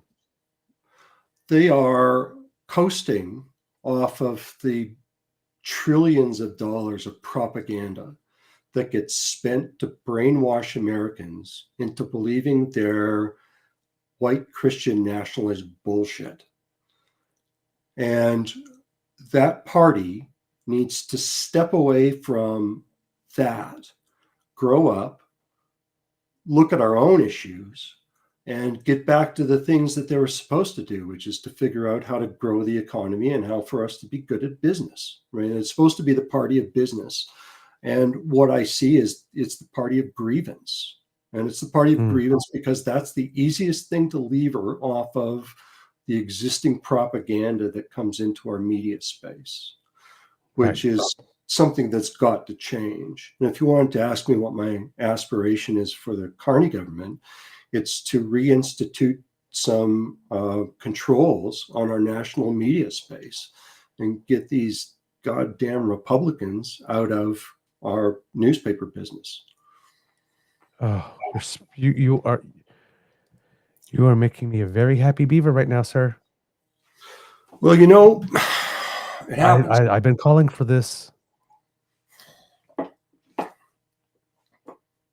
I'm just please go on, please. You're making me happy. Why are you calling for this? Why do we need this? We need this on the media space. We need to have our own reporters with our own nation in mind, right? We can't have people who are being paid to be either, U.S. Lobbyists or Russian lobbyists, or as I call it, the USSA, because they seem to be indistinguishable these days. Never believed it would happen in my lifetime. Nevertheless, it's got to change. I don't recognize our media landscape. It is not Canadian. It is American. Similarly, we need to have our own bloody social media. And if it was up to me, it would have the following characteristics. It would all be verified. You can be anonymous, but you have to be a real person. You can't be a bot. No automatic accounts, no bot accounts. Within that digital domain, you have rights so that you cannot be, summarily dispossessed by the platform holder. So if you've built a business based on that platform, it can't be taken away from you for arbitrary reasons, right? Right. And I do believe in free speech. I think, people should be able to say what they need. But within that, we should also be able to limit what we listen to so that we don't have to listen to people screaming that we don't want to listen to, right? That's also a right. People have the right to speak. We have the right to not listen. So I think there's an option for us to create, hold on to your tissues, conservatives. We could create a public social media platform that would be the example and envy of the world. If we could create something that would facilitate microtransactions by a multitude of mini vendors all across the country, right? That, to my mind, as an economist, if we wanted to crank out our GDP, let's help all these people make money. And that's a good way to do it. If at the same time you could, help our Canadian media and journalists make a buck so they can make a living and, have the number of people like we used to have, so we actually have something to compete with a government's worth of resources, right?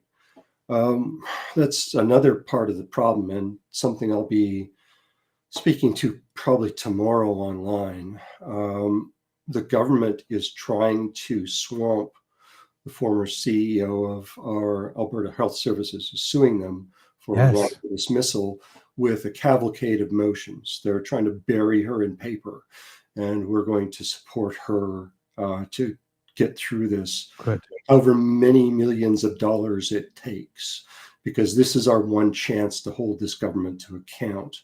They are using every power at their disposal to keep this from being a public inquiry, when it should be probably at least a judicial inquiry, if not. I'm hoping the RCMP are looking at what's going on, because it's just on its face disgusting. Like over $500 million just gone out the window to a sole source friend of the premier. Like I cannot even fathom that. Even Doug Ford wouldn't do that. Well, yeah, he would parse it out at least. It would be just one supplier. Like, it's just gross. And we need sorely a functioning set of journalists with enough resources to combat the bullshit that's being paid for by our tax dollars. Yep. I definitely agree with you there, sir. We are agreeing vehemently. Are Yes. we? We're getting closer, I think. 152. 20 more. We'll have a majority. Yes. 152. I would like to thank my fellow Canadians for putting on their sensible toques. I think together we will all achieve more. And I'm looking forward to reacquainting myself with my friends and neighbors from coast to coast to coast. First on the planning stage is a trip back up to the Northwest Territories, maybe stopping to Fort Smith, my old stomping ground, Kearney's old stomping ground, sing my hit song, My Car Burned Down on the Way to Smith. You can ask them, but it's true. It's funny. I love it. Which Smith? So here's the story. Okay. I can tell it now. Statute of limitations, I believe. So we would drive from Hay River to Fort Smith on Saturday night. Was that right? No, Friday night. Fort Smith had its dances on Friday night. Hay River had its dances on Saturday night. They both used the same sound system. It was my friend Danny's. And so sometimes instead of sending the sound system, he would book the band. And so we would go to Fort Smith. Well, one time we were going to Fort Smith, and our drummer, Dwayne, had just had a new engine put in his car. And halfway to Fort Smith, the fuel line let go, started spraying fuel onto the exhaust headers. Within 15 minutes, there was a jumble of drums on the side of the road and a car burned down to steel and nothing else. And so out of that, we got a song for our band, Pressure Ridge. And so it was funny when all the Fort Smith folks were down to escape from the wildfires last year. We connected. So I connected with Dennis Bevington and some of the other folks from the Northwest Territories. And they still remembered it. Oh, yeah. Pressure Ridge. Yeah. Car burned down on the way to Smith. Yeah, I remember that. That was great. Oh, So um, yeah, but it's time, and I'm hoping, actually more than hoping, I'm planning to create some programming that can reach across the country and be helpful everywhere. That's my motto: be helpful. excellent, sir. Thank you so much for joining us tonight. I am so glad that you invited me back on. I am Oh, always glad to catch up with my Laurentian elite friends. yes, you said that you were going to teach us. You were going to add a little bit of drawl to our And got a little Laurentian. Alberta draw to y'all's elocution. Yes, Oh, our Laurentian well, elocution. while you're elocuting, if you wouldn't mind helping me and my friend Corb Lund, the Alberta government is trying to restart coal mining on the eastern slopes of Yes. the Rocky Mountains, even though the proposed project has already been turned down once by both the Alberta and federal regulators. We have a government that is out of control. And Yes. so, if you don't mind, I'm going to shed just a little bit of light on that.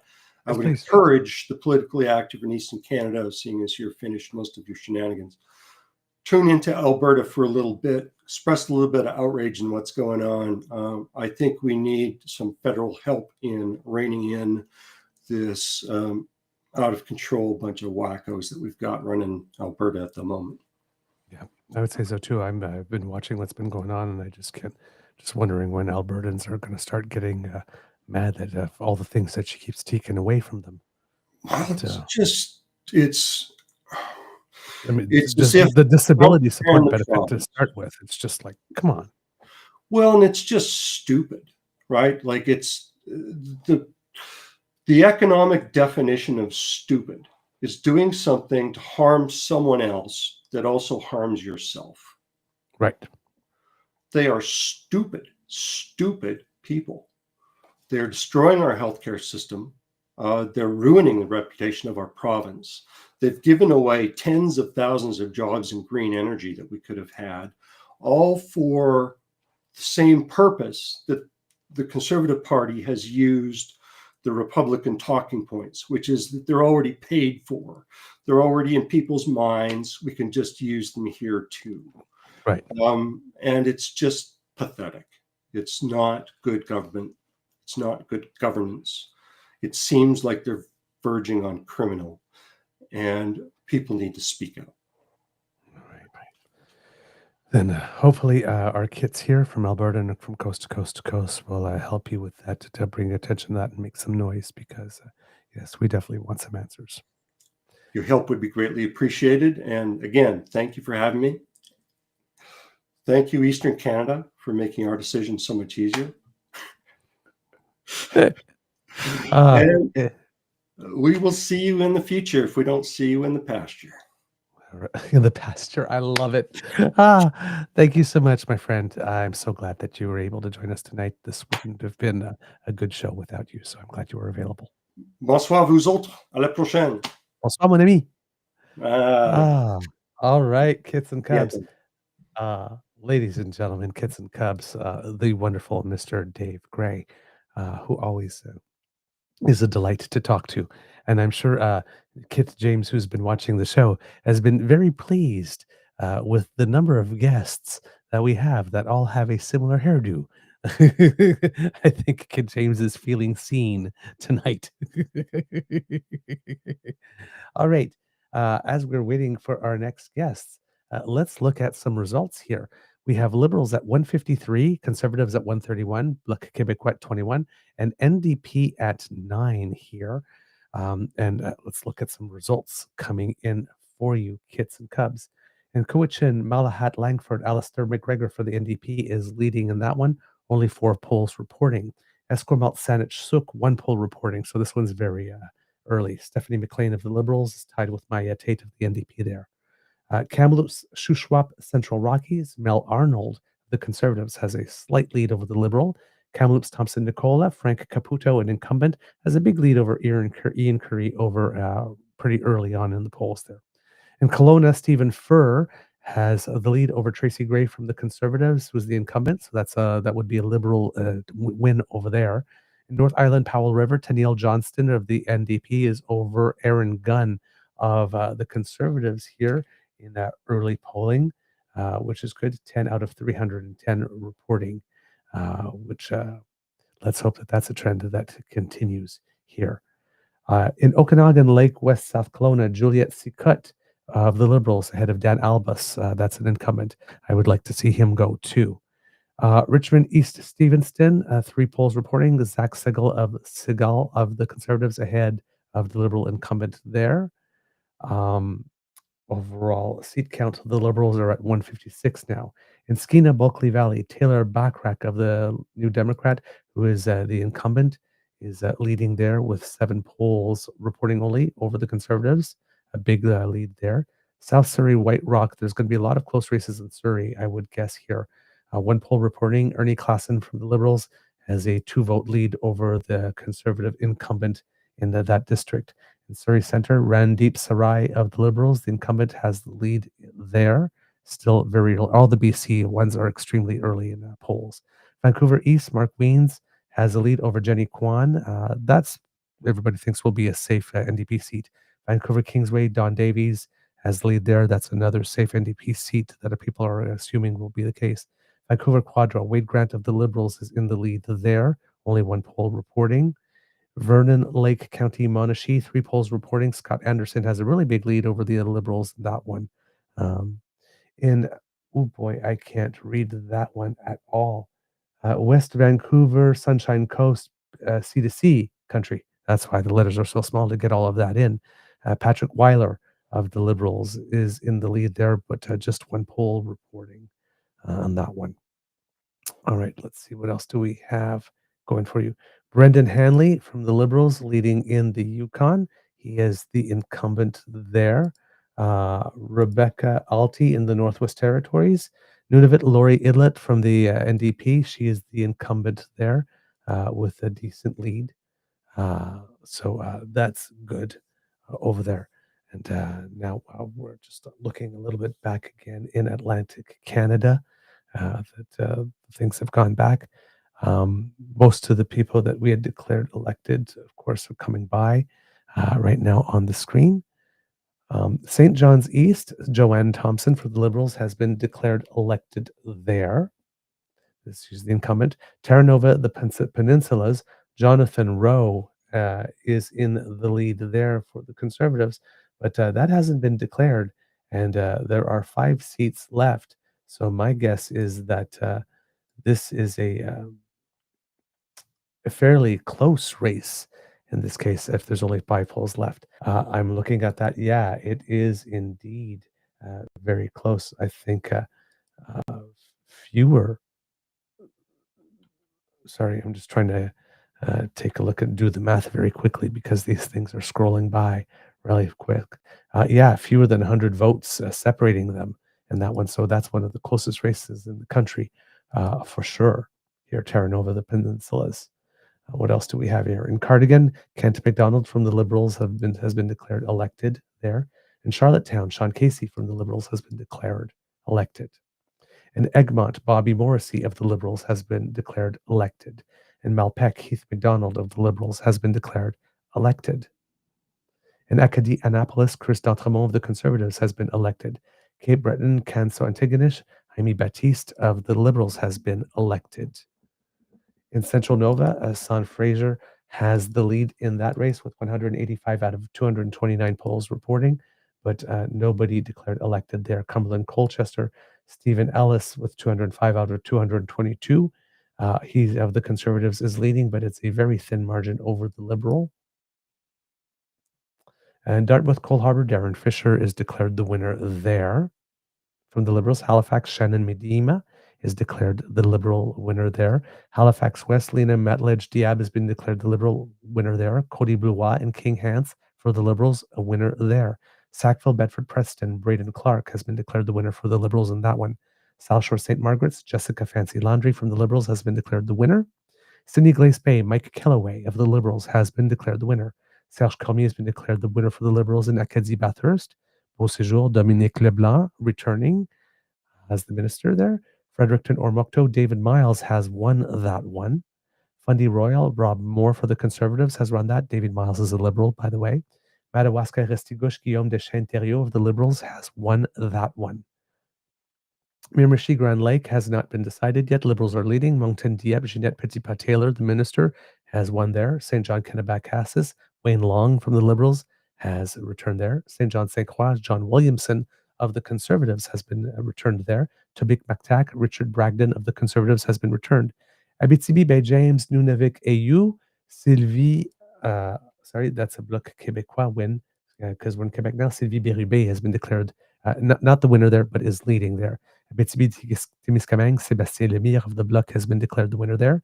Ahuntsic-Cartierville, Mélanie Joly, Minister of Foreign Affairs, has been declared the winner in that district. Let's see, what else do we have going for you? Argenteuil, La Petite Nation, Stéphane Lauzon of the Liberals has been declared the winner in that district. In La Beauce, Jason Groslo of the Conservatives has been declared the winner there. Keep going. Right now we're looking at Liberals 160, Conservatives 133. In Bécancour, Nicolet, Sorel, I cannot read that last word because it's written too small. Louis Plamondon of the Bloc Québécois has won that one. In Bellechasse, Les Échemins, Lévis, Dominique Vien of the Conservatives has taken that seat. Belleuil-Chambly, Yves-François Blanchet, the leader of the Bloc Québécois, has won that one, already declared the winner in that riding with a healthy win over his Liberal rival. Yves Perron in Berthier-Masquinongé is leading.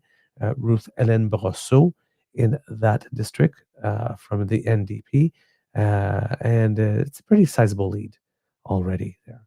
In Bourassa, Abdelhak Sari of the Liberals has been declared the winner in that riding in Quebec. In Brossard-Saint-Lambert, Alexandra Mendez from the Liberals, one of the people who had been calling for Trudeau to leave at the time that all the brouhaha was happening. She has been declared re-elected. In Châteauguay, Les Jardins de Napierville, Nathalie Provost, the survivor of the Polytechnic shooting, has not been declared the winner, but she is leading in that race at the moment. Let's see, what else do we have here? Compton, Stansted, Marianne Dandurand of the Liberals has been declared the winner. In Côte du Sud, Rivière-du-Loup, something Témiscouata, I can't make out the words, sorry. Bernard Généreux of the Conservatives has been declared the winner in that district. Kids and Cubs. Let's see, what else do we have? Seems no matter whether I have short screen or full screen or whatnot, there's always something that's on top of where the counters are coming in, which makes some of the things difficult to read. In Côte-Nord, again, I cannot read that one. Marlène Gill of the Bloc Québécois has been declared the winner. Dorval, Lachine Lassalle, Anjou Dillon has been declared the winner. And Drummond, Martin Charpoux has been declared the winner. Gaspésie, Les Îles de la Madeleine, Alexis Deschênes has been declared the winner over Diane Leboutier. That's the one that we have determined, we said would be the bellwether. And of course, the Bloc won it. So that's why we are seeing well over 20 seats for the Bloc Québécois at the moment. In Gatineau, Stephen McKinnon is the incumbent for the Liberals and has been voted back in. Right now, we're looking at 158, 133 for Liberals over the Conservatives here. In Honoré Mercier, Éric Saint-Pierre for the Liberals has been re-elected in this district. Hull Elmer, Greg Fergus has been elected for the Liberals. Joliette Manawan, Gabriel Sémary for the Bloc has been re-elected. And Jonquière Mario Simard for the Bloc has been re-elected. Waiting for more results to come in here. Liberals 160, Conservatives 135, Bloc 24, NDP 9, Independents 1 here. That might be Mike DeYoung. In Lac Saint-Louis, Francis Carpelagia from the Liberals has been declared elected. La Salle et Malverdun, Claude Gay has been declared elected for the Liberals. I believe that's a steal from the Bloc Québécois, who won that one in a by-election recently. All right. Who else do we have here in the races? So from Quebec, Lévis Lotbinière, Jacques Gourde from the Conservatives has been elected, unfortunately, in that one. He's one I would have liked to have seen vanish from Parliament. In Louis Hébert, Joel Lightbound from the Liberals has been re-elected in that one. Gérard Deltel, who we talked about on the show, is leading for the Conservatives in his district. And Marc-Aurèle Fortin, Carlos Letao, another person that we had talked about, former Minister of Finance under François Couillard in Quebec, has been elected for the Liberals. In Mégantic, l'érable Lotbinière, Luc Berthaud of the Conservative has been declared elected. We're now seeing 162 for the Liberals, so 10 away from that majority number that we are looking to see at the moment. We're looking at 10 for the NDP, so 2 away from status there. In Montcalm, the Bloc Québécois Luc Thériault has taken the victory in this riding. We have 164 for the Liberals here now. So 8 away from that majority magic number. And Papineau, Marjorie Michel will be taking over from Justin Trudeau as the leader, the MP in that district. All right, and looking for more results. Pierrefonds Dollard, Samir Zuberi of the Liberals has won in that electoral district. Portneuf, Jacques Cartier, Joël Godin for the Conservatives has been declared the winner. Quebec Centre, Jean-Yves Duclos returning. He's a minister. So nice to see him. And another banker with a heart. So not a banker, sorry, but someone that comes across as dry, but has a lot of caring for people. And Rimouski, La Matapédia, Maxime Blanchette Joncas of the Bloc Québécois has been reelected there. All right. Rivière-du-Nord, Réal Fortin for the Bloc Québécois has been re-elected. He's a good constituency MP. Rosemont La Petite Patrie, Alexandre Boulris of the NDP is leading in that one in the province of Quebec at the moment. All right. What else do we have here? In Saint-Laurent, Emanuela Lambropoulos of the Liberals has been re-elected. Saint-Léonard Saint-Michel, Patricia Latanzio of the Liberals has been declared re-elected. Saint-Maurice-Champlain, François-Philippe Champagne, minister, has been re-elected. So again, good results there. In Sherbrooke, Elizabeth Brière has been re-elected for the Liberals. So, and got a good margin of victory for her in that district. We're seeing 1 seat for the Greens at the moment on the count and 10 for the NDP. And Vaudreuil, Peter Schiffke for the Liberals has been declared elected. Ville-Marie, Le Sud Île-des-Sœurs, Mark Miller, a minister, has been re-elected. So that's good for him. And Ajax, getting in Ontario, Jennifer McKelvey of the Liberals won there. Algonquin, Renfrew, Pembroke, Cheryl Gallant has been declared the winner, unfortunately, there. Was hoping that she would go. She just seems to be encrusted in that seat, and the people in that district don't get a lot of value for money there. NDP at 11 now, 1 away from their magical number. Beaches East York, Nate Erskine-Smith, Minister of Housing, has been re-elected. And Bowman, Oshawa North, looking there, Javel Jamadi has the lead there by about 900 votes over his rival. And that one, we'll keep an eye on that over the course of the evening. Liberals 160, Conservatives 140, Bloc Québécois 25, NDP 11 so far in the overall count this evening. Looking for more results coming in here. Seeing a couple of races in which the People's Party are showing up third at the moment. Yeah, some stuff there. So lots of preliminary results here in Ontario. Karina Gould leading in her race in Burlington. Adam Vancouverden leading in his race as well.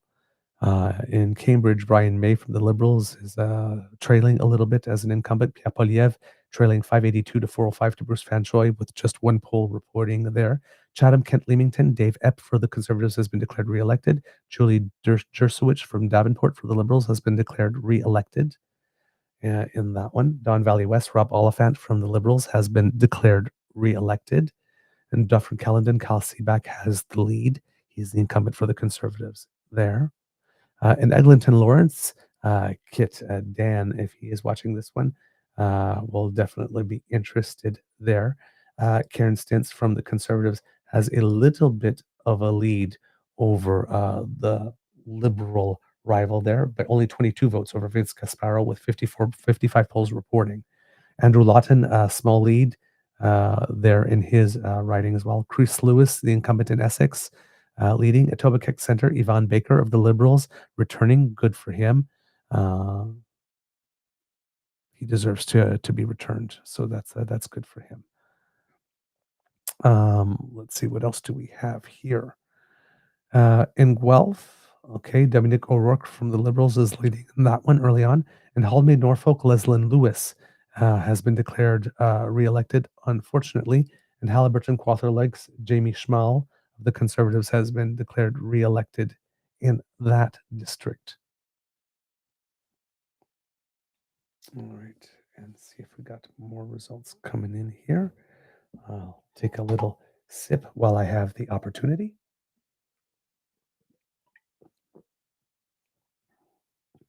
Thank you so much. Judy Scrow leading in her riding in Humber River Black Creek. Ben Lobb, incumbent, leading in Huron Bruce. Canada, Jenna Suds leading. She's also an incumbent there for the Liberals. Kenora Kwitagung, Eric Melillo of the Conservatives has been re-elected. Kingston and the Islands, Mark Gerritsen has been re-elected here. King Vaughan, Anna Roberts is leading by a lot for the Conservatives. In Kitchener Centre, Mike Morris is leading by 36 votes with only 20 polls reporting for the Greens. So that's the one seat we have showing up here on the ticker.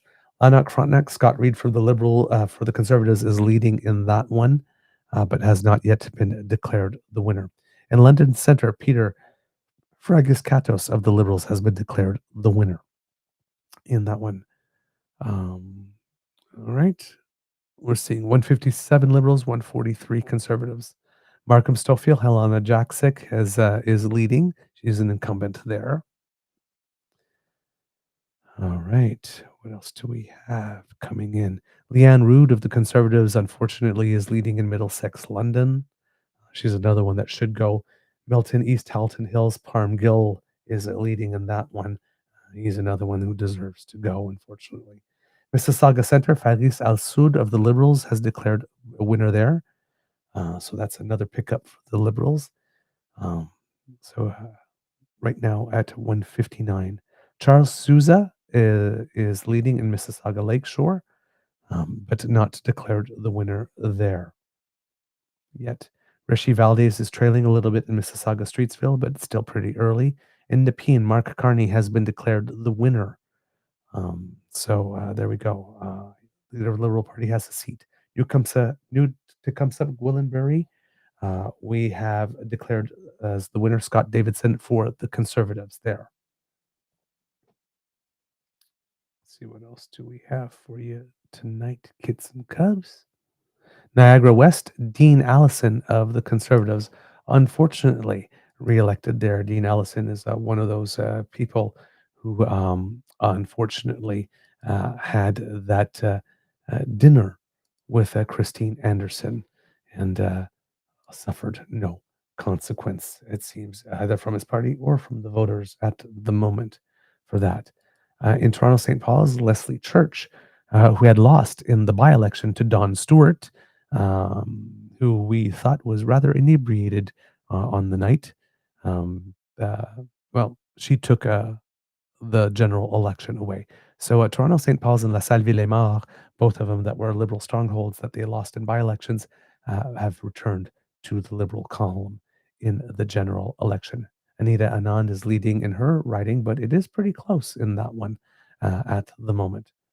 So we'll keep an eye out there. Marie-France Lalonde is returned for the Liberals in Orleans. That one was very little doubt that would happen. Good constituency MP there. Yasser Naqvi in Ottawa Centre has been returned. That's Mr. Grizzly's riding. David McKinty for the Liberals has been returned in Ottawa South. Ottawa, Vanier, Gloucester, that's my riding. Montfortier has been returned. Ottawa, West Nepean, Anita Vandenbelt has been returned there. In Oxford, Arpancana, unfortunately, has been returned for the Conservatives. Parry Sound Muskoka, Scott Aitchison has been returned for the Conservatives.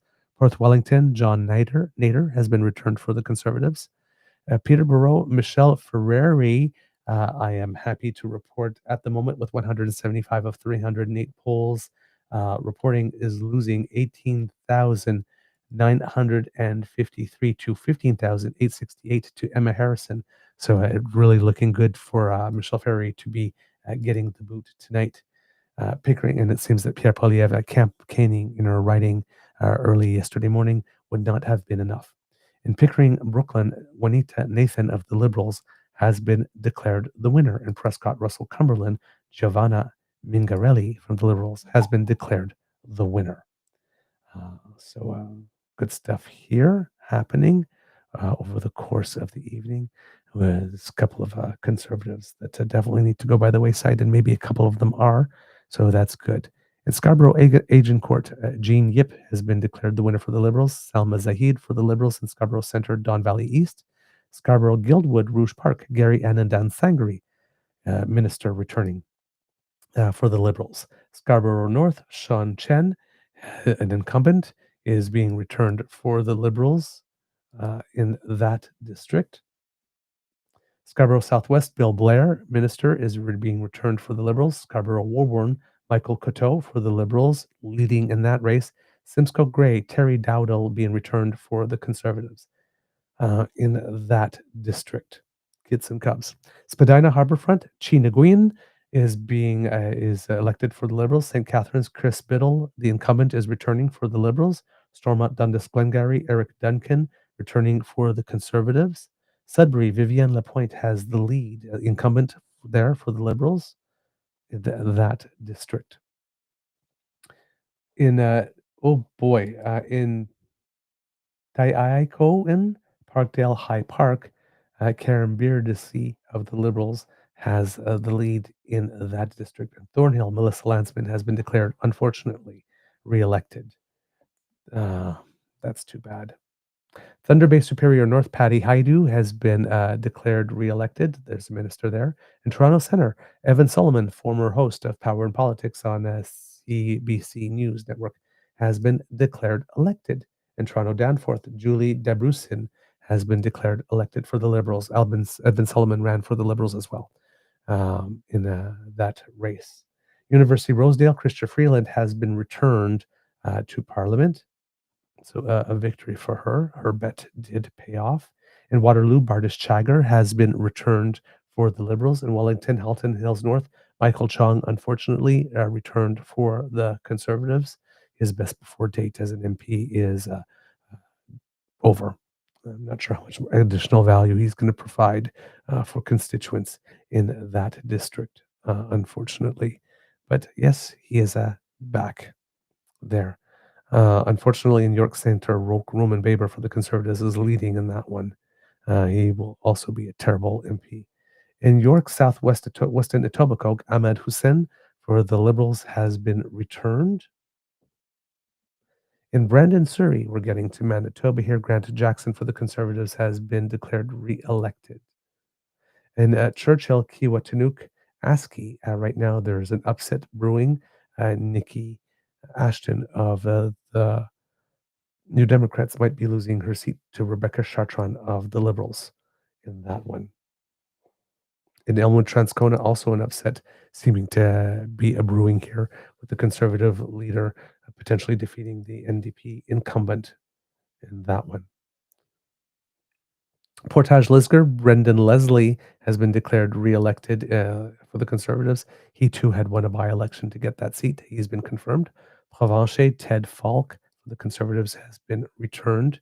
In Riding Mountain, Dan Mazier has been returned. St. Boniface, St. Vital, Jeanette Lavec for the Liberals is currently leading in that one. Falkirk, Interlake, Eastman, James Bazan unfortunately returned for the Conservatives. He too is way past his best before date. Winnipeg Centre, Leah Gazan for the NDP, great constituency MP and gets a lot done. So far leading in that district. Hope that holds. Winnipeg North, Kevin Lamoureux for the Winnipegs has been returned to government. Winnipeg South Centre, Ben Carr has been returned to government in that one. Also for the Liberals.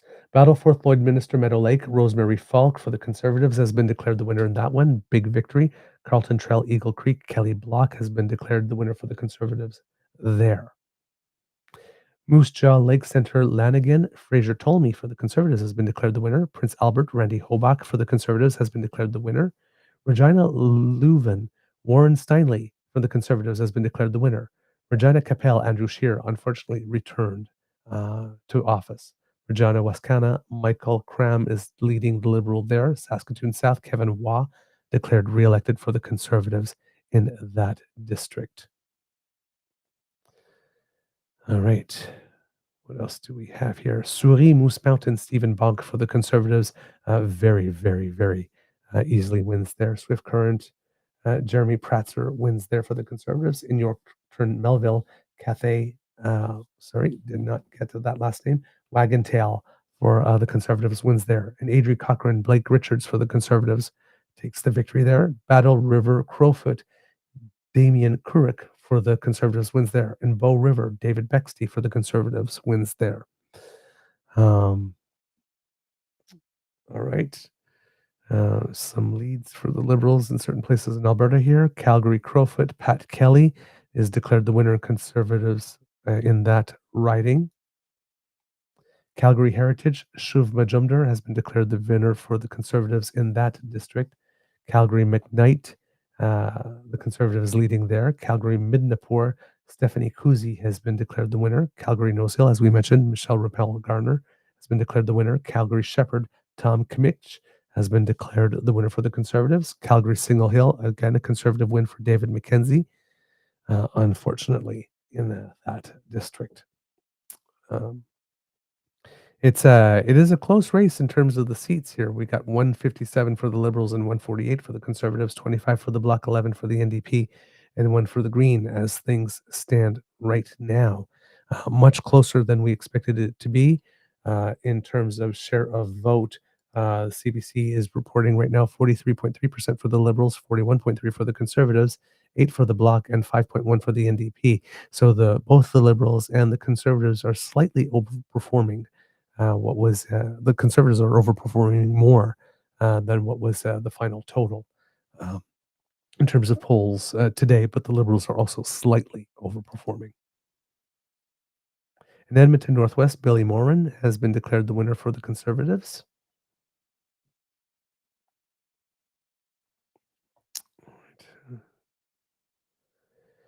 Edmonton Strathcona, Heather McPherson is so far leading to hold that seat for the NDP. Hopefully that will stay in that pocket. Foothills, John Barlow from the Conservatives won that one easily. Fort McMurray, Cold Lake, Layla Goodridge won that one easily for the Conservatives. Grand Prairie, Chris Warkentin, unfortunately, won that for the Conservatives. Leduc Wetaskiwin, Mike Lake of the Conservatives won that one. Lethbridge, Rachel Thomas, unfortunately, won that. Medicine Hat, Cardston Warner, Glenn Motts of the Conservatives won that. These races here are not even close. Parkland, Dane Lloyd has been declared the winner for the Conservatives. Peace River, Westlock, Arnold Vierson won that one. Pinoka, Didsbury, Blaine Calkins won that one. In Red Deer, Burton Bailey, also of the Conservatives, won that one. Sherwood Park, Fort Saskatchewan, Garnet Genuous, unfortunately, won that one. St. Albert Sturgeon River, Michael Cooper, unfortunately, won that one. Yellowhead, William Stevenson won that one. These are all Conservative wins, Kits and Cubs. We have Liberals 158, Conservatives 148, Bloc Québécois 25, NDP 10, Greens 1. Looking at some BC results here. No declared winners yet, just some leads here. Getting tighter again. Liberals 155, Conservatives 151. I am not liking this at all at the moment. But we will keep on having faith. The Conservatives are performing a little stronger than I thought they would at the moment, based on what we've been seeing at the polls. But a lot of these are early results. So hopefully as more vote comes in, that will calm down. Right now, Liberals 154, Conservatives 152. So only a 2-point spread. Kamloops, Thompson, Nicola, Frank Caputo, unfortunately re-elected there for the Conservatives in that one. Okay, let's see what else do we have here coming in. These are all very early numbers from British Columbia at the moment. So Peter Julian in the lead in his one of the 3 safe ridings for considered to be safe ridings for the New Democrats in BC. All right, let's see what else do we have here. Okay, the lead is back now 155-4, so now a 4-seat spread for the Liberals at the moment in terms of the overall seat count. And we might be getting Elizabeth May, Saanich Gulf Islands. She's leading there. So again, 1 seat for the Greens. So that must mean that Mike Morris is now trailing out in Kitchener in Ontario at the moment. Let's see what else do we have coming through here. Suk Dhaliwal of the Liberals is leading in Surrey there. Hetty Fry leading in Vancouver Centre. Again, very, very, very early results here. Jenny Kwan leading in Vancouver East for the New Democrats. Vancouver, Fraserview South, Burnaby, Gregor Robertson leading there for the Liberals. I believe he was former mayor of Vancouver, if I'm not mistaken. Vancouver, Granville, Talib Noor Mohammed, Liberal incumbent, leading in that district. Vancouver, Kingsway, Don Davies, incumbent for the NDP, leading in that one, not by much, just under 100 votes, but only 16 polls reporting. So lots to go yet on the evening in that one for the NDP. And we're looking at 155 Liberals, 150 Conservatives, 25 Bloc Québécois, NDP 11, Greens 1. Alexandre Bouleris in Quebec has been declared the winner for Rosemont, La Petite Patrie, so the NDP keep their 1 seat, at least in the province of Quebec at the moment, based on what we see. Okay, more shift in the seats count now. Liberals 156, Conservatives 149, Bloc Québécois 25, NDP 11, Greens 1. In the Northwest Territories, Rebecca Alty is leading for the Liberals there. In Nunavut, Lori Idlet is leading there. And in the Yukon, the Liberal candidate has the lead there. And that's coast to coast to coast with results as they were there. Went all across the country on that one, Kits and Cubs. Hopefully it wasn't too long and too repetitive. But yeah, things were getting a little tight there in the seat count. And hopefully that will adjust itself as results keep coming in. Right now, no majority from that what we can see. I would have to do some math and count all the seats that have come in to try and figure out how many have not reported yet. But yeah, we've got 157 for the Liberals at the moment, 149 for the Conservatives, 25 for the Bloc, 11 for the NDP, and 1 for the Green Kits and Cubs. I'm just going to put that up for you so that you can take a little look there. All right. I believe our next guest is not here. So while we were waiting for our next guest, unfortunately, Kits and Cubs, we were supposed to have Josh Marando with us, who had come in to help us look at all the platforms. He has unfortunately come down with a very, very bad cold, and he has had to send his regrets. For those of you who had asked Kits and Cubs, we did try to get Nate Pike in from Alberta to come and take a listen with us and give us his thoughts. Unfortunately, as you know, he is a paramedic. That's not the unfortunate part, but he was scheduled on nights this week. So, of course, which meant he was not able to do the show. But he does send his love and does hope that the results are good and that you will forgive him for not being able to make it on the show today. Um, let's see, what else do we have here? Flavia Volpe also sends some greetings and wishes everybody the best tonight. Was not able to make it on the show. He's, of course, very, very, very busy. I think he's done over 100 interviews uh, over the last bit, maybe even more, maybe 400 or something. He said he would take every interview he could get, and he definitely is doing so. And we also received word from Hugh Gordon, who had been elected as a MLA in Saskatchewan for the New Democrats. He was also not able to make it, had some other election night responsibilities and invitations, but also sends his greetings to everyone. And Frank, and last but not least, Cranky Canuck, our most favorite snowman, was hoping to be able to make it out, but he's at a viewing party with friends and will not be able to tap in for the evening. But did want to let you know that he is thinking about all of you and hopes to be back on the show one more time soon to say, "Hey, everybody."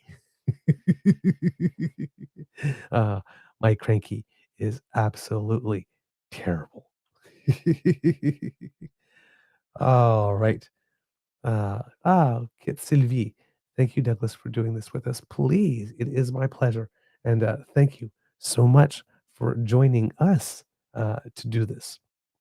Get some cups. While I am waiting, oh, let's see. What is this? I am seeing that we have a friend joining us. It took me a second to recognize him because I think he might have gotten a haircut since we last seen him. He's l- he's looking rather sharp, Kits and Cubs, I have to say.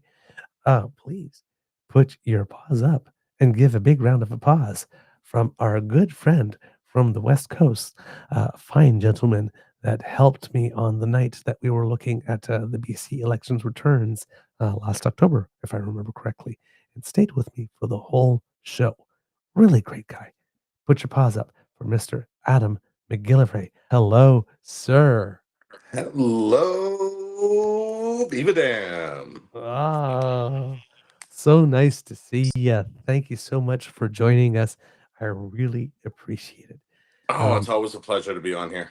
Uh, Now, I'm going to be a very, very bad host and wonder if you could just talk to the kids for a little bit because I just before I saw you pop up, I was going to put a little bit of a video on for a couple of minutes to play while I go for a hydration break. I'm more than happy to talk to everyone. Okay. I think this happened last time too. Yes, yes.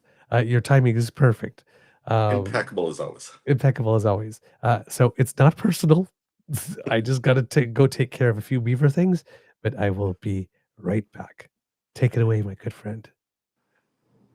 Hey, everybody. Move from the chat to the video feed here.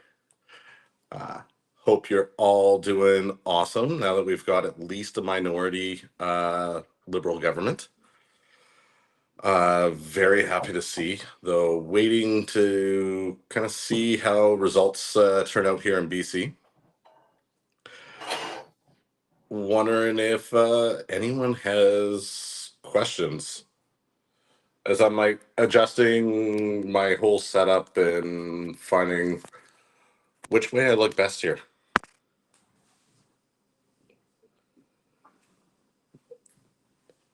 Oh, we'll go with the vodka soda until Mr. Beaver gets back. And then, as I said earlier, I'm going to crack a pint of the black for Mr. Grizzly, who's not here with us.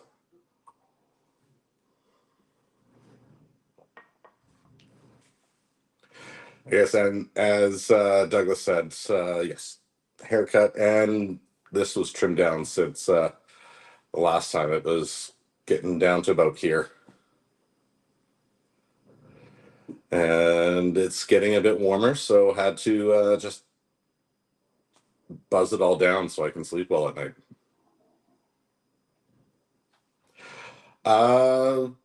Environmental Coffee House.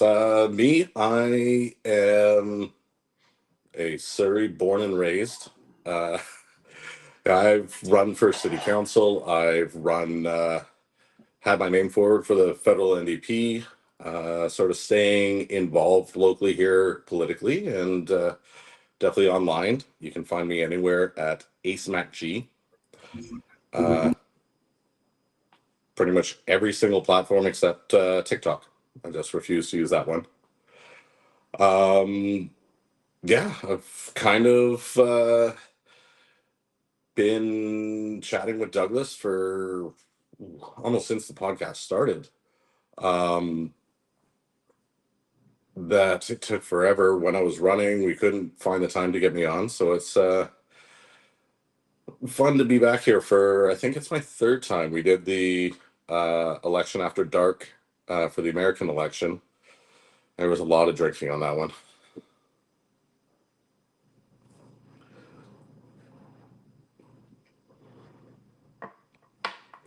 All right. There we go. No, Douglas is Mr. Beaver, and Paul is Mr. Grizzly. That is correct. And last time I was on here, I was dubbed in as Mr. Wolf. Yes, Mr. Wolf. I like that. That's just perfect. Big ow. Yeah, and I think was it Kit Hugh that was the Silver Fox, or Indeed, Silver Fox. Yeah, I'm not quite there. It's slowly creeping in over the time. So you have, by the way, before we get into more politics, you have a little bit of personal news because we love here at the Yes. Beaver Lodge. Since last I was on, after 10 years together, I finally got around to proposing to my now fiance. So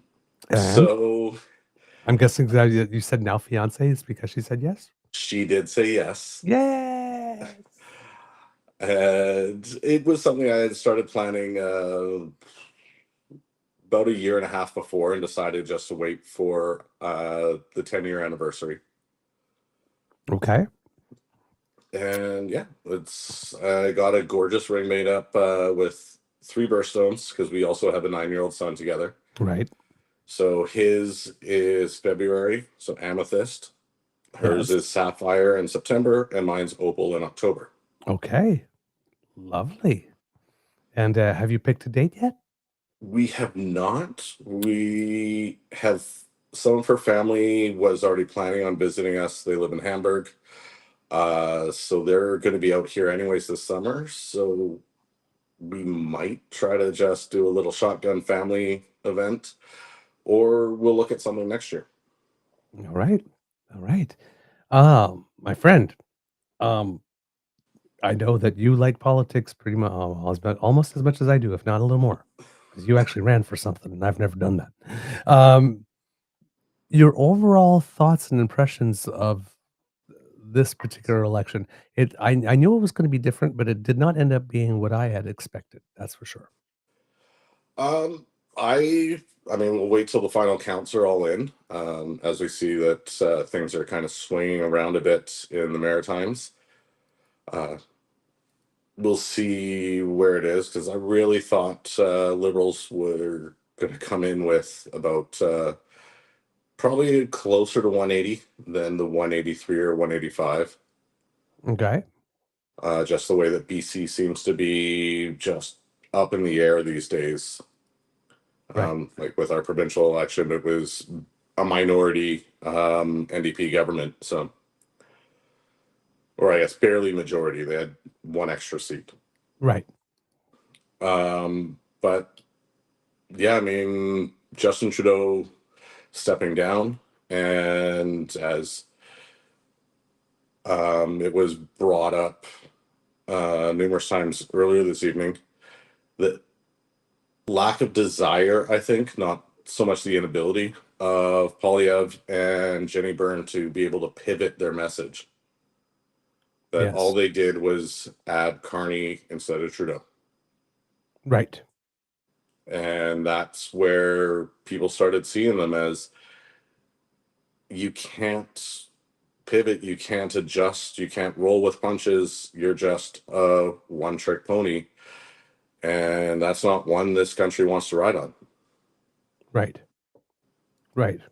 I can see that. So for you, it was the party and the leaders' inability to pivot.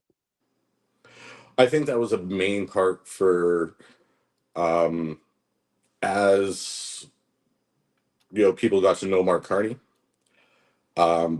Before that, you started seeing things slip. I think it was Ecos was the first one showing a major shift in vote intention. Mm-hmm. And that came from, as again discussed earlier, 10 years of the same prime minister. As a country, doesn't matter how good someone is, we get bored of them and we look for a change. Right. And so when Justin Trudeau stepped down, all of a sudden it was a completely different race. Right. There was a fresh face that, yes, they've got some similarities, they've worked together, but they are completely different people. And that kind of reinvigorated everyone. And then you had Donald Trump, of course, being the most unifying force in this country. Right. Indeed. Are you surprised? Just how unifying? No, No? Okay. because if you look at every national hockey event, the international sports of soccer, curling, no matter what, when it comes to Canada pulls together, especially against the States, it's elbows up, and we are unified on that front. And this just brought that same passion to a political level. Yeah, I can see that. Yeah. Okay. Okay. With regards to the conservative campaign specifically, what did you think, other than the pivoting, of course, let's say we assume that that one is the thing that they did worst. What did you think they did the best? Polyev has done the best at what he's done the best at for the last, I guess, about 15 years. And that is sloganeering. He's able to take a populist point, he's able to bring it down to the most simple terms and essentially get people angry without providing a solution. And that's basic populism politics, is just rile people up. Don't ask questions. We're just angry right now. Right. And he's been doing that for 15 years easily. The first 5 years he was elected, he was kind of learning the ropes and sharpening his claws. And then once he started getting the attention for it, that's really where you notice it hasn't changed. The only thing that's changed is the amount of makeup or hair dye that he's using. Oh, oh, oh, oh, so coming in with the shade. Oh my. Love it. My friend, we're going to bring in another guest for the moment, because I was trying to schedule everybody, and at one point I had to overlap a few for a moment. But No Kits and problem at Cubs. all. I'm going to, The Guinness. You promised it. as I said for Mr. Grizzly, I'm going to. I don't have the proper Guinness glass, but we're gonna. Oh, he's gonna be happy to see that pour. Then we let it rest. So, Kits and Cubs, we have another guest that will join us for a little bit. to give us a little bit of insights as to maybe what would be to come. You know him because he's been on the show before and he's been on several other shows. He tells us that he's not going to be going into the dark and underworld and seedy stuff like this, but it'll be a little bit more strategic and all that kind of stuff. We'll see. But he's always entertaining. He's always very informative, has an interesting perspective, and I know that you've been asking for him to come back on the show for a while now, so we've got him. Put your paws up. Give a big round of applause for Mr. Dave Wallace. There you go. Kids and Cubs. Good evening, sir. How are you? Not too bad, gentlemen. How are Can you you hear this us? fine election evening? I can hear you. Can you hear me? I'm pretty decent. Yeah, yes, we can. can. Yes, breathing a little easier, but I would like to have seen bigger margins, but it's not over yet. How are you doing? How's your mental health doing?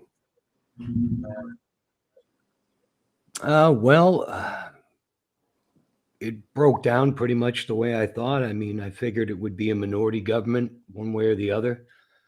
And, well, this is Pierre's swan song.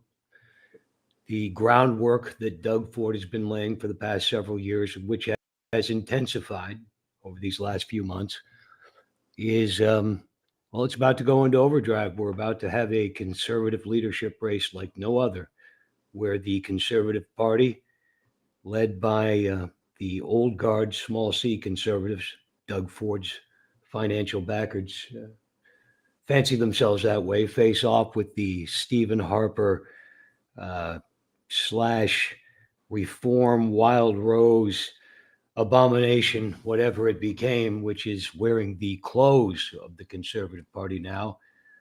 I think a lot of conservative Canadians have had enough, and I think they're going to look inward, and they're going to take this knifing of their current leader by another faction and take a look at where their leadership really stands, and maybe we'll see a return to true conservatism with a small c. Now, I'm looking at these results, Dave, and they're a lot closer than I thought. You were seeing a minority government. A lot of people were seeing potential for majority, but right now the spread is only 10 seats. If the spread was larger, I would expect for sure that Polyev would be going. But with just a 10-seat lead, do you think that he might be able to make the case that, hey, maybe we can make this government fall in less than a year, and it's only 10 seats. You need to keep me. But the problem is the same problem that we have now. I do not believe that if this government were to fall, that the Canadian public would see Pierre Poilievre as a viable alternative. This was not a rejection of the Conservative Party as a whole. Let's make no mistake. This was a repudiation of Pierre Poilievre's leadership. Okay. Bottom line, when it came down to Mark Carney or Pierre Poilievre, it was a repudiation of the man's leadership. Okay. You can argue a Patrick Brown. You could argue a Patrick Brown was the leader of this party today. You could make the argument the Canadians might be electing a conservative government tonight. Yep. I could see that. I could see that. So when you are looking at this situation, do you think that it will be a fast fall for Polyev, or that it might, like I said, well, first of all, do you think that he's going to make a play to try to stay in the first place? And if so, do you think it will be a fast fall or a long drawn out thing? I don't think he'll make a play to stay. I think that the pin will be pulled. I think it'll be pulled rapidly. Should he lose his seat? How is he doing in his riding right now? It's right up there on the screen right now. Bruce Franjoy has got a Okay, there we go. 1,418 Yeah, vote lead, if this but with only 10 continues, polls reporting. if this continues, I don't see him putting up a fight at all. I see a free for all. I think that Jason Kenney and Doug Ford are your clear front runners. They've been de facto campaigning for Pierre's job for the last couple of months, if you've been following the news cycle closely. This is going to happen very, very quick. And I think that the speed to which Canadians as a whole go to the polls are wholly incumbent on how the financial sector performs over the next 2 months. Over 2 weeks. 2 months. I believe that over the next 2 months, I believe if the markets play out in a unfavorable manner, that the government will topple. And I think things are going to happen at a very lightning fast pace. I think you'll see Doug pretty much campaigning in earnest before summer. Wow. Okay. Adam, do you have anything there that you'd like to ask? I think with Doug Ford calling that election in Ontario, it was two ways of looking at it, that he wanted to shore it up before anything happened and just reassert his power there. I also had a feeling that he wanted to have enough power stored there that he could turn around and run for the federal Conservatives as soon as Poilievre was knocked off his throne. That he was getting the knives sharpened up, and he's shown that over the past week, where he's made statements about Poilievre's lack of ability or willingness to make friendships with mayors and premiers and other people, even in the Conservative Party. That he is being isolationist about it. And Doug Ford, on his Captain Canuck tour against Donald Trump, has been doing nothing but showing that he can make those friends across the country. And 100% within the next 6 months, I think those knives are going to be sharp enough that they are going to be cutting out. It's coming. It's been in the works for a while, and Doug Ford has been determined for a long time. And when they look back, when they do the postmortem, they'll see that a lot of their constituents, a lot of their MPs were already compromised halfway through the campaign. Pierre stood no chance. And you have to wonder how much of that was by design. I still say that Jenny Byrne, who is nobody's fool, you can call her the meanest person in Ottawa, you can call her a lot of things, but you can't call her a fool. You cannot tell me that she was this tone deaf to the change of direction that this country took after Donald Trump was reelected. Any political strategist, political guru worth their salt picked up on the vibes that were spreading across this country and quickly jumped on. I mean, look, Trudeau stepping down was timed perfectly. Things could not have broken better for the Liberal Party. It was an extraordinary opportunity that presented itself, and you saw a team that capitalized on good fortune. Luck will only carry you so far. Political astuteness that were allowed those two moves in rapid succession to take place, and I have to say, a very theatrical exit for Miss Freeland, Right. who, as you notice, will assume a position of authority in this government, no doubt. I think the Liberals played their cards brilliantly with an opportunity that was presented to them, and they snatched victory from the jaws of defeat. It was something that that really should give people pause. If you dislike your opponents, and this is what I should tell conservative organizers, if you dislike your opponents, if you have a visceral hatred for them, perhaps to win elections, you should take some cues from the teams that the Canadian public entrusts government to. We need to open our ears. That's what I'm saying. And until the same old stops, the Conservative Party will not win an election. Okay. On a federal level. Wow. Well, and that's one of the problems with Polyev is he has only seen success with this style of politicking. Right. That he was the attack dog under Harper. He, even before running and helping Ezra Levant in Alberta, they've always ran the same style and they've kept seeing incremental success. And now it's run its course. And they haven't been able to learn any other style of politicking. No, not at all. And the real tragedy for the Conservatives in this election is if you go back 25 years or even less before the reign of Herr Harper, let's be honest, Mark Carney in a different world that existed then would be running as a conservative. Right. There's no doubt about it in my mind. Mark Carney is a progressive conservative.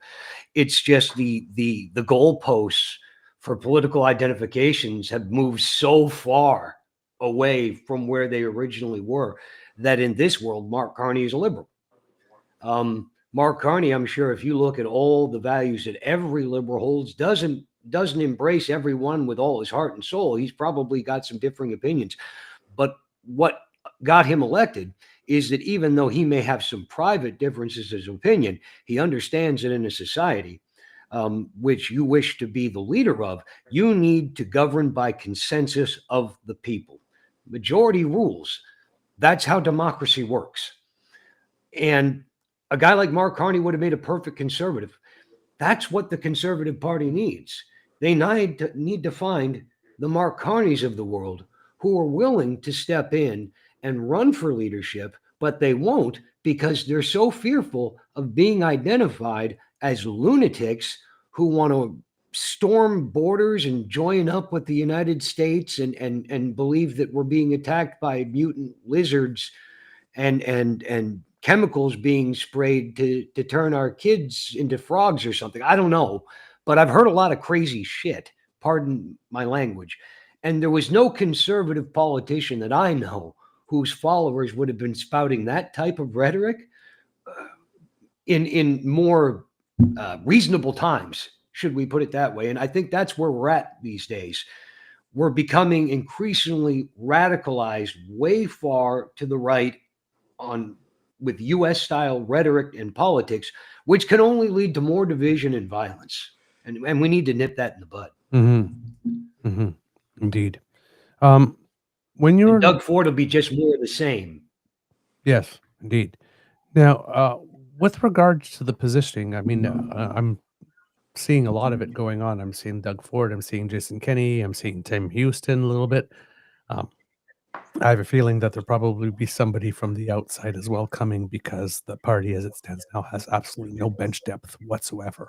I mean, we're going through this election. They'll bring Patrick Brown out there. Don't worry. Yeah, none of us can figure out who would be the finance minister at the moment. So clearly there's got to be somebody else somewhere on the outside that's waiting for an opportunity. It's not going to be just as easy as Doug Ford bellying up to the bar. John Charest coming back. Jean Charest might be another one that comes back. Are you hearing about like somebody else that's not yet necessarily in the public eye who might be coming in and trying to take a swoop at it? Well, Patrick Brown, I believe, will take a stab. But from what I've heard, what I've been hearing for the last 9 months, and if you go back through some press progress stories, which were all vetted, and press progress, probably the best independent, truthful media you're going to find out there.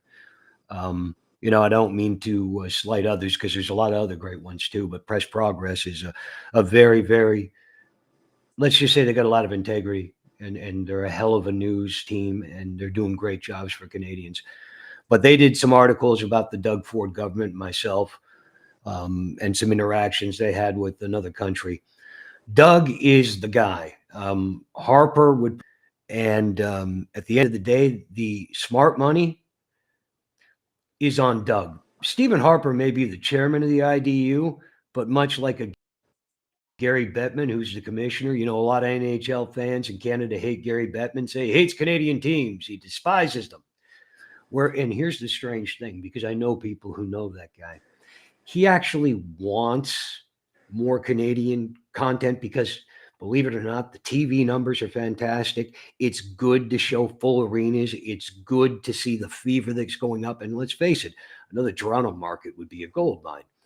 He works for the board, the people, the owners, and they dictate where it goes. His job is to be the fall guy. Mm-hmm. So Doug Ford and Stephen Harper, though on the same team, Stephen Harper's not the be all and end all of the IDU. He's a secretary general, much like the KGB setup used to be. But there are factions in the Politburo, so to speak, which will elect the next general secretary. That's just the way it is. And Doug is coming. And Jason Kenney is Stephen Harper's preferred candidate due to, let's face it, if you're going to actually have somebody on the international stage who wouldn't embarrass us speaking about policy or anything, Jason Kenney would be a good choice. Disagree with all his views if you like, that's fine. But no one can deny his education, his experience in government, his well-spokenness, certainly a career politician. But Doug Ford is more what the IDU perceives as a kindly face to privatization. And much like Donald Trump, they believe that he will carry a certain appeal, which will convince a certain segment of the population to believe that a guy who actually opposes public health care, who opposes safety nets and taking care of our seniors and education, is in fact diametrically opposed to those things, much like President Trump is to basically all the values that his voters actually hold and what they believe that his administration can actually deliver or will deliver. Do you see the possibility that in these clashes, Ford versus Kenney versus whoever might be coming up, that we might get a situation of mutually assured destruction? Because I'm getting a feeling that my sense is that the only people that conservatives hate more than progressives are each other. So Absolutely. I'm just wondering this. I mean, nailed it. If this is a clash of the titans, is it possible that everybody takes each other out? It could be. It could be. And this is, again, a number one example of why they can't win. They can't win because they will not put down their weapons and stop fighting each other for the top spot. They cannot be unified. You have Danielle Smith, who is anti-Polyev. I'm sorry, she's actively undermined his campaign from the start.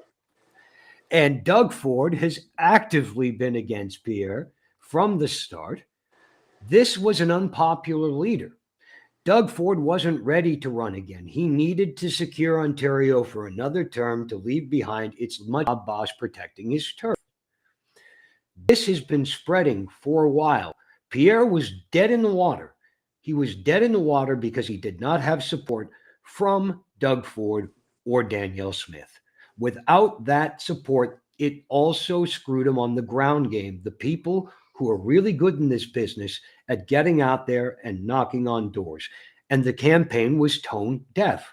It was tone deaf from beginning to end. The moment Trudeau's thing was lost, it was done. Yeah, this was a vote on Justin Trudeau. That's what this was. No Justin, people were happy where they were. With a Justin, we're going to make a change. That was the election. That was it. Carney said it And right. that's how One of those say. He said, look, the other guy. Oh, sorry. Go ahead. Sorry. I got a delay.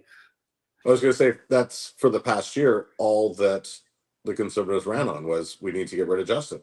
They forced the whole idea of the election being about Justin Trudeau, not about the Liberal Party.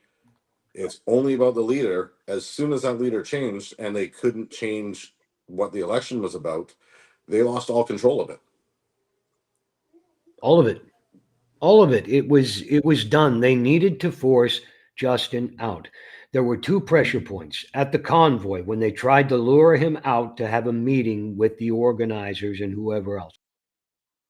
That was the one that they figured if they took the bait, he would fall. Didn't happen. The second pressure point was basically before the election of Donald Trump or Justin stepping down. Both of those events breaking finished them. They could not pivot because they elected an attack dog. And when you elected an attack dog who's trained to attack one object and is very effective on it, you shift the narrative. All of a sudden, that dog has been neutered. He was done. And the tone deafness, I just can't figure it. The talking about women, it's like they don't understand women. It really boggles my mind how these conservative I mean, I'm assuming that a lot of them are married, have girlfriends, I mean, mothers, I mean, a lot of them are women. How can you not understand women enough to not that is absolutely insulting to women everywhere? It boggles my mind. The reproductive remark just sealed the deal with a lot of women who were probably going to plug their nose and vote conservative. I know going to vote conservative and just said, you know what? I can't do it. He's an asshole. Oh, they were right. Oh, my word. The other parties, one thing we're wondering, of course, is whether or not this could end up being a night where we end up cleaning house with the other parties. What can you tell us about the Bloc, the NDP, and the Greens? Jagmeet Singh has he has done a huge disservice to the NDP. He stepped in with a lot of hope from a lot of people and riding a lot of momentum. Say what you will about Tom Mulcair. Say what you will about Jack Layton. Say what you will about, one guy I used to love was Ed Broadbent. He was the type of guy, if when he was with the NDP, who else was running against him? I think everybody could agree that Ed was the guy that most Canadians would like to have sat down and had a cup of coffee with, because he just seemed like that guy next door who really cared about you and your family and didn't have all the answers. And my God, if he'd have been a conservative or a liberal, he'd have been prime minister. I'm convinced of it. Stepped in with such promise, and he completely sold out the values of his party to the point that they didn't know who they were at the end. They didn't stand up to a lot of occasions when they should have, and they caved into the conservative government on a lot of issues they shouldn't have. They didn't occupy anymore. They seemed like that kid who was both sides against the middle, and that's really what I'm ashamed of them for. And the NDP proud party that did bring us healthcare, that did bring us unions, that did that all Canadians enjoy today, and allowed families to not go bankrupt if one of their family members got sick, and to see the party fail because it wanted to claim relevancy when it should have stood on principle. And that's what we saw in the polls today. The NDP can pick itself up and find somebody who truly represents the values of the New Democratic Party, and starts being that party that can hold Canadians accountable again, whatever the government is, really be the moral conscience in a lot of ways in terms of for the working folk and the everyday Canadian. But we're a long way from that. And Jagmeet, I think it would be a very, very good thing for him to step away from politics and would take no pride in any legacy that was left. I think the only thing that was done was you touched a legacy. And there's going to be some major work required there. There will be. I mean, I was out doing a Burma shave when Jagmeet was fighting for his seat in Parliament the first time. That was just before I put my name forward federally for the NDP for 2019 there. I think his biggest mistakes were, like you said, punching both ways. He's trying to go after the Conservatives and then going after Liberals too. And it's when you're the third party, you don't punch everyone around you. You got to make friends. You got to work your way. They managed to get through the pharmacare, the dental care. Hopefully the Liberals will keep those programs expanding. But the biggest thing that I found was during the general strike or the WestJet and the rail strikes last year is when Poilievre was saying we need to force them back, and Trudeau did use the back to work legislation. Jagmeet should have at that point said the supply and confidence agreement is over. You just violated the workers' rights. That was his chance to stand there. He didn't say anything for 3 days and let Poilievre get ahead of him on it. Nope. And that's where he lost all that standing. He could have stood up, said, nope, I'm willing to risk an election right now for the workers, and actually raised the profile of the party and himself. But instead, he stayed quiet for 3-4 days. Poilievre said, well, what are you going to do? What are you going to do? And he did nothing and waited another week before saying, well, I'm going to remove this. And it didn't matter. He could have removed it right away because we all saw every single confidence vote that they did, that even the Conservatives brought forward and didn't even support themselves. It wasn't going to happen until they were ready. So he forfeited the stance of, we're the Workers' Party, we're here for the unions. And that was the real start of the collapse of the NDP coming into this election. Yep, I can see that. I can see that too. In there, I found. I thought too that that subject would be the one that the NDP would pounce on if they were going to break the supply and confidence agreement. And when it didn't happen, I was surprised as well. But I was surprised that the NDP earlier on didn't just lean into the supply and confidence thing. They seemed to want to be taking all the credit for all the decisions. We did that. We forced them. We did that rather than adopting the whole lane. See, you guys elected a minority parliament. You wanted parties to work together to make things work. Look, we did it. Because we did this, we did this, we did this, rather than, we forced them to do that. Together, we did this. If you want this, there was a whole lane in terms of cooperative government that actually works and works for the long time. Look, we signed this deal. We made it work for 2.5 years. This is the kind of stuff that you want. This is the kind of stuff you tell us that you keep on wanting, Canadians, right? Right? Well, we gave it to you. So re-elect us. Had he just committed to that, like full-throatedly committed to that, there was a whole lane there, and he didn't even try to exploit that. I think that that would have been more natural to his personality, because Jagmeet Singh doesn't strike to me as the guy that you call when you want someone to fight for you. I think they tried to do that to a small degree. And then everyone said, yeah, but the Liberals put it through. And their response was, okay, we're going to punch back at the Liberals. That's a major thing in Canadian political discourse, trying to get the media to have that conversation of a minority government allows that party in power to really push progressive programs through. But it was Justin Trudeau did this, and he had to sit there and fight and go, no, we made Justin do this, and then now you're punching back at the Liberals, versus we could have worked on this together if it wasn't for the Conservatives dragging us back the whole way. Right.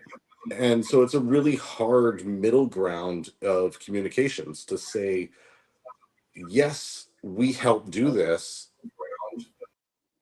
And when you're not given any credit, go, okay, sure, here, take the credit. We got it done. Then everyone says, well, what did you do? Mm-hmm. Yeah. Dave, do you have a TV or something on in the back? No, I don't. It's getting worse. So you know what, guys? I'm going to log off and try to log back in. It might be my connection. We got a bad storm. Okay. Perfect. Because I'm hearing like something Hopefully it's broadcasting not. in the back. Hopefully it's not my fiance watching Yellowstone 1883. All right. See if you can come back on there. Good, sir. All right. Hold on. I'll just do this here. Take you off camera for a bit and see if you can just give me a hand signal when you're ready, Dave. If you can see back on. All right. So yeah. Lots of things talking about, like, what could come. I mean, I understand, like, I get it too. I'm sitting there like, whatever happens, he blew the lead, whether it's a minority or a majority or all that type of stuff, and he's got to go. But right now, like I said, I'm just seeing a 13-seat lead, and I really expected something like way bigger, like, 180 something to 20, like a 60-seat lead. I really don't put it past Pierre to make some type of case to try. I mean, he's got um, I'm not sure if like total votes and whatnot's going to be higher percentage than last time, but I mean, this I is think earlier this evening, David Moskrop had pointed out Polyev may have a larger vote share than Harper did with his majority and still lose the election. Yeah. Which shows we've got more citizens in the country. People over the past 10, 15, 20 years that have immigrated here, done their time, and taken their citizenship tests. They're voting. More youth people, while yes, the conservatives are polling way higher in the like 18 to 34 males, but that's the least likely people to actually vote. So yeah, you're kind of, hey, they say yes, we like you, but if you don't show up and vote. Yeah, exactly. Got a couple of results for you, Kits and Cubs. Elizabeth May has been declared re-elected in her electoral district of Sandwich Gulf Islands. At the end, it turned out not to be as close as everybody had expected. So there we go, big win there. Doug Aolfson wins in Winnipeg West for the Liberals in what was a pretty close race, actually. Good for him. And Leah Gazan in Winnipeg as well for the NDP, great constituency MP, was reelected. Terry Duguid, a new minister from Winnipeg South for the Liberals, has been reelected in his district as well. So lots of ministers and incumbents for the Liberals returning. Here we got Sandwich Gulf Islands, Elizabeth May here results, and with 115 of 265 polls reporting. Miss May has a good lead, 7,051 to 4,327. And we were all under the impression that her race was a little closer. But that's why you have to, the ones that are going like 2-3 way races, you have to be careful because sometimes the power of incumbency can be enough to bring you through. And that was indeed the case here for Elizabeth May. Hetty Fry is reelected in Vancouver Centre for the Liberals. So that's a good result for her in this one. Gregor Robertson is still leading in Vancouver. Whoops, that went back down really quickly. Vancouver Fraser View South Burnaby, I believe it is. So not declared a winner there. Vancouver Granville, Talib Noor Mohammed, Liberal MP, reelected there. Vancouver Kingsway, Don Davies is leading, but it's very close. Vancouver Quadra, Wade Grant from the Liberals wins there. Vernon Lake County, Monashee, Scott Anderson for the Conservative wins. Victoria, Will Greaves from the Liberals is leading there. I cannot tell what this one is because that's a big one. Vancouver's Sunshine Coast, sea to sky country. That one is a lead right now for the Conservative candidate Patrick Weiler, but only 68 out of 231 polls reporting on that one. Again, the Liberals leading in two of the three territories, except for Nunavut, with Laurie Idlet of the New Democrats winning in that one. In Alberta, Edmonton, Strathcona, Heather McPherson for the NDP has managed to keep that NDP seat there. Be right back. All right. The New Democrats had 2 seats in Alberta, and Heather McPherson is one of them, and Blake Desjardins is the other. I believe they are in ridings that are actually side by side, which is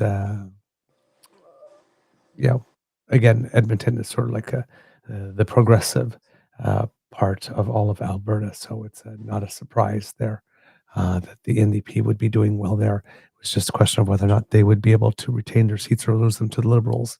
And at the moment, it is looking that the NDP has retained the seat, at least one of them. But I would have a feeling that if she did, that Blake Desjardins would as well, would be my sense. In Cumberland, Colchester, that seat has been going back and forth, but right now the Liberal, Alana Hurdle, has taken the lead from the Conservatives again in that seat. So we're looking to see, just doing a little scan to see if there's any details there. Most of the seats from Atlantic Canada have been settled and all declared winners at the moment. South Shore of St. Margaret's was a good result for the Greens. They finished third in that one. So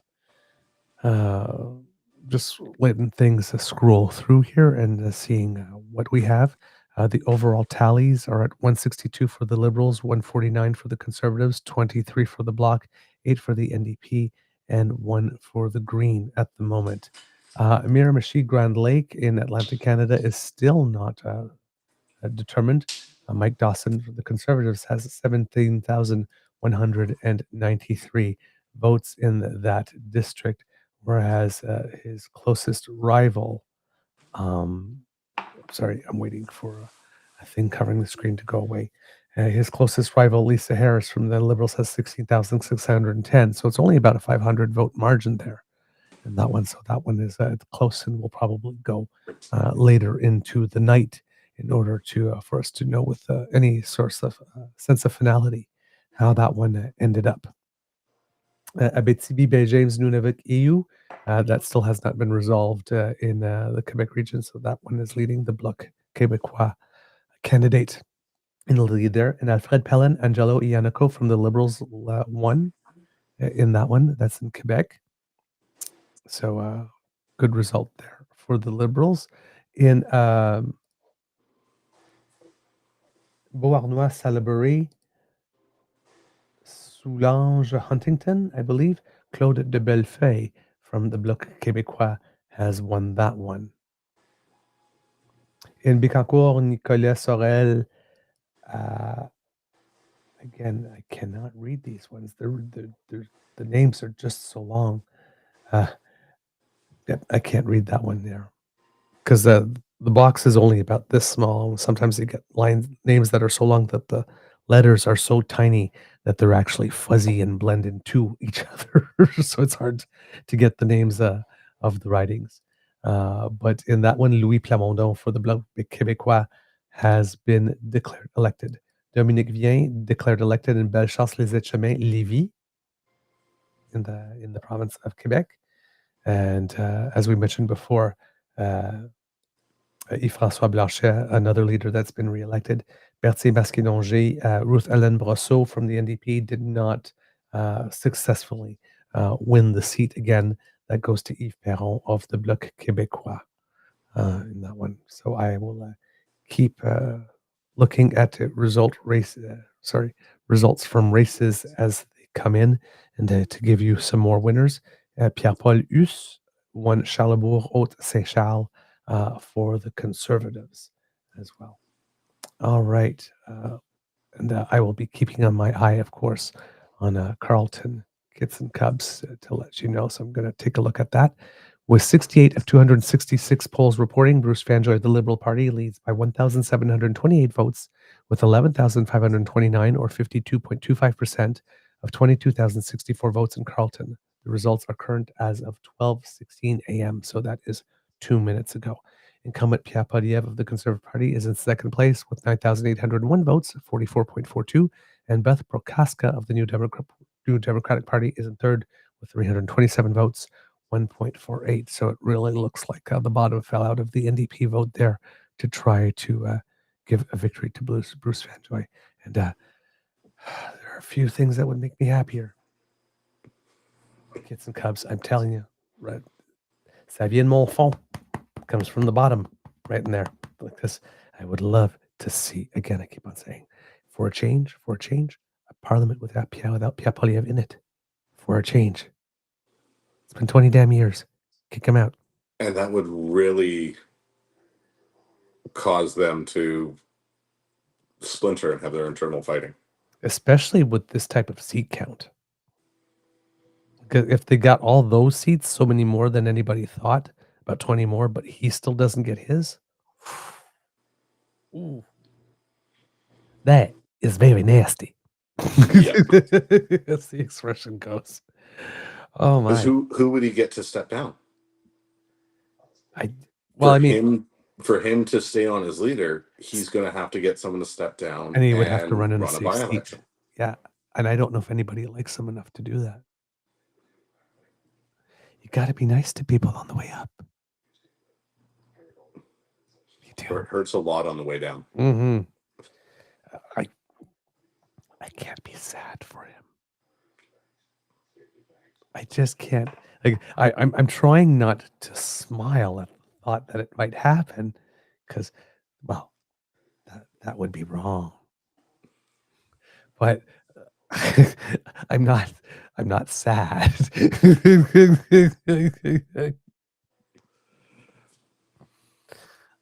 I'm a bad beaver. I delayed too much. I know someday this is going to fall right back on my nose. Something bad is going to happen to me someday, and everybody's going to be watching going, you laughed at Poilievre. Serves you right. This schadenfreude goes both ways. You know what? It will be worth it. When it happens, I will remember I laughed at Pierre. I go, oh yeah, I had that one coming. Totally worth it. Oh man. My friend, out in BC, specifically because Battleground BC has been quite a thing in this campaign.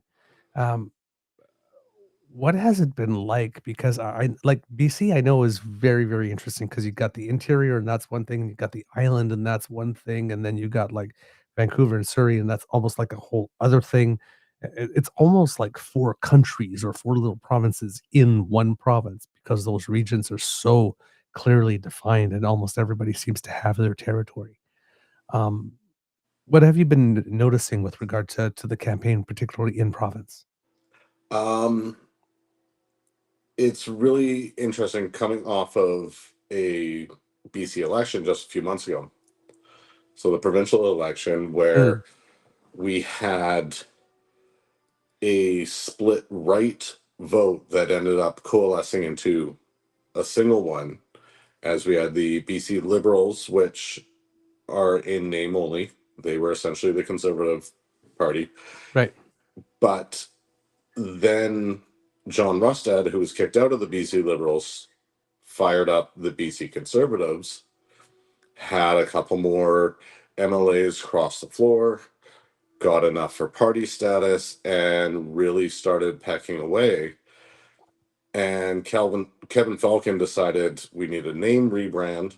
So, we've got the Whitecaps. That's the only soccer team. Well, now we've got the Vancouver Rise for the women's soccer. Whitecaps are doing really well. Yes, they are. But we didn't need BC United. And that just was the start of the fall of that party. And they then agreed to be absorbed into the Conservative Party. and they had to sit there and decide who's going to run from which one in which riding. And it was enough to really bring in all the fractured parts of right-leaning voters. That generated enough so like Surrey, that was an NDP stronghold, is split. I see that going the same way with a few seats that would be Liberal or NDP federally are going to kind of fracture around. But at the same time, with the development in the suburbs of Metro Vancouver, you've got other parts that were traditionally conservative starting to slowly move more progressive. Ted checked in on 338 last week, and my riding of South Surrey White Rock, which has twice voted Carrie Lynn Finley, and then in the provincial election last fall, elected her extremely racist, bigoted husband to the provincial legislature. It was a toss-up. That it was almost 50-50 with a 5% NDP. That if we went ABC, could actually very well flip that riding, which I'm really hoping to see those results, because before, walking home from the polling station, I was voting, casting my vote to get her out, and missed the bus. So I'm like, it's a 15-minute walk or 20 minutes for the next bus. So I plugged you guys in and joined the convo to make my way home. The island has really been that's a whole different situation than everything else. So where Elizabeth May was, that was looking like a 4-party race. Right. And I think with her winning so decisively, the incumbency and an ABC vote, both Liberals and NDPs went, you know what? We still need that kind of voice there. Yep. And all went that way. North Island is going to be interesting because you have James Gunn, who was kicked out of the provincial Conservatives and Liberals for being too extreme, but he fits in perfectly. He's a residential school denialist. He's a racist. He's a homophobe. Yeah. He's been very open about all this and is still in the running. Polyev, not too extreme for him.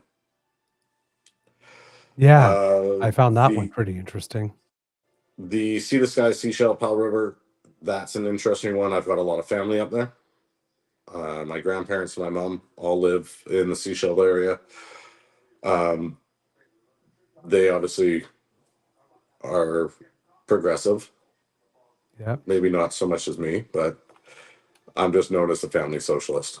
So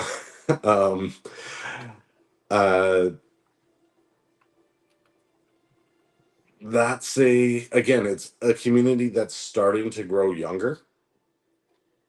Cost of living in the area isn't as extreme. You've got a lot of small businesses starting up there. People are moving up in there. But it's still a lot of single family homes that everyone is retired, that visited there when they were younger, and now they've retired. So it's a really back and forth battle in that riding. Kelowna is Kelowna, Summerland, Peachland, all that's very similar as well. A lot of small business owners that are going to lean more conservative. They are getting some density that's pushing back as more young people are able to afford buying in up there. We'll probably stay conservative for another generation. But that's as you start getting away from the Metro Vancouver area, that people spread out. They always tend to go conservative. And I've talked about this each time that I've been on here. Fewer interactions with neighbors leads to more conservative voters. Prairies as an example. But there is pockets that really temper back some of the conservative stuff throughout the rest of the province outside of Metro Vancouver. And there's also pockets of very conservative rich people that don't want to pay more taxes that exist in Metro Vancouver. And so we're almost becoming a bit of a purple province with a little orange tinge on the edge. It's really, I'd say it's going to take another 12 to 18 months to kind of see where things start falling out, seeing results. If we settle back more into the progressive left, I don't see us moving to a full blue province. But I think it's up to really the provincial government to start doing some good progressive work that the federal government can build off of. Some cities have started working with Shawn Fraser on the Housing Accelerator Fund. We're really pushing a lot of density at the provincial level being mandatory for cities around transit development. Good things that are going to help people. It's just where the cities are doing stuff isn't necessarily the best. Okay. I see that. Right. Hold on. I'm just typing a little message here to someone who will be joining us a little bit. There we go. All right. On its way. You had been talking, and I'd been looking up at some races. I looked up Aaron Gunn, and so far he is leading in his race by a little bit, by about 1,000 votes. Still could go. There's enough room and enough polls left for him to lose that. If there was a God. Out in Kitchener, Mike Morris for the Greens was the other person who might win, is only trailing by about 500 votes, whoever's in first. So the Greens might be able to maintain their 2 seats, which would be very good because we do need their voice. And then I went and looked up Andrew Lawton, the other controversial candidate that Pierre Poilievre stood by, and it looks like he is projected to win. He's got over 50%, I believe, in his district at the moment, 51% or something. Hasn't been declared yet the winner, but projected. Is there anything on the South Surrey White Rock yet? South Surrey White Rock? Yeah. Sure thing. I can go take a look there. South Surrey White Rock. According to Peace Arch News. What else does it say here? Nope, this one is not the results. Pardon me. No, that's map and boundary descriptions. Yeah, not. There we go. So, the Surrey Now leader. Carrie Lynn Finley's supporters are celebrating at her campaign office as they've projected her win, while Elections Canada's results are still updating. So, yeah. Unfortunately, it looks like we get to keep her too, which is very sad. Very, very sad. They haven't said it's her office that have projected her win, and nobody else yet. So it could be, potentially be a bit of a premature celebration, but yes. All right, kids and cubs, we have another guest joining us at the moment. Do we? Yes, we do. Although I do not see anything on the camera. So hopefully we will see him when I bring him in. All right. Are you there, Dan? No, somebody disappeared. Okay, Dan was here and has disappeared. Dan is at, oh, wait a minute, let's try that again. Okay, I see you appear, but I do not see your face anywhere there, Dan. So your camera is not working, unfortunately. Please keep trying, and we'll see if we can bring you on. Dan is at the campaign office of a Liberal candidate, Vince Gasparo, who is competing in Eglinton Lawrence. And it seems that it is a very tight race there as well. So Dan wanted to bring us a little update from there and give us an idea of what was going on. I'm going to take a look here from Global. It says here for Eglinton Lawrence. All right, I'm just going to go down here in this script. What is it saying here? Okay, I'm seeing, nope, not seeing anything results-wise here for some reason on the page, which is really weird because it's a results page. Oh well. Oh, wait a minute. Maybe if I click on that. Nope. So not getting any help here from anything on social media to let me know how things are doing in Eglinton Lawrence with regard to See in the count. chat, Mr. Jim saying, so sorry, White Rock has actually flipped over that libs are at 11,302, the cons 10,970. It is quite possible right now. Right now I've got results coming in here. Oh, Jagmeet Singh is currently addressing the audience out there. All right. Yes, we are in Alberta at the moment from what I'm looking at seat-wise, so I'll keep an eye out for what is the name of the district again, Adam? Mine BC, yeah, the one that you're looking for?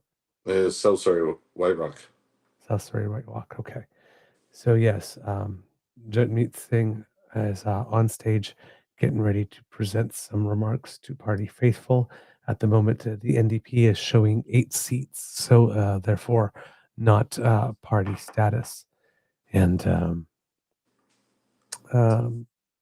yeah, we'll wait to see what's there. The other results in the meantime will be covered up while Mr. Singh is speaking because they are showing his party's specific results. And right now it's showing that the NDP has now dropped to 7 seats, showing the Liberals at 163, with the Conservatives at 149. I believe 163 is the highest that the Liberals have shown so far tonight. That's 9 away from the magical 172 that they need. Hopefully, over the course of the rest of the evening, they will slowly and surely get there. But right now, we have 163, 149, 23 for the Bloc, 7 for the NDP, and 1 for the Green on this one here. Well, I mean, if the NDP hold 8 and the Greens have 1, there's a coalition. Indeed. Indeed. That is correct. Yes, you've done the math way better than I have here. We're a math household. Of course. Good stuff here. All right. So I will, keep an eye out on the ones that we are looking for. But right now, I won't be able to get you any additional details while Mr. Singh is talking because they removed the ticker showing individual ridings and are just showing the NDP with 7 seats, vote share 5.8%, change 17 seats from the last election, and 11.9% vote share less than the last time. So that is a even bigger drop because I think polls were showing about 8% or something, but this is not even crossing 6 at the moment for the NDP. Oh, that's a tough It tough is, result. and as we were discussing earlier, I mean, it's the second straight election that the NDP have lost seats under their party leader. So it's kind of time.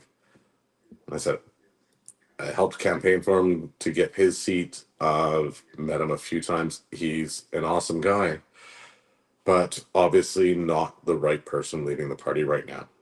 And it's a matter of accepting that sooner to make those changes and rebound. Yeah. So yeah, 338 had the NDP coming in with 8% of the vote, and so did the CBC poll tracker. I had them coming in with 8.1%, and they've managed to pick up 5.8, according to what CBC is showing at the moment. So that's an underperformance of an already predicted underperformance. And I think that's also a lot, not just ABC votes, but also there's a lot of people in the NDP that are on the other end of the horseshoe that they will vote conservative.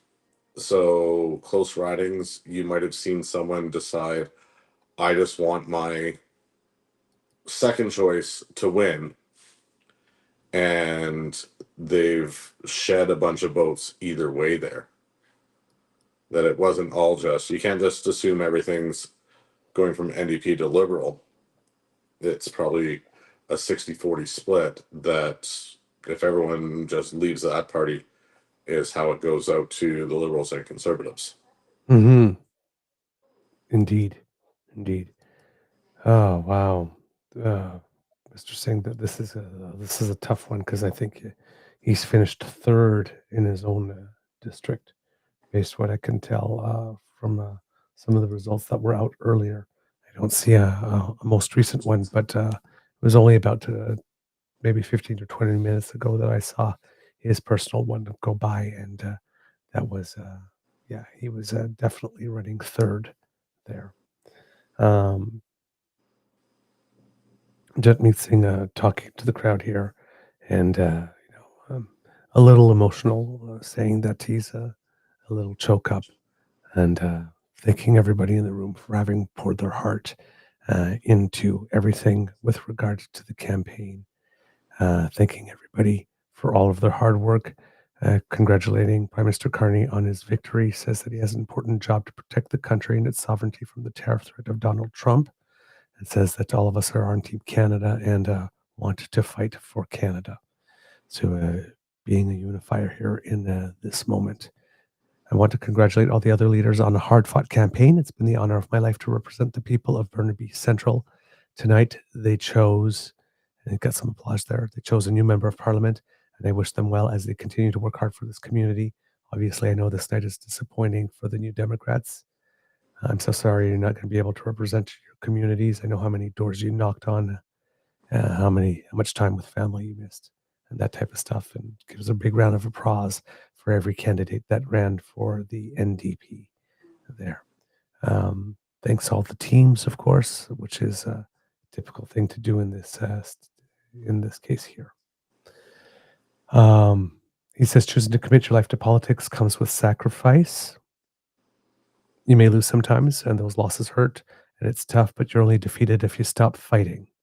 So, again, talking about fighting for a more compassionate Canada in his speech, and that's always a thing that's important to do. Continuing on, says we need to make room because there's enough wealth in Canada for all of us to have the lives that we deserve. So keeping true to his message here. Saying that he's avoiding making eye contact with people because it's getting a little emotional there. Mentions that almost 8 years ago, he was elected to be the leader of the NDP movement. And he worked really hard to be worthy of the trust to live up to the legacy of the movement. And yeah, he's saying that he's stepping down as party leader tonight. So he's announcing that he is stepping down. So that's a big announcement there. So no need to wonder whether or not the NDP will have a new leader. Jagmeet Singh has announced that he is stepping down tonight. All right. He has more to say here, but that'll probably be the large lines, the large outline of what it is that he has to say.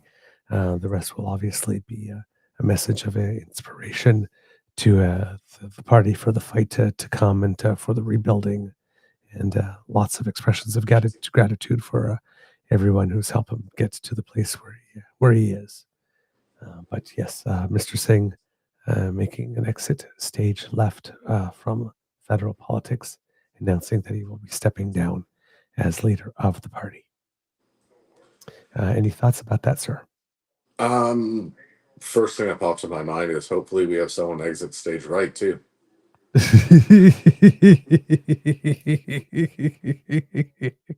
Okay, but since we're talking about Mr. Singh, you got anything? I Clever think you. I think that his concession speech, from as you read it, is true to him. He did really want to work to push the country better. Not necessarily the best at executing that, but a graceful acceptance speech that I really don't think we'll see from the right side of the spectrum. And as the first person to put a large acceptance speech out, I think it's a great tone to set for the evening. That, accepting it, and we still need to build and focus on the compassion for each other. That's a great way to grab the bull by the horns, accept your loss, and also push for greater unity. Yeah. And I got this comment here by David Patrick Leo saying about Jagmeet Singh, but he did add monumentally to what Tommy Douglas did. Undoubtedly. Undoubtedly. I know my dad is getting dental for the first time in years because of those programs. Yep. No, overall left the place a little better than he found it. Just a shame that he was a shame that he had good ideas, but was a terrible politician. Yeah. Amazing person. Awesome guy. Not sure so much about the politician part. I mean, he did win his riding twice. It was more that well, political instincts then. Yeah. The instincts just weren't there, and the communication timing definitely wasn't there, which I guess go hand in hand. Yeah, he seemed to be about the last year about 3 months behind for everything. 3 He weeks should to have 3 pulled the months, depending on the topic. Yeah. But we'll put it out here right now. I am not running for the leadership of the NDP. Why not? Well, I have a wedding to plan. Oh, well, yes, that's very important. That's very important. Um, Seating charts and bouquets do matter. They do, and I don't think we're going with just orange. Oh, okay. Man. Well, let's put it this way. I would have voted for you. I mean, if I go back, I might return to the city level before considering going up to the provincial or federal level again. But that was your original stomping ground, though, wasn't it? At the city municipal level? it was. It's funny because you think it might be one of the easiest, but the size of Surrey geographically, there's 6 provincial ridings within the city. So when you're running for city council in Surrey, you're covering the square footage trying to do door knocking and getting out and meeting as many people as possible in a huge area. Even, I mean, I guess Richmond, Vancouver, and Coquitlam are the same size combined as Surrey. That, but it's also the level of government that makes the most difference day to day for everyone. Absolutely, yep. So while I guess campaigning in a more senior level of government may be a bit easier, if I step back into it, I want to make the biggest change possible, and that is the most work and at the lowest level. Yep, I can see that. Just looking a little bit on it, Mr. Singh's speech talks about having a defiant optimism, and that will be needed for building the country for what's coming next here. He says that New Democrats built the country, that they are going nowhere, and so you can count on that party to remain. I don't think the New Democrats are dead and buried yet. It's a party that has a proud legacy and that's willing to fight for the things they believe in. So, and they've been down before under previous leaders, even in my lifetime, and managed to come all the way up to official opposition eventually. So, I don't think that the party will fold. I have a feeling that they'll be back and for the next election and do well. Especially if the Conservatives splinter. Especially if the Conservatives, what, my friend? Splinter. Oh yes, yes. If the Conservatives splinter, then If you're looking at 2 or 3 federal Conservative parties, that opens the door for the NDP to surge actually right back in 4 years. Yep, I could see that. Little update on results, Kits and Cubs that I'm seeing on the screen. Again, getting a little closer for the Liberals. Again, the highest total that they've had so far tonight.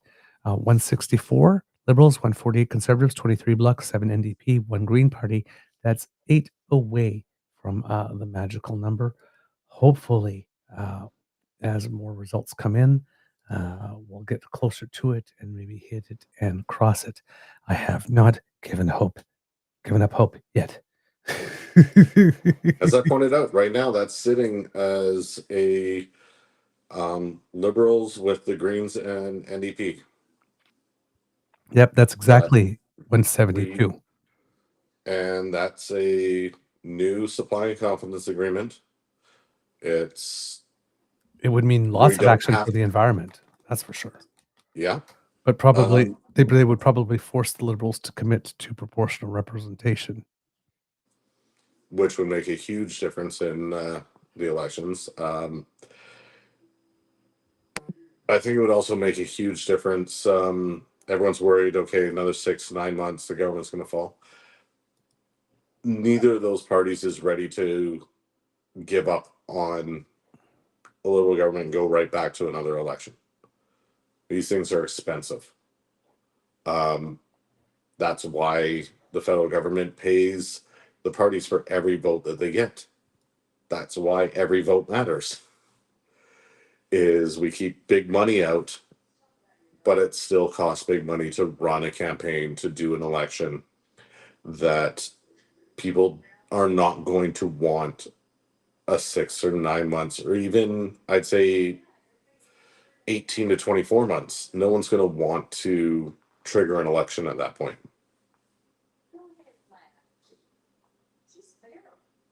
I could see that because it would be it would be too close, and I think that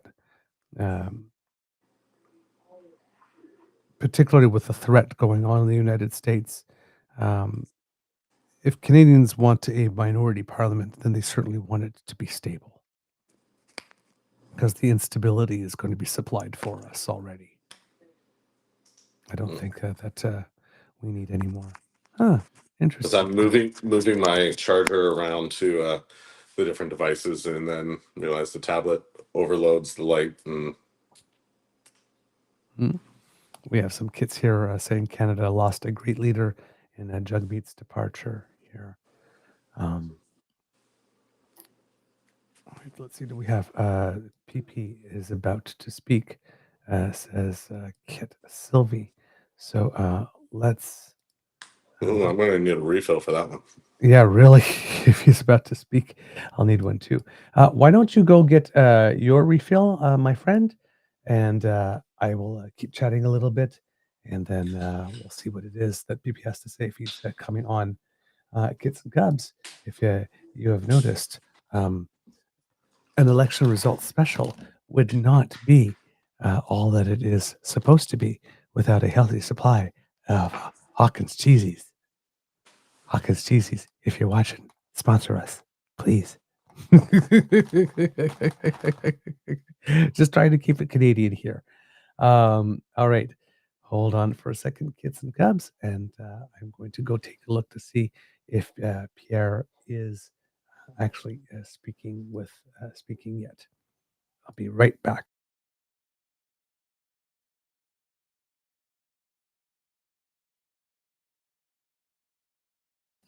Oh, well, I don't know if he's speaking, but I just saw this appear on my screen. So I'm going to bring it to you so that you can see it as well, kids and cubs. We have a little update for what's going on in Carleton. And as you can see, kids and cubs, Bruce Fanjoy, 18,284 votes. His lead has increased to 2,285. Last time we checked, it was 1,600 over Pierre Poilievre in that district. So there we go. Mr. Jim Cohen Hawkins doesn't advertise, as far as I know. Probably not. I've never seen an advertisement for them either. But hey, I mean, we can always hope. I would be a great spokesperson for Hawkins cheesy.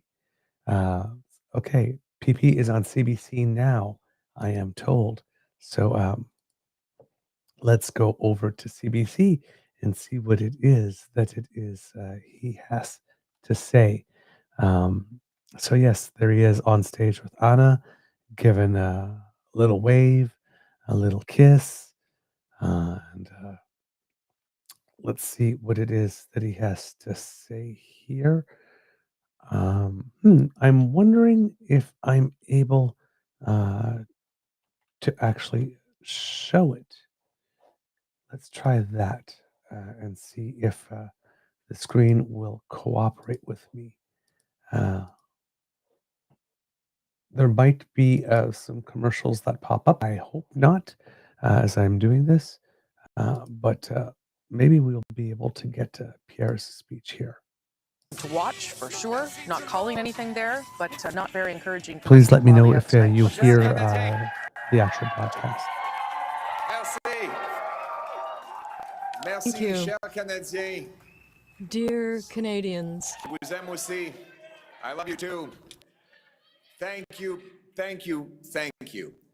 It's with profound gratitude that I stand before you today at the moment of this historic election. Because only in Canada could the story that Anna and I bring to the stage be possible. Adopted son of school teachers and a Venezuelan refugee, stand on this stage in front of our proud country, offering ourselves up to serve for the future, after millions of people have shown up and marked their X, spoken their voice, and exercised their democratic rights. We could not be more proud, we could not be more grateful for the opportunity the Canadians have given us.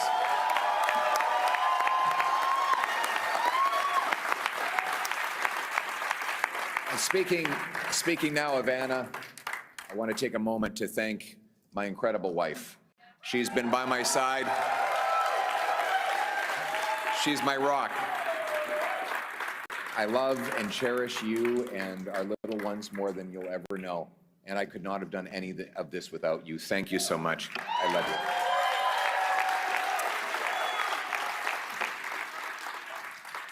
you. Now, my message to Canadians.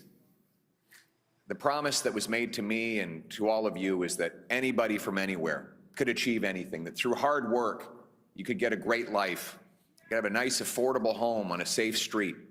My purpose in politics is and will continue to be to restore that promise.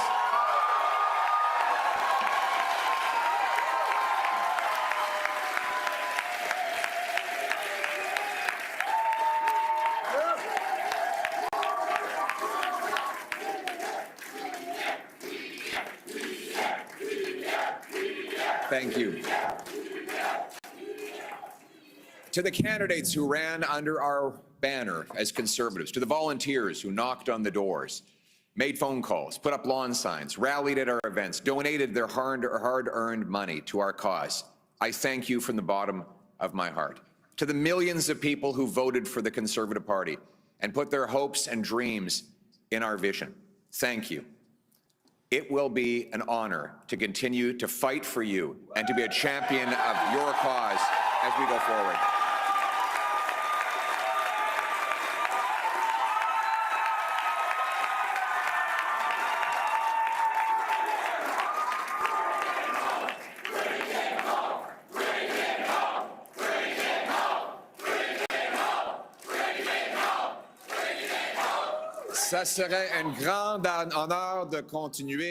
It would be a great honor to continue to fight for you because it has been an honor to be your voice, to fight for conservative values, the values for which you voted, and it will be an honor to continue to try and restore the promise of Canada, that anyone who works hard can have a great life in an affordable home, in a safe community. That is our vision, and we will bring it home. To my fellow Conservatives, we have much to celebrate tonight. We've gained well over 20 seats. We got the highest share of vote our party has received since 1988. We denied the NDP and Liberals enough seats to form a coalition government, meaning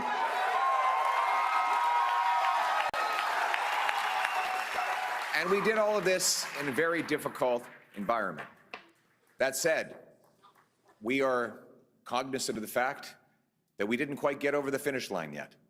We know that change is needed, but change is hard to come by. It takes time. It takes work. And that's why we have to learn the lessons of tonight so that we can have an even better result the next time the Canadians decide the future for the country.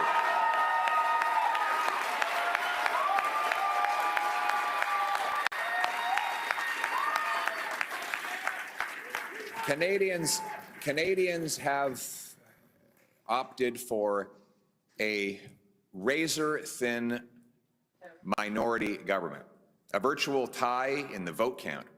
So I would like to congratulate Prime Minister Carney on leading this minority government. We'll have plenty of opportunity to debate and disagree, but tonight we come together as Canadians. We will do our job. Yes, we will do our job to hold the government to account. But first, we congratulate people from all political backgrounds on participating in the democratic process. And as I said, while we will do our constitutional duty of holding government to account and proposing better alternatives, we will always put Canada first as we stare down tariffs and other irresponsible threats from President Trump. Conservatives will work with the Prime Minister and all parties with the common goal of defending Canada's interests and getting a new trade deal that puts these tariffs behind us while protecting our sovereignty and the Canadian people.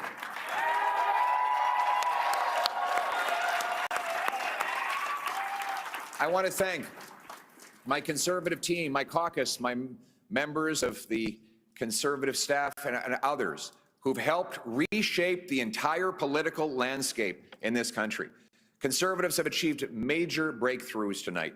We brought in record support from blue-collar and unionized workers, youth, new Canadians, We gave voices to countless people across this country who've been left out and left behind for far too long. We won the big debates of our time on the carbon tax, on inflation, on housing, on the drug crisis, on crime. Conservatives have been leading the debate, and we will continue to put forward the best arguments to improve the lives of our people right across this country. But we will not stop there. Every single day, our Conservative caucus and I will be holding the government to account on behalf of the millions of Canadians who believed in the message of change. En tant que parti, as a party, we have definitely expanded our support, and every single day the Conservative caucus and myself will be working hard in Ottawa to force the government to account on behalf of millions of Canadians who decided to vote for real change. I had the honor of crisscrossing this country to speak to thousands of people who shared their concerns, their suffering, their despair with me. Took precious time out of their day to tell me about their struggles, their pain, their fears, but also their hopes and dreams. Welders and waitresses, farmers and factory workers, seniors, small business owners and single mothers, young Canadians and young families pleading for the chance to own a home, parents who worried that their kids would never be able to move out of their home, grandparents who saw their grandchildren suffering from the shortfalls of our economy, and countless others who are afraid to go outside because of the rising wave of crime. All of these stories touched my heart and gave me inspiration to work towards something better.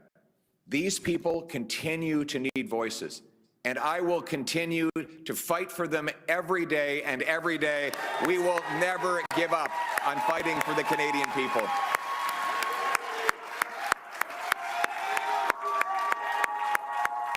Thank you. We hear your stories. We will carry those stories with us into Parliament. We will not forget the people for whom we work and for whom we fight every day.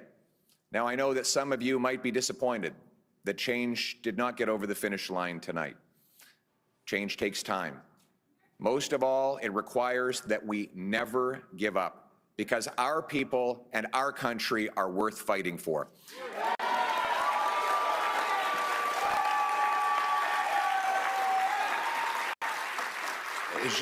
Je vous ai entendu. I heard you, and I carried your stories with me throughout this campaign, and your stories will remain with me as I fight with my Conservative team to defend you and to advance your interests. To those who desperately need change, I know that you're disappointed. Change is difficult and it takes time, particularly because we must now never stop. The people of Canada deserve that we continue to fight for them. Who voted for other parties. And so, my message tonight, for the single mother working 2 jobs but still has an empty fridge and an empty bank account, for the young people who despair at never being able to afford a home, for the seniors on fixed incomes whose savings are eroded by inflation and no longer feel safe in their local neighborhood parks, for those who are now living in fear and terror because of crime, for those worried about losing their jobs because of unacceptable tariffs from the United States of America, for all of those who feel left behind and forgotten, my message is one of hope. Change will take time, but we will fight for that change, and we will deliver that change, and we will never give up on fighting for the great Canadian promise that anyone from anywhere can achieve anything, that hard work gets you a great life in a beautiful house on a safe street protected by our brave troops under our proud flag. Canada first, Canada always. Let's bring it home. Thank you very much, Canada. Merci beaucoup, Canada. Yeah, we fight for what's right. We're wild and we're free from the mountains above us. And all you can see is more than just a place where freedom roams. It's all All right, kids and cubs. So that's about it for him at the moment. That's all we need. Thank you very much. There we go. Das vidania. Adios. Auf Wiedersehen. Get the kids from the Sound of Sayonara. Music. Hold on. Let's bring you up here. Why are you not on my screen? There, you need to be on my screen. There you go. There we go. There we go.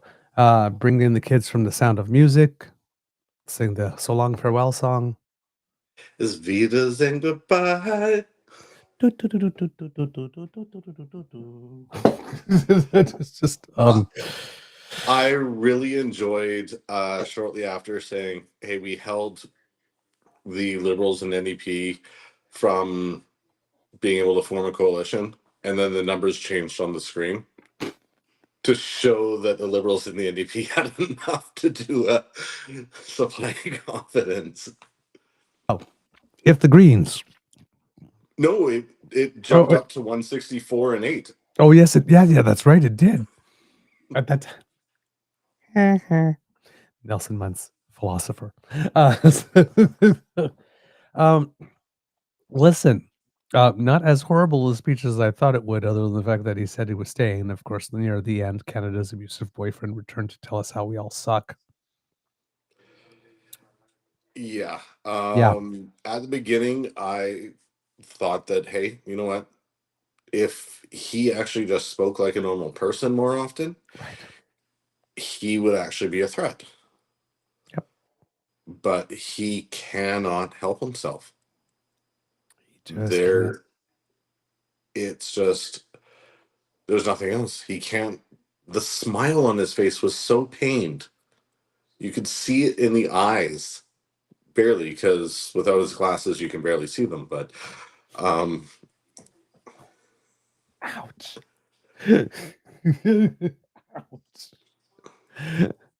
As soon as he got rid of the Unnecessary glasses, roughness. no, as soon as he got rid of the glasses, the first image of him,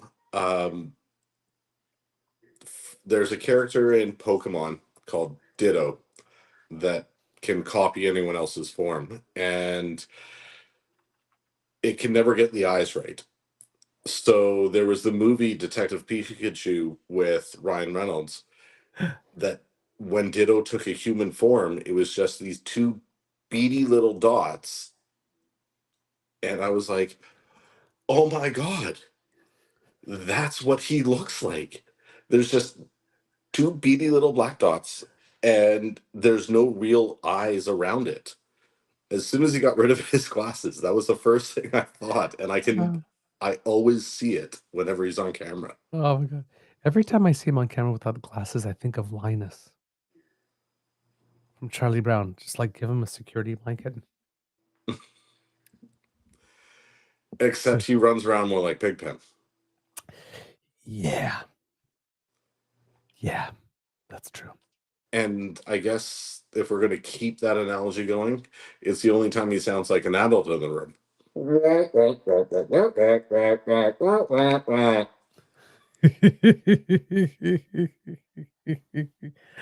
Obsessive audio goes, maybe he knows he's lost the seat already. It's certainly not looking good at this point. Well, as he said, he's going to have to talk to the party. Yeah. Well, let's take a look in at the seat here. With 180 of 266 polls reporting, so we're getting close here, Bruce Fanjoy, the Liberal Party, leads by 2,438 votes with 22,452, 51.03% of the vote, versus 40 of the 43,990 votes in Carleton. The results are current as of 1:07 a.m. When I'm looking at that, that says 5 minutes ago. Incumbent Pierre Poilievre of the Conservative Party is in second place with 20,014 votes, 45.49. So far, again, well, Bruce Fanjoy hasn't been below 50%. No. Not at all yet tonight. Hold on, I have to cough. Pardon me. Wow. Okay. Interesting developments here. Kits and Cubs, since I was able to present um, Mr. Polyev to you, uh, I might be able to go back in time and present Mr. Singh as well, because I mentioned a couple of things that he said, but you know, why not, if you have the opportunity, actually hear it from him, which will give us an opportunity to take a leg stretch break as well, and refill drinks and stuff, or in case any of us has to go to the Little Beavers room, for example. There we go. All right. So let's take a listen to Mr. Jagmeet Singh for a couple of minutes, and then we'll come back to you, kids and cubs here. All right. So let's make sure we got the volume right and all the screens. There we go. Okay. And that's up there, bell big. Great. Let's see what, let's hear from his own mouth what Mr. Singh has to say. Is well behind in his own riding. He is in third with 4,000 votes. The other two far ahead. So things not looking good for him in his own riding tonight. And as we've shown you there, the NDP, not even official party stats. Let's listen in live.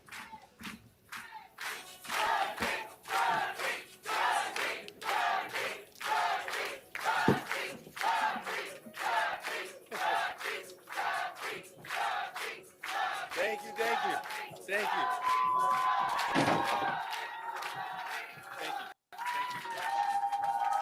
Thank you.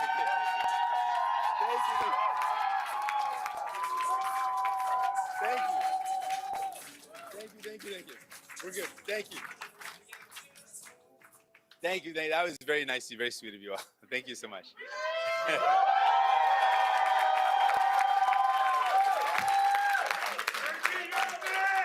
You're gonna get me all choked up here, guys. Gotta keep it together here, folks. Thank you very much. The love is amazing. I appreciate y'all. Big thank you to Suzanne. She's been with us from the beginning. Huge thank you. Appreciate her so much. Thank you, thank you.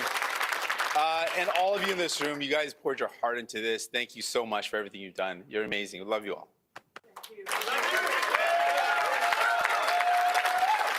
And I know in election parties, night parties across the country, people are gathered. I want to thank them all for all their hard work. They're amazing people gathered together across the country. I want to take a moment to congratulate Prime Minister Carney on his victory. He has an important job to do to represent all Canadians and to protect our country and its sovereignty from the threats of Donald Trump.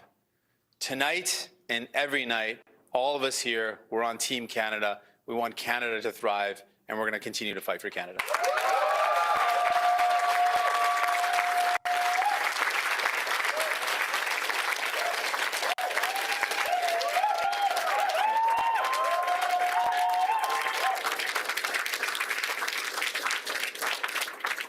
I want to congratulate all the other leaders on a hard-fought campaign.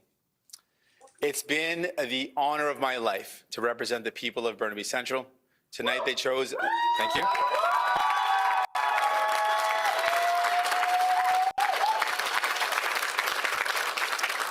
Tonight they chose a new member of parliament, and I wish them well as they continue to work hard for this community.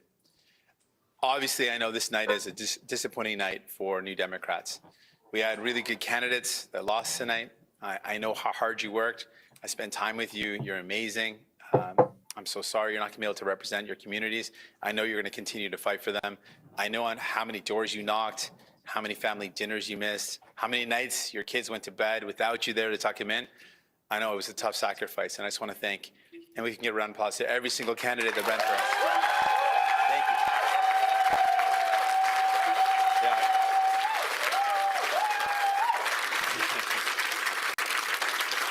Thank all those incredible candidates and their incredible teams, because no candidate can do without a team, the volunteers, the staff. You know, thank you to all those candidates and their incredible staffs. One more time.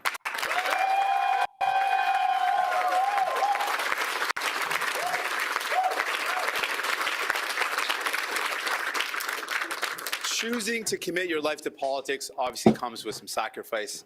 But we choose this life because of the chance to change the country we love for the better. We may lose sometimes, and those losses hurt, it's tough. But we are only defeated if we stop fighting. We're only defeated when we believe that those that tell us that we can never dream of a better Canada, a fairer Canada, a more compassionate Canada. I have met New Democrats from coast to coast to coast who will never back down, even when they're told that there's no room for them at the table.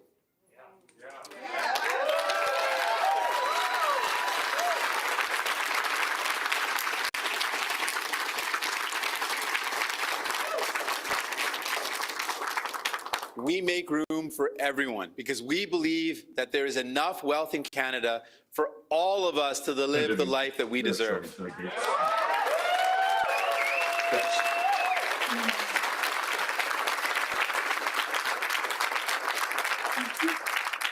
Honestly, I got to avoid making eye contact with certain people because then it's going to get too emotional up here. So I just made the mistake of doing that, so I'm going to look away now. You know who you are. Don't look at me again. Almost 8 years ago, I was elected the leader of this incredible party, this incredible movement.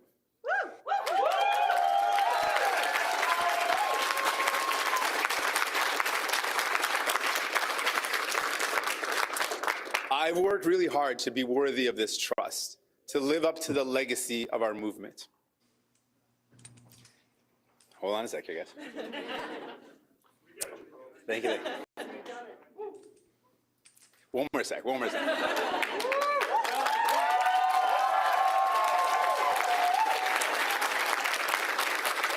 Tonight, I've been informed a party leader that I'll be stepping down as party leader as soon as an interim leader can be appointed.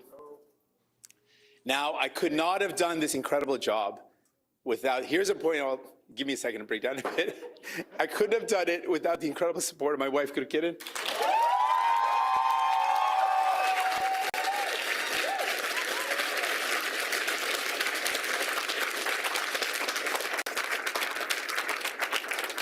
She has been my rock. She's been my foundation. For the past couple of years, I've been regretting that I didn't thank her on the night of the last election. So this is my opportunity to make up for it. She has literally been my rock. I couldn't have done this without her. She's backed me up and supported me.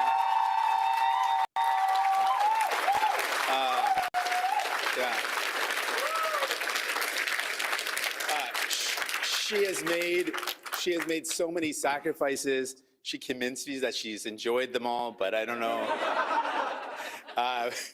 But she's amazing. I'm just so thankful. Thanks for being on this journey. I'm going to give you a hug. Hold on.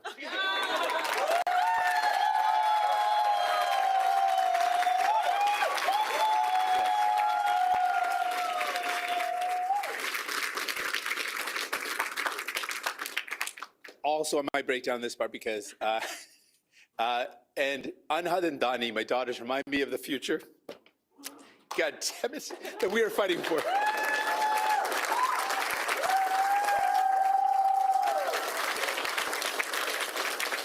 That's just because I get emotional anytime I talk about my kids. I'm very sappy when it comes to my daughters, so I get a little emotional. I've also been supported by my family, and I got to thank my parents who are here today. They're amazing. Love you both.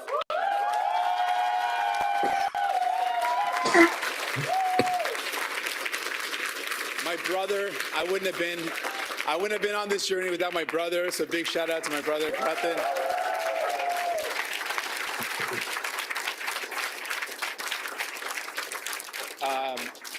And honestly, this may sound funny, but my in-laws, I literally couldn't have done this without my in-laws. They're amazing. Where are my in-laws? They're somewhere here. Wherever they are, they're here. I wanted to look at them and point at them too. Oh, there they are. Yeah, I couldn't have done it without them. Literally, if you're a parent, you know how important your parents are, and your in-laws too, it turns out. So huge thank you. They've supported us. They've kept me grounded, given us great advice. I'm so thankful to my family. You can't do this work without great people, and you can't do this without a great family supporting you. So thank you to my family.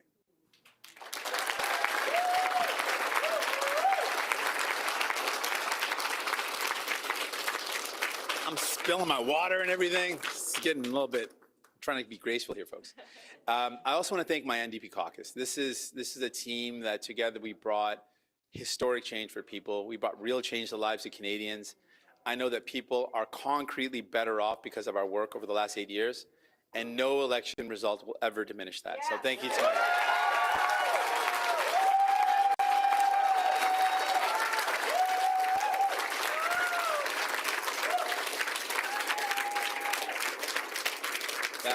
my caucus. Honestly, I'm so thankful to them all. We did some incredible work together. Seriously, every one of you, thank you from the bottom of my heart. And I might break down this part too. Forgive me if I do. I can only do this, and we can only do this work because of a great staff. And y'all just poured your heart into me, into the work that we did. So.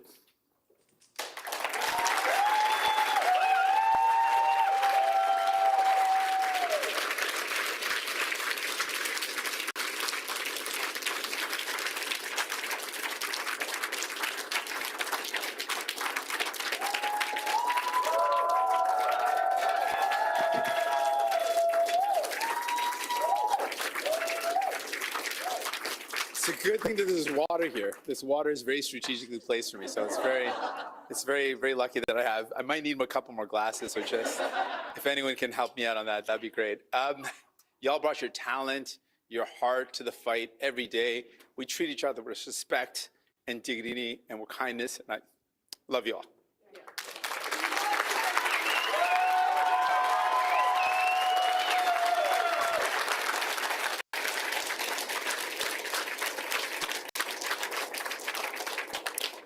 All right.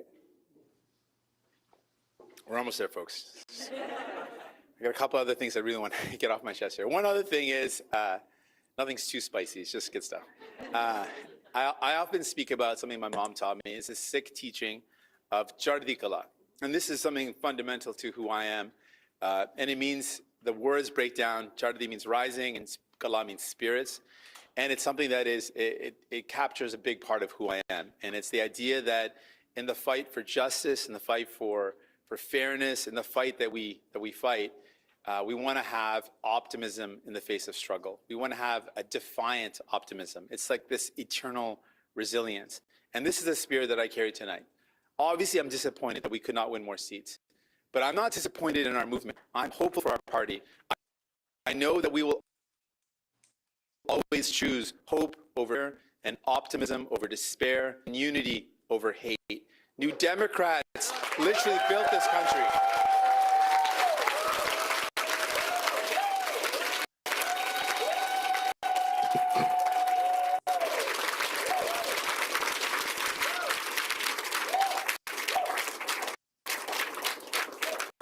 New Democrats built this country. We have built the best of Canada, and we aren't going anywhere.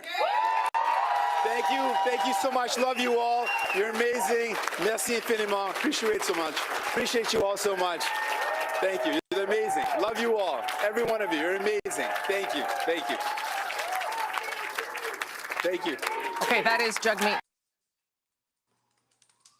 All right. So that was Jagmeet Singh delivering his concession speech and indicating that he will step down as party leader. It's my turn now. Sorry, as soon as they're able to find an interim leader. I had something stuck in my throat. That's why you take a sip and work it through. Gather your thoughts while you get over it and continue on your way. I have a hiccup along the way because it's got carbonation. There we go. Okay, I saw in the chat that while we were playing this, that Mr. Carney has come up to speak, and that his lovely and very accomplished wife, Diana, I believe, if not Diane, I might have that wrong,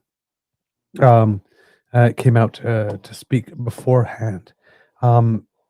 Important to know because for Mr. Carney, there was a lot of attacks against his family over the course of the election, and he has as our guest, sorry, don't know what's happening to my voice. As our guest, Shawn Rouse, had stated, um, he has a non-binary child, and when he discovered that Mr. Carney also had one, um, you know, that for him was a relief, but for many other people across Canada, that was just a license to go on the attack. So they've attacked him, and they've also attacked his wife, um, mostly on a basis of looks and that type of stuff. So yeah, uh, which is a very, very sad and completely unnecessary and not needed in any way, shape, or form. Um, so it's a bit sad that we're doing that, because I do remember a time when going after the family members was usually not considered all that brilliant. Before we go to that, Adam, did you have anything, any notes about what either Mr. Polyev or Mr. Singh had to say? Well, we kind of covered Pierre's stuff before. Yeah. I mean, as we said, as you were reading off the transcript of Jagmeet's speech, you see like the difference between the two. The humility, the humanity, the passion and love that Jagmeet shows in stepping down versus Pierre refusing to acknowledge anything and just attack. Two completely different quality of men. Yeah. Like Jagmeet is light years beyond Polyev as being a good man, a good family man, a good father, and just a good person. Yeah, I can see that. I can see that in those last moments. You can see that politics is bigger than him. Well, I remember when he entered into the supply and confidence agreement. One of the reasons is, he had just recently had one of his children, and decided that he wanted the country to work. So it's one of the things he said he was basically having children that motivated him to do it, to make sure that we had something a little more stable. So, all right, then we will move forward, and we will look at Diana Carney, and then I guess Mark Carney will follow. Yeah, and as I totally now realize, because my setup is the most Surrey ghetto setup of I've got my phone here up in a stand with it's a whole winner's iPhone stand, tiny little ring light. And then for the chat, I'm using a tablet with a Bluetooth keyboard. So that's why you see me looking down. I don't do this a lot. You couldn't tell. I don't have a large screen. It's just this tiny little corner Wow. here that I'm like, oh, yeah. So I'm still on screen as I'm just like, I'm grab glad. another drink, all day, and I'm just. All right, we'll move forward to see what the Carneys have to say. Have a note here from Kit Saucy in the chat saying that Frank Graves from Ecos is suggesting majority could still be in reach. I'm not sure how the votes are counted. There was a question asked here if the advanced vote and all that kind of stuff comes later, because I know in the United States, certain votes come at one time and then it's after the other one, then the other one. I don't know if we count all at the same time or whether or not they are coming in later. So I can't tell you what's happening to the 7.3 million advanced votes, and I'm not sure if the special ballot votes are part of the advanced vote on the advanced voting days or are a separate batch that are counted after. So I can't tell you, but if none of the advanced vote or very little of it has been counted yet, and it's still yet to come, and that's going to be added to the numbers, well then yes, of course, then a majority here is still definitely within the works. Well, I saw earlier that for the Maritimes, once ridings had finished counting the votes from today, they moved straight on to counting the advance votes. Okay. Special votes, absentee ballots, things like that. I know provincially tend to be counted the next day. Let everyone get to bed. We've got the majority of them. Right. Very few ridings will swing. Just the overall vote count will adjust a little bit. But I think tonight, pretty much those people that are working away hard are counting the stuff on hand, and then they're being given the advance polls to continue counting. So we'll see a late swing one way or the other. Okay. As they say in the chat, like Frank Graves from CEO of Ecos is saying a majority is still within reach. So watching that maritime vote share go from 3-4% to 7 to 11% for the Liberals. Did we see final results for Shawn Fraser? I don't. I knew that he had taken over the lead. I haven't seen final results yet. Yeah, because that was 'Cause as those advance polls started coming in. Yeah, because the election Canada site is down yet again, unfortunately. We're too damn passionate about politics here, people. Yes. It seems that 15 minutes ago, Liberal Shawn Fraser was projected to win his riding of Central Nova. So was he that projected? was a big swing from 2 hours ago. Yeah, indeed. He was behind a little bit, and then he had taken the lead at some point in there. But yes, I think it was bumping back and forth for a little bit, swinging back and forth between both of them. But it seems that yes, he has indeed been declared in this one. As you may have seen on the counter during. The Liberals are now at 165, which is their highest tally of the night. Now 7 away from the magical 172, with 324 of 343 seats called. So 19 seats left to call. There. So yeah, and this is 165 in leading and elected. So we'll see there.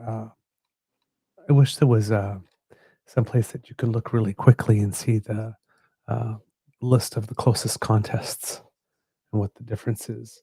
But I can't see that off the top of my head. Okay, kids and cubs, let's go and see what it is that the carnies have for us.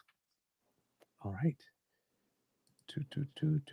Okay, that's I thought there. you were going to start humming some music from the circus with the carnies. Whoop whoop what up what up whoop whoop what up whoop whoop what up what up whoop whoop what up. All right, let's see what they have.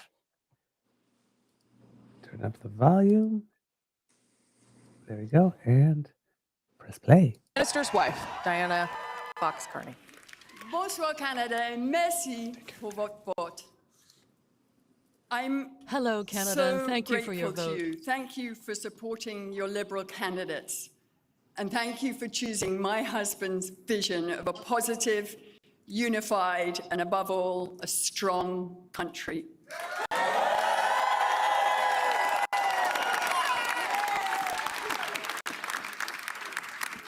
Over the past few weeks, Mark and I have had the enormous privilege of meeting so many people across this great country. Everywhere we've visited, we've been energized by the passion, the commitment, and the kindness and belief that we have encountered. Not to mention the beauty and diversity of this amazing country.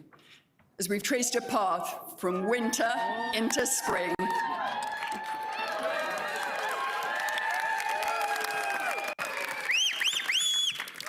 through all this, I've watched my husband listen and learn. I've watched him inspire confidence and take on new skills. But most of all, I've seen him remain true to what he's always been. Consistent, compassionate, loyal, and driven by an exceptionally strong set of values.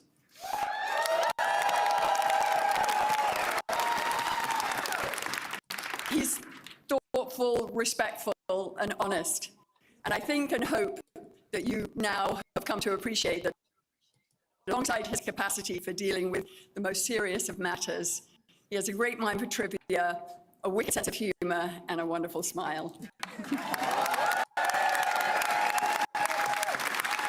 He's been that way since our very first date, back when we were young grad students, when we went to that dinner, and he said to me, he stopped the conversation, and he said to me, I want you to know I'm committed to move back to Canada and to work in the public service. So here we are.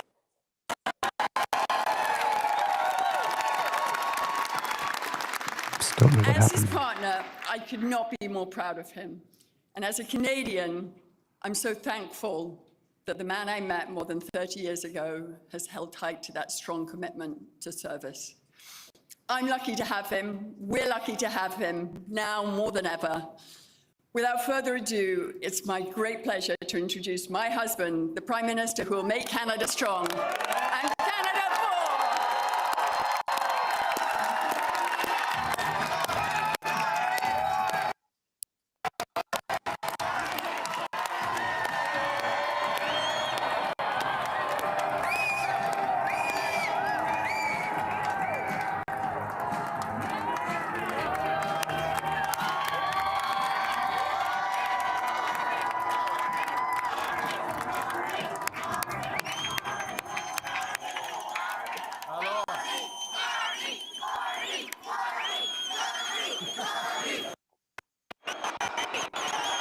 Apologize for the glitches. That's at the source. That is the spirit of Nepean behind me right there. Thank you. Bonsoir tout le monde. Good evening, Bonsoir. everyone. Oh, quel bonsoir. C'est un bon bonsoir. What an evening. I have a question. Who's ready? Who's ready? Who's ready to stand up for Canada with me?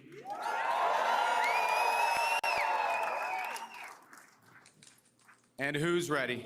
Who's ready to build Canada strong? Okay, we got that settled. That's good. Avant de commencer, je voudrais féliciter Before I les autres begin, chefs de parti I would like to congratulate the other party leaders on their campaign and all the work that they did. I want to thank them for their service to Canada, now and in future. I want to thank the leaders of the other parties. I want to salute the contribution of Jagmeet Singh. I noticed his remarks. Leading on progressive values. Elizabeth May, who will be returning. François Blanchet.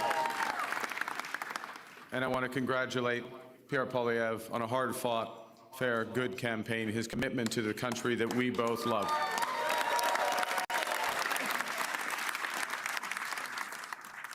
They all have many, many more contributions to our land. Thank you, Diana. Thank you, Diana, for your work on this campaign.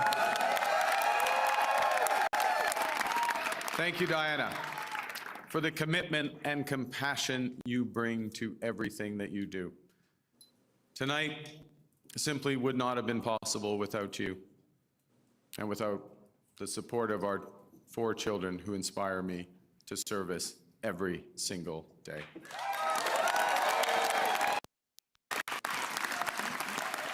I also want to salute the women and men who put their name on the ballot from all parties. Thank you for standing up to serve our country at this critical time. And for those who were elected, particularly those Liberals who were elected, I am looking forward to working together to deliver for Canadians. Bruce, and Bruce, yes, Bruce Fanjoy. I'm looking forward to working with Bruce Fanjoy.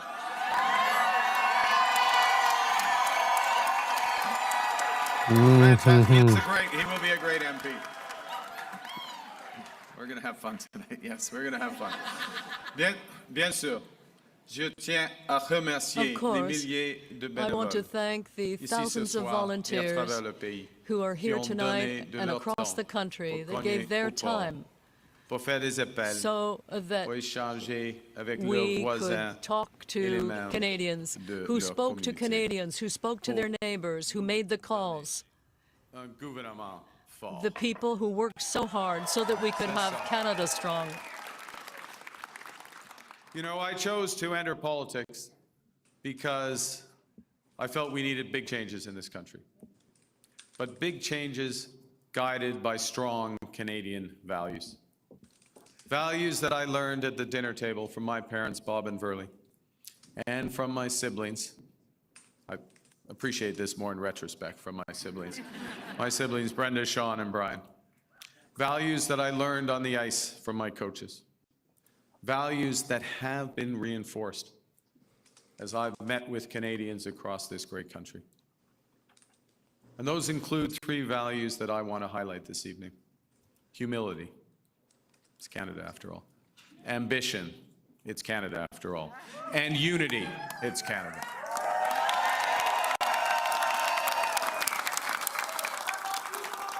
I love you. Right back. Right back.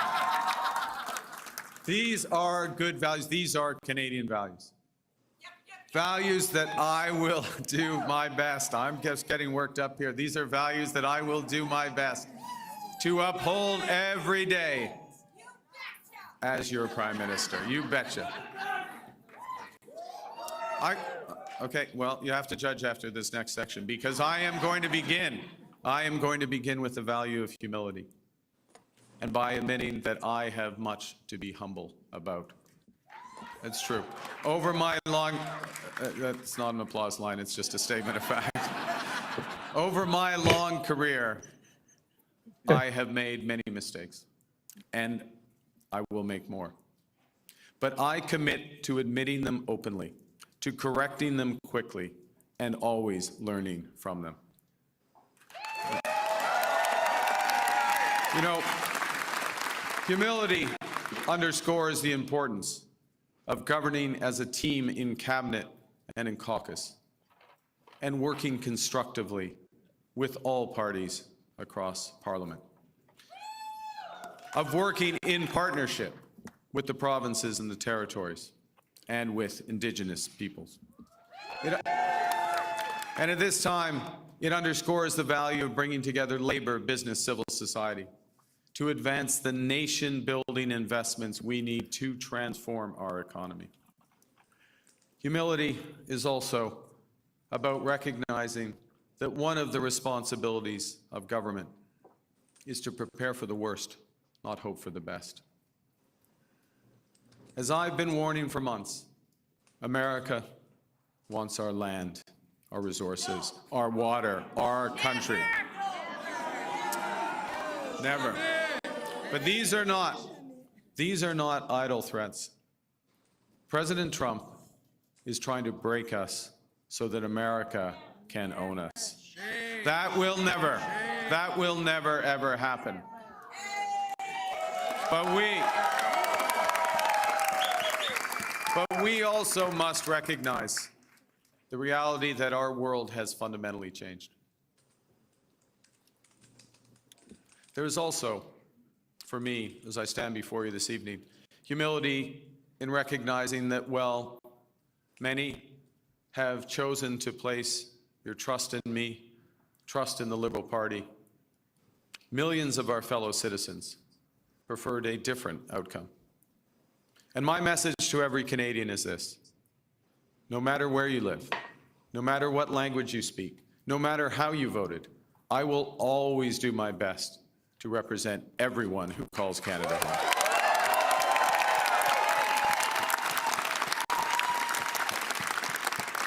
You know, during this short campaign, I went to Saskatchewan and Alberta a couple of times, even though, you know, we're Liberals. It's tough. It's tough out there. I grew up there. But I went because I intend to govern for all Canadians. And au cours de cette campagne, plusieurs Québécois et Québécoises Throughout this campaign, ouvert leurs portes, m'ont Quebecers accordé opened leur their confiance. doors to me and gave me J'en their suis confidence. profondément touché, And et je vous I have been en deeply remercie. touched by that, and I want to La langue thank you. française. La langue française, The French la culture language, québécoise, elles Quebec sont culture au cœur de l'identité are canadienne. at the very center of Canadian identity. Elles définissent They le pays define que this j'aime country, tant. the country that I love so much. Les défends sans And relâche. I will defend them tirelessly. Avec la forte équipe de députés québécois, With my team of Quebec members of parliament that you have just sent to Ottawa, we will ensure that Quebec will continue to prosper within a strong Canada. et que vous soyez un travailleur And des whether sacs bitumineux à you're Fort Mac, a worker infirmière de in Joliette, Fort Mac ou une or comptable de Toronto, il an y a accountant plusieurs from comptables Toronto à or a worker Mon from gouvernement va Quebec, travailler my pour vous government tous. will work for all of you. As we come here after this most consequential election, let's put an end to the division and anger of the past.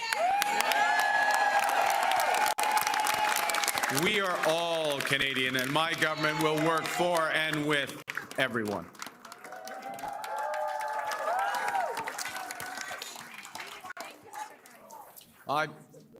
I began with humility, but Canadians are ambitious. And now, more than ever, it is a time for ambition. It is a time to be bold, to meet this crisis with overwhelming positive force of a united Canada. Because we are going to build, baby, build.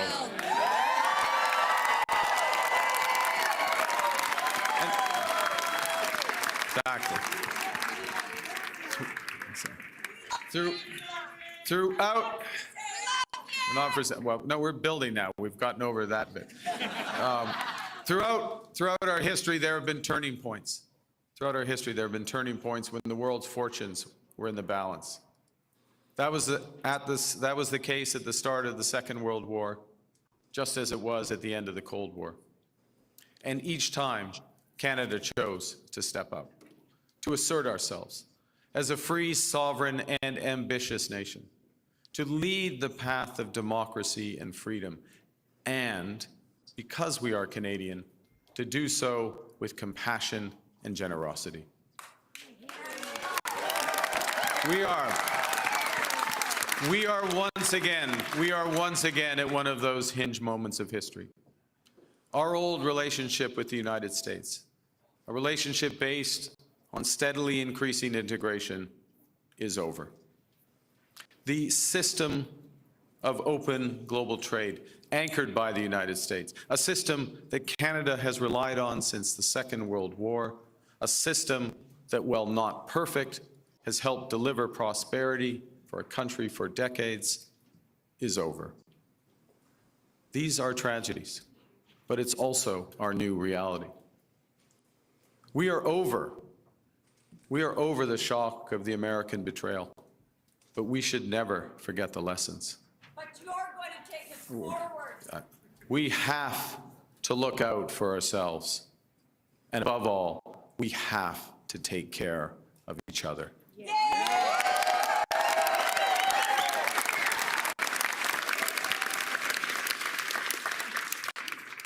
When I sit down with President Trump, it will be to discuss the future economic and security relationship between two sovereign nations.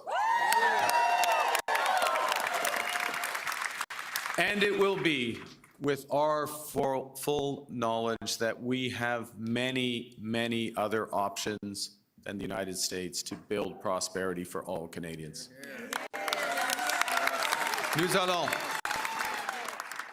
Nous allons renforcer nos relations avec des partenaires We will fiables strengthen our en relations Europe, with en reliable Asie et partners ailleurs. in Europe, Et si les Asia, and États-Unis elsewhere. ne veulent And if plus the United jouer States un rôle de premier plan no longer dans wants to be in the l'économie forefront mondiale, le Canada of the global le fera. economy, Canada will. Nous sommes maîtres chez nous. We are masters in our own home. We will build millions of housing units. We will become an energy superpower. We will provide good careers in skilled trades and one economy, not 13. Because this is Canada, and we decide what happens here.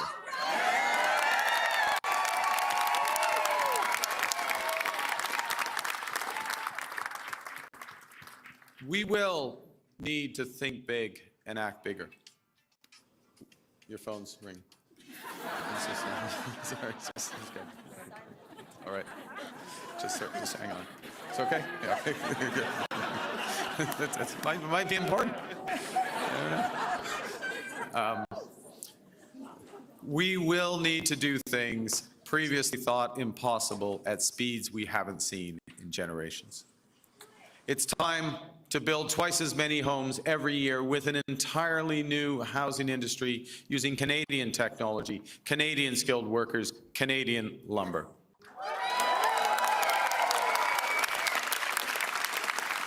It's time to build new trade and energy corridors, working in partnership with the provinces, territories, and Indigenous peoples. It's time to build hundreds of thousands of not just good jobs, but good careers in the skilled trades. It's time to build Canada into an energy superpower in both clean and conventional energy. And it's time to build an industrial strategy that makes Canada more competitive while fighting climate change.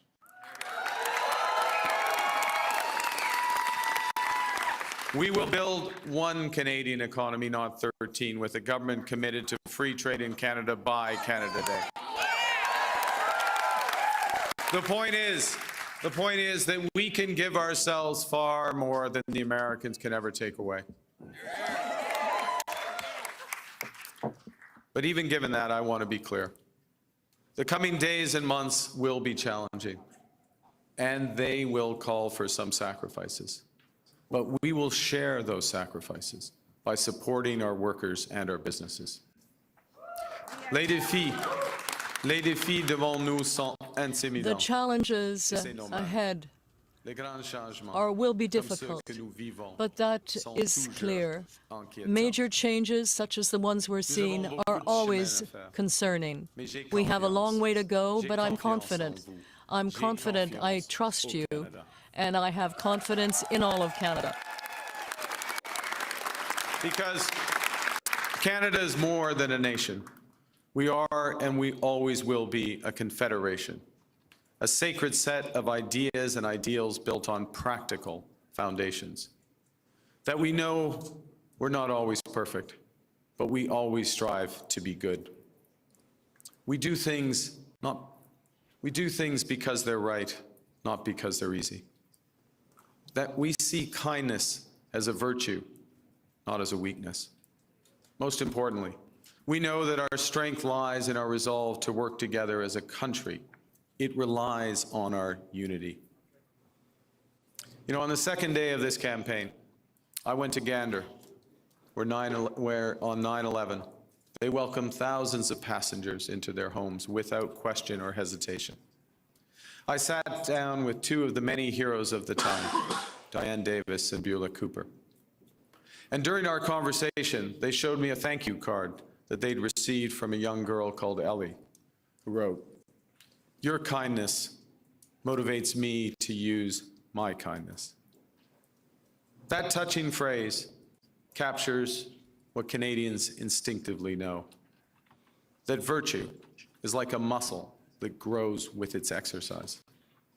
We become just by doing just acts, brave by doing brave acts. When we are kind, kindness grows. When we seek unity, unity grows. When we are Canadian, Canada grows.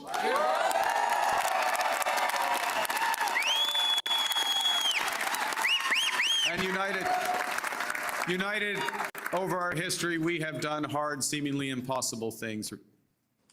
United, we have built one nation in harsh conditions, despite a sometimes hostile neighbor. Yes, they have form on this, the Americans. United, we have confronted our own past with Indigenous peoples. Unis, nous avons bâti un pays United, qui rassemble we les built langues, a les cultures country et that les brings together croyances languages différentes. and cultures Unis, and nous beliefs avons that are bâti different. des institutions We culturelles built essentielles comme critical CBC, cultural institutions Radio-Canada. such as CBC, Radio-Canada. United, we have created universal public health care. And now,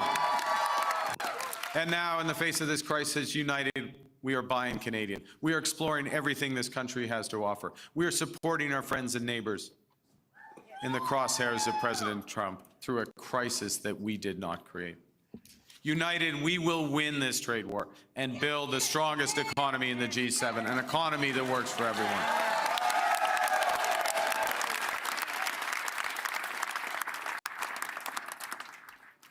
Au cours des derniers mois, les In Canadiens recent et months, Canadiennes ont fait leur part. Canadians have done their part. rassemblés pour défendre They notre came pays together to defend our country and our way of life, who we are. And I know that when we are threatened, we will fight. Fight back with everything we have to get the best deal for Canada. We will protect our workers and businesses, and above all, we will build an independent future for our great country. A future that makes the greatest country on the earth even better. Together, we will build a Canada worthy of our values. We will build Canada strong, Canada free, Canada forever. Vive le Canada. Thank you very much. Merci beaucoup.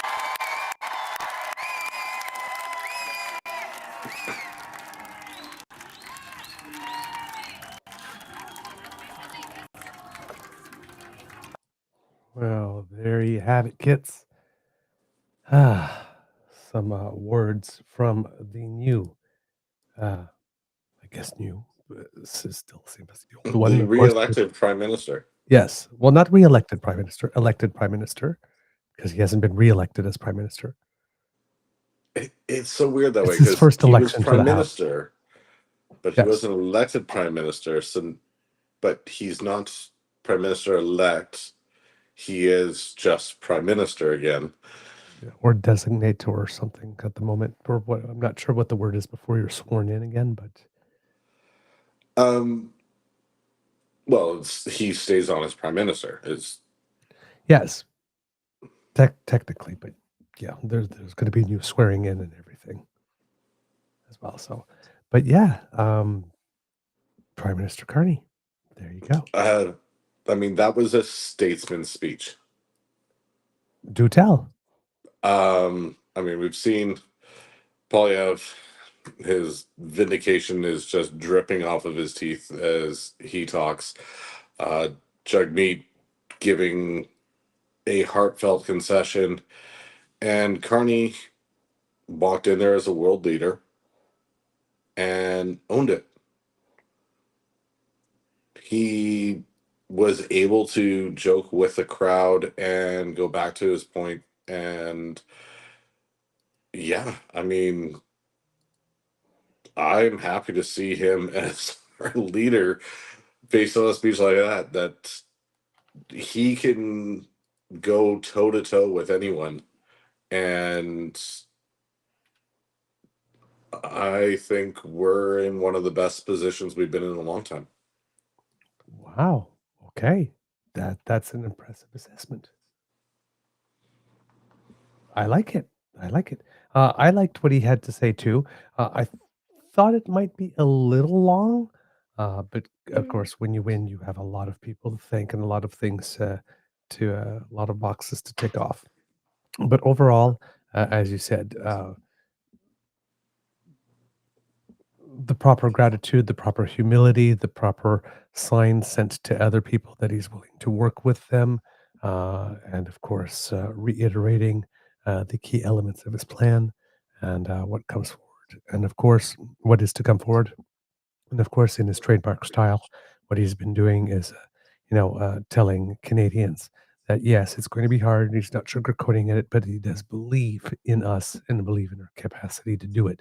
So again, maintaining the inspirational message that he started with, and I think one of the things that probably made the difference in the eternal battle of tone versus countertone with Piepoliev kept on telling us, that everything was broken, needed to be fixed, and only he could fix it. Versus, hey, we have some troubles, and more troubles are coming our way. It's going to be a tough go, but I have a plan, and I'm confident that all of you will be able to fit into that plan and make it happen. Yeah, I really like the fact that when he opened up and said, I've made mistakes, I will make more mistakes, and I will do so openly. The humanity in that, we all make mistakes.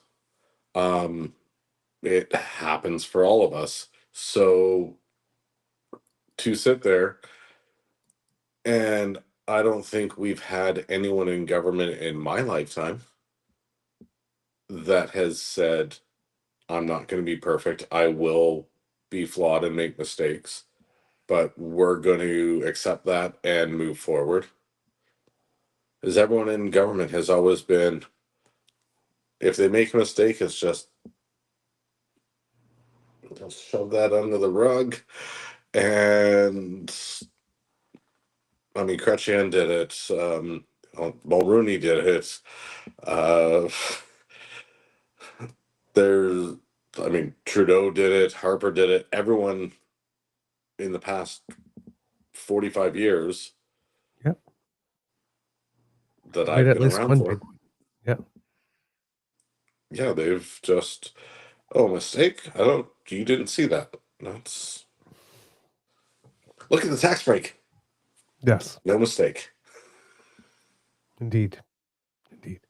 No, I like this whole I'm a pragmatist, not a politician type vibe. So hopefully, yes, hopefully that will hold true when there is a mistake, that he will own up to it and admit it, and able to bring the fix, put the fix into place, and then move on.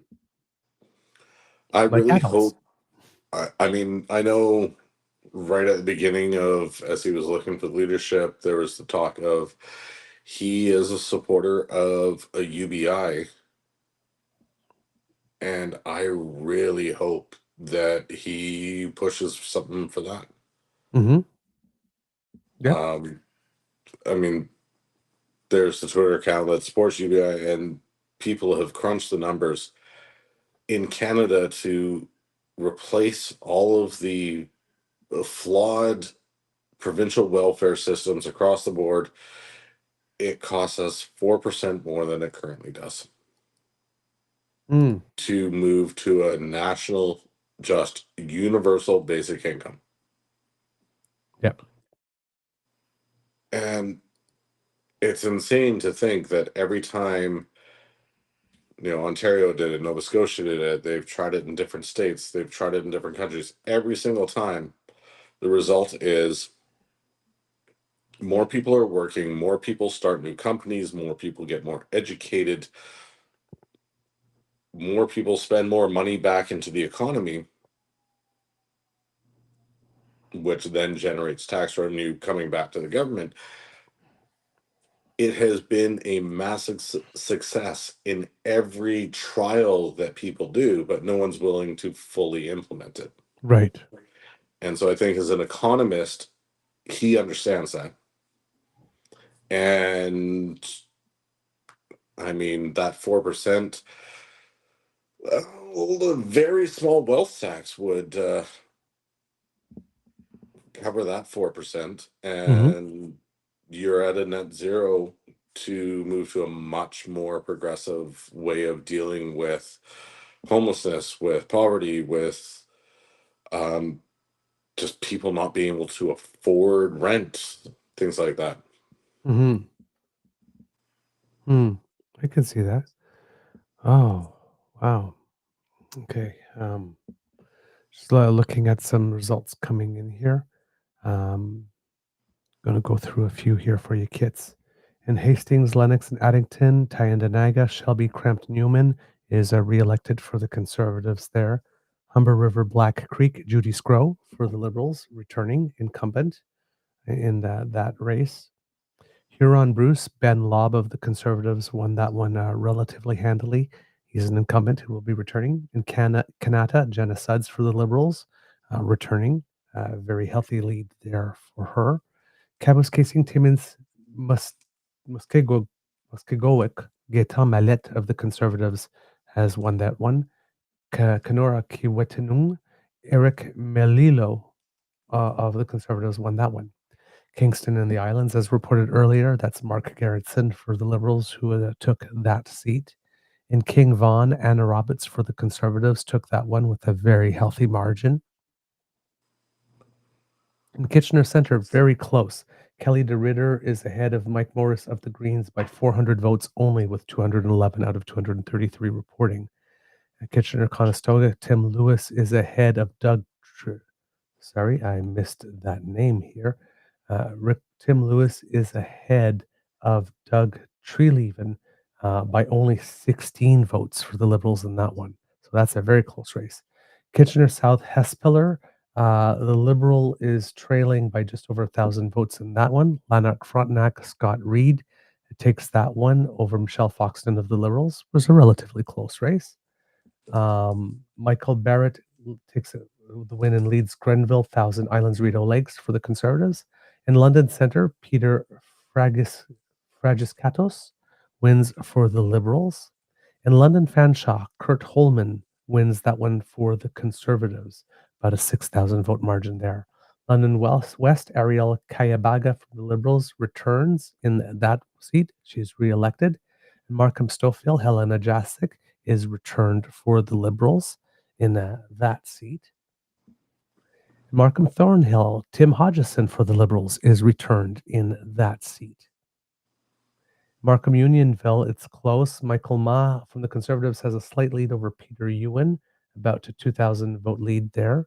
Middlesex London, Leanne Rood returns with a victory over Kent Keenan, about 8,000 vote margin there. Milton East, Halton Hill South, Parmgill is in the lead by fewer than 100 votes there. So that one could flip. Mississauga Centre, Faris Al Soud from the Liberals has won that one. Mississauga East Cooksville, Peter Fonseca of the Liberals has taken that one. That was a pretty close one, fewer than 2,000 votes. Mississauga Erin Mills, Ikra Khalid has won over Milad Mikael, so that's a Liberal win. In Mississauga Lakeshore, Charles Souza took that one, I believe a former Minister of Finance in Ontario, if I'm not mistaken. Mississauga Malton, Ikwinder Singh Gahir has won that one for the Liberals. In Mississauga Streetsville, Reshi Valdez, Minister in Cabinet, has won that one over the Conservative. In Nepean, as we mentioned before, Mark Carney has won a seat about by 20,000 votes, actually, in that riding. Newmarket Aurora, Sander Kobina of the Conservatives has won that one. In New Tecumseh, Willenbury, Scott Davidson of the Conservatives has taken that seat. Niagara Falls, Niagara-on-the-Lake, Tony Baldinelli of the Conservatives has won that seat, about a 3,500 vote plurality. Niagara South, Fred Davies is in the lead over Vance Badaway, who's the incumbent there. Niagara West, Dean Allison of the Conservatives has won that seat. Nipissing Timiskaming, Pauline Rochefort is ahead of Gary Keller of the Conservatives in that seat by just over 1,000 votes. Northumberland Clark, Philip Lawrence of the Conservatives won that one. He's an incumbent returning. In Oakville East, Anita Anand has won that one by about 3,000 votes and will be returning. Oakville West, Sima Akan has been declared the winner for the Liberals in that seat. In Orleans, Marie-France Lalonde, a good constituency MP, has won by more than 2-1 here for the Liberals. In Oshawa, Rhonda Kirkland won by about 4,000 votes over her Liberal rival. In Ottawa Centre, Yasser Naqvi, a very sizable lead, over 30,000 vote lead over Joel Hardin of the NDP. So that's a win for the Liberals. In Ottawa South, David McKindy, same thing, about a 25,000 vote lead over his Conservative rival. Ottawa Vanier Gloucester, Mona Fortier, again another big lead, about 26,000 vote lead. Ottawa West Nepean, Anita Vandenbeld, again also about a 24,000 point lead there. In Oxford, Arperd Canna for the Conservatives defeated David Hilderley of the Liberals for that one. Perry Sound Muskoka, Scott Aitchison took that seat, about a 6,000 plurality. And Perth Wellington, John Nader defeated David Mackey of the Liberals. So that's a Conservative win in that one. In Peterborough, Emma Harrison has been declared the winner over Michelle Ferreri. Michelle Ferreri is gone, a good 10,000 vote margin there. In Pickering, Brooklyn, Juanita Nathan has won that one over the Conservatives. So that's the Liberal win. Prescott Russell Cumberland, another Liberal win for Giovanna Mincarelli. In Richmond Hill South, a win for the Conservatives, Vincent Ho. In Sarnia Lambton, Bakejwanung, that's Marilyn Gladue of the Conservatives winning that one, unfortunately. In Sault Ste. Marie Algoma, Terry Sheehan of the Liberals has won that one.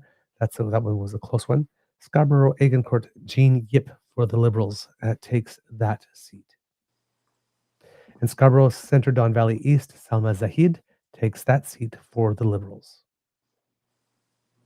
In Scarborough Guildwood Rouge Park, Gary Anandan Sangri, a minister in the government, has secured that seat.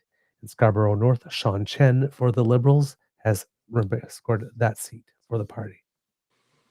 In Scarborough Southwest, Bill Blair, a minister, has secured that seat and will be returning to the House of Commons.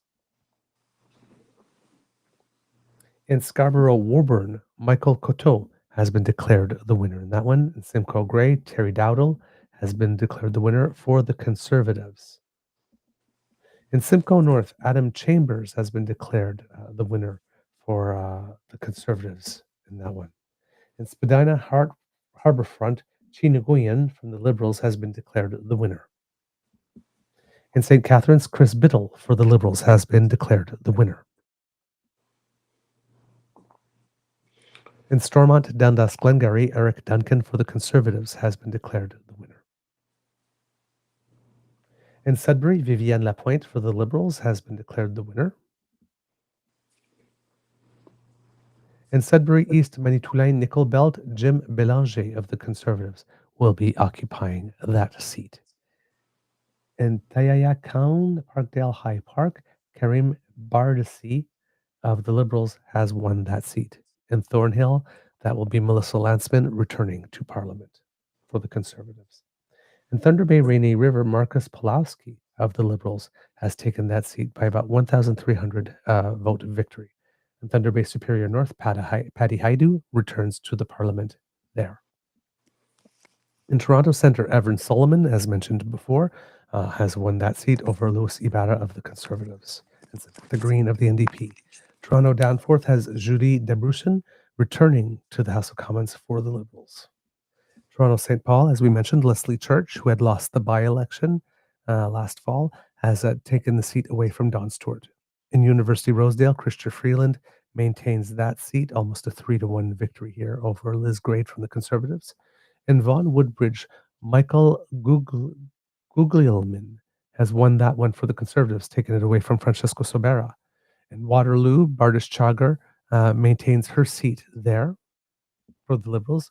Wellington, Halton Hills North, Michael Chong retains that seat for the Conservatives, and Liam Stiles of the Greens finishes third in that one.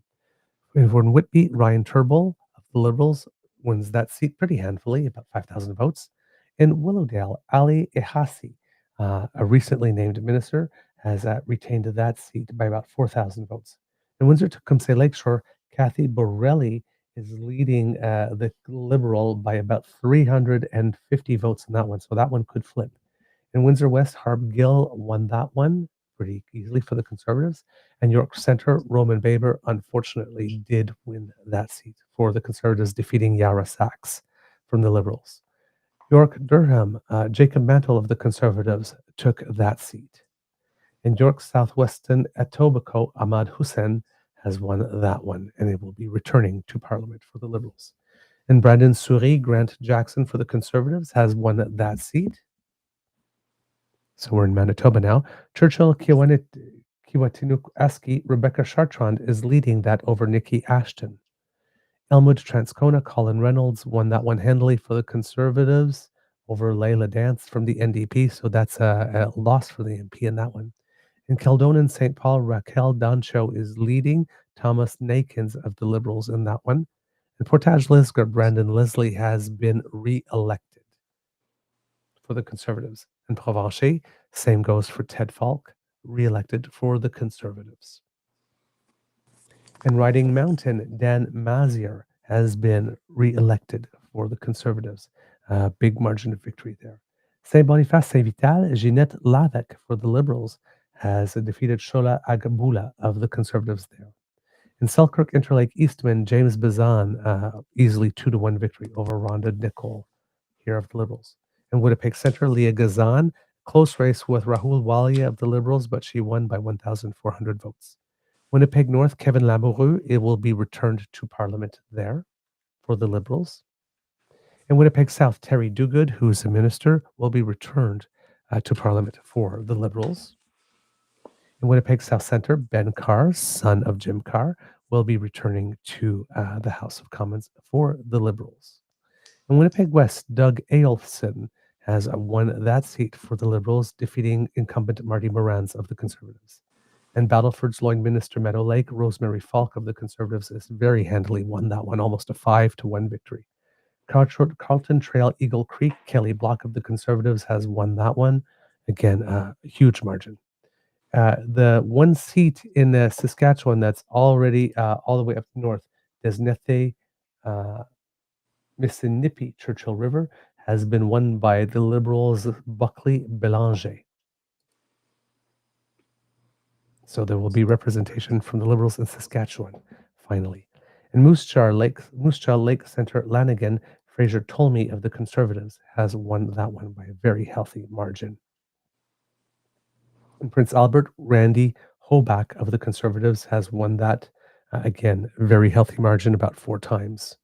In Regina Leuven, Warren Steinley of the Conservatives wins that one. That was a close race, only about 3,000 difference. In Regina Capel, Andrew Scheer returns, unfortunately, to the Parliament. Big win there for him. In Regina Wascana, Michael Cram of the Conservatives returns, defeating Jeffrey Walters by about 4,000 votes of the Liberals in that one. In Saskatoon South, Kevin Waugh for the Conservatives returns with about a 5,000 defeat over the Liberal. In Saskatoon University, Corey Tocher will be representing the Conservatives there. In Saskatoon West, Brad Redekop has very handily won that district for the Conservatives. In Souris Moose Mountain, Stephen Bonk, almost a 10-1 victory over his Liberal candidate on that one. Swift Current, Grasslands Kindersley, Jeremy Pratzer of the Conservatives, a very handy win there. Kathy Wagenthal of Yorkton Melville wins for the Conservatives there. And Airdrie Cochrane, Blake Richards of the Conservatives, a very handy win, easy win there for Conservatives. Battle River Crowfoot, Damien Couric of the Conservatives wins there. In Bow River, David Bexty of the Conservatives wins there. So we're probably in Alberta now. Calgary Centre, Greg McLean of the Conservatives, a very close win, only 3,000 votes above the Liberal candidate there. Calgary Confederation, so far in the Liberal camp from Corey Hogan, about a 600 vote. Sorry, is that 600 or 1,600? No, about 600 vote plurality over his competitor. Calgary Crowfoot, Pat Kelly from the Conservatives has that one in the win column. Jasraj Halan has Calgary East in the win column for the Conservatives. Calgary Heritage, Shuv Manjumdar has won that for the Conservatives, almost a 2-1 victory here in votes. Calgary McKnight, Dalwinder Gill, this one has not been decided, has a bit of a lead, 1,300 over George Shahal, who's the Liberal incumbent there. In Calgary Midnapore, Stephanie Kusi of the Conservatives has secured that seat. Calgary Nose Hill, as we mentioned before, Michelle Rempel-Garner has secured that seat for the Conservatives.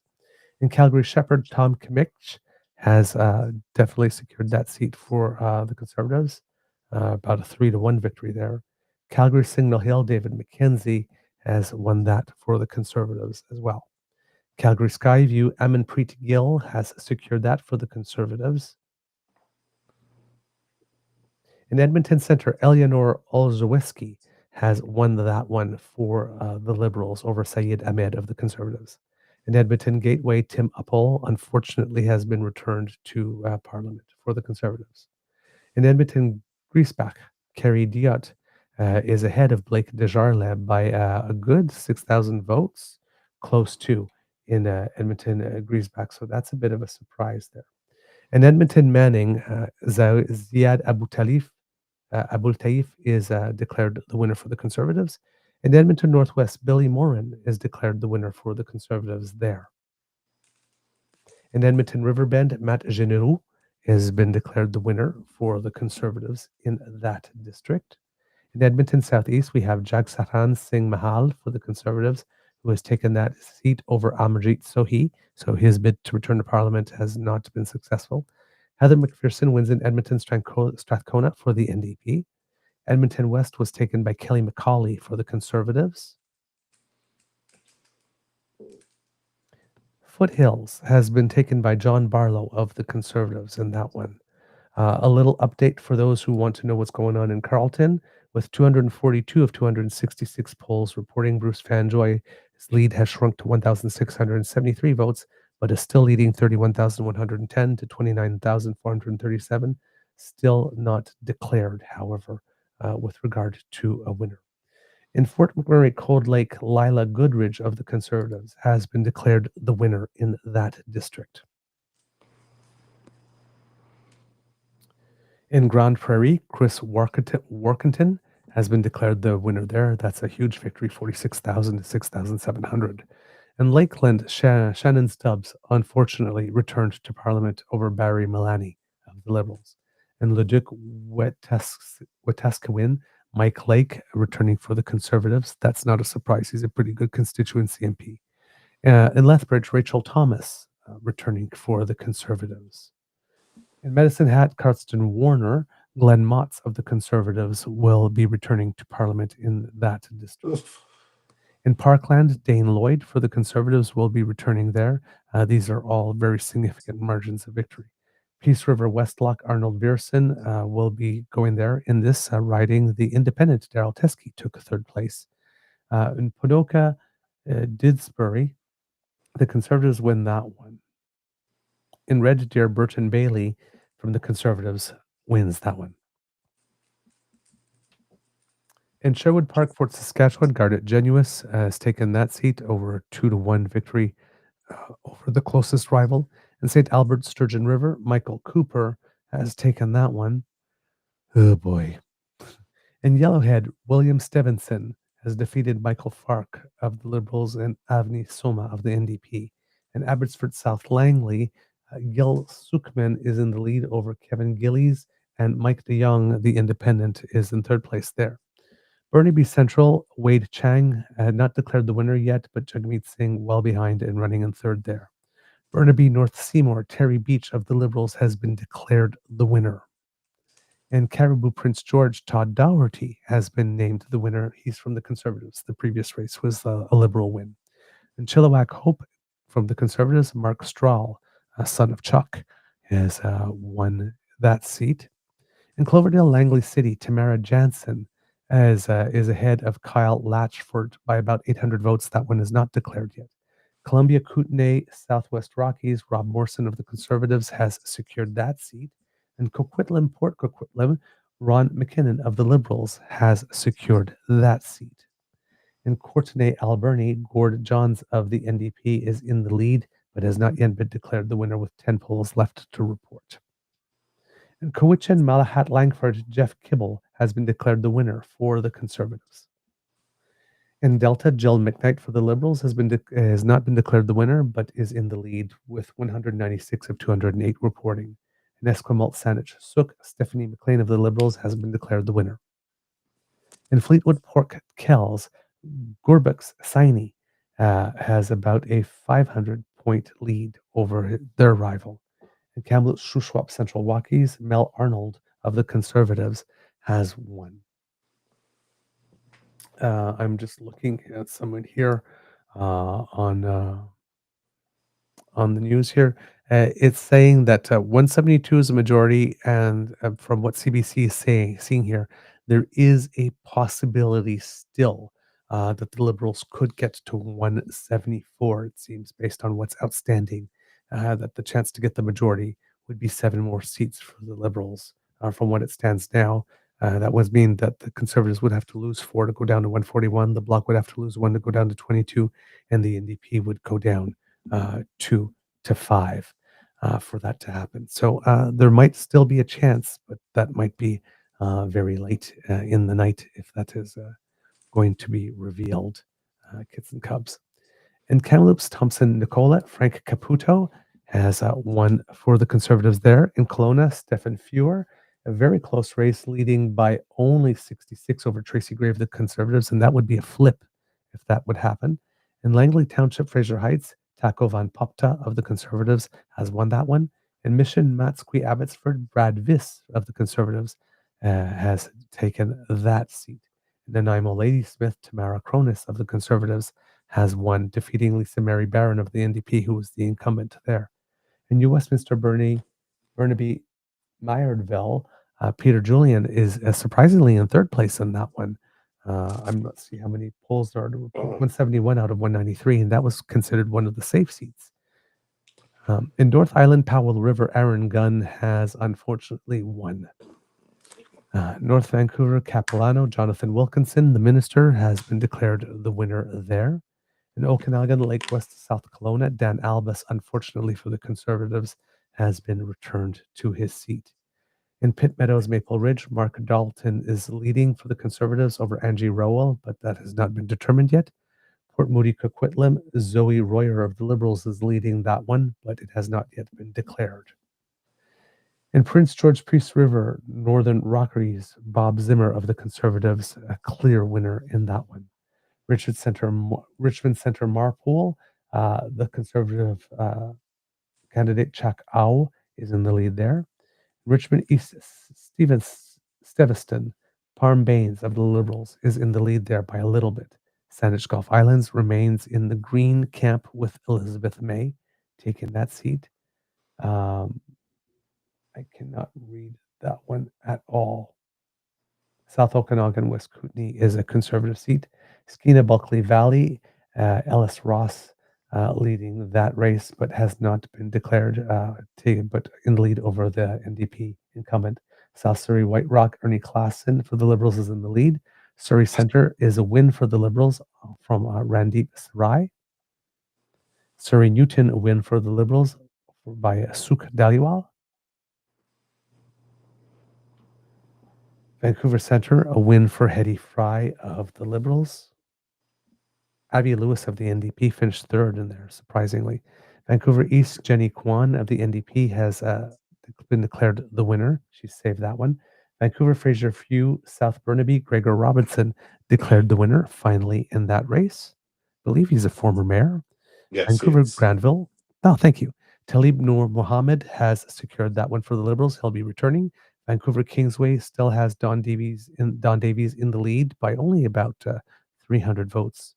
And Vancouver Quadra, Wayne Grant for the Liberals has secured that one. If I'm not mistaken. Oh, no, there's one more. Vernon Lake County, Monashee, Scott Anderson of the Conservatives has taken that one. Victoria, Will Greaves of the Liberals has defeated Laurel Collins of the NDP to steal that seat. West Vancouver, Sunshine Coast, Sea-to-Size Country, Patrick Weiler of the Liberals has secured that one. And Yukon, Brendan Hanley of the from the Liberals has secured that seat. Northwest Territories, Rebecca Alty of the Liberals has that one in the Liberal column. And finally, Nunavut, Lori Idlut of the NDP still hasn't confirmed with 55 of 66 polls reporting. And that is the tour across the country, Kits and Cubs. And with that, we are still left with Liberals 167, Conservatives 145, Bloc Québécois 23, NDP 7, Green 1. And how many undeclared? I think all the seats have something declared for it. We just don't know how many are final. Let me see here if I'm going to the Elections Canada site here. Boom, boom, boom. I'm seeing leading and elected, but I'm not seeing any difference between both of those at the moment. Some close races that we're looking at again, 212 of 213 reporting in Kitchener Center. Kelly DeRitter is ahead of Mike Morris by 423 votes in that one. And I guess that there's more than enough in the last poll. So hopefully Mike Morris will be able to pull it off for the Greens in the last one and take the lead away from the Conservative there. In Carleton, we are looking at 247 of 266 reporting in this one. And we have Bruce Fanjoy, 31,687, now down under the 50% at 49.6 to 29,885 for Pierre Poliev.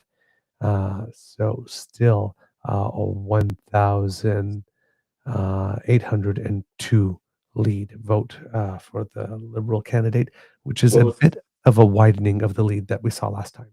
I was going to say, with if we use conservative math, that gets rounded up to a 3,000 or 4,000 vote lead. Because if we're going to do something's going to cost 600 billion, or 615, but it's a $700 billion thing.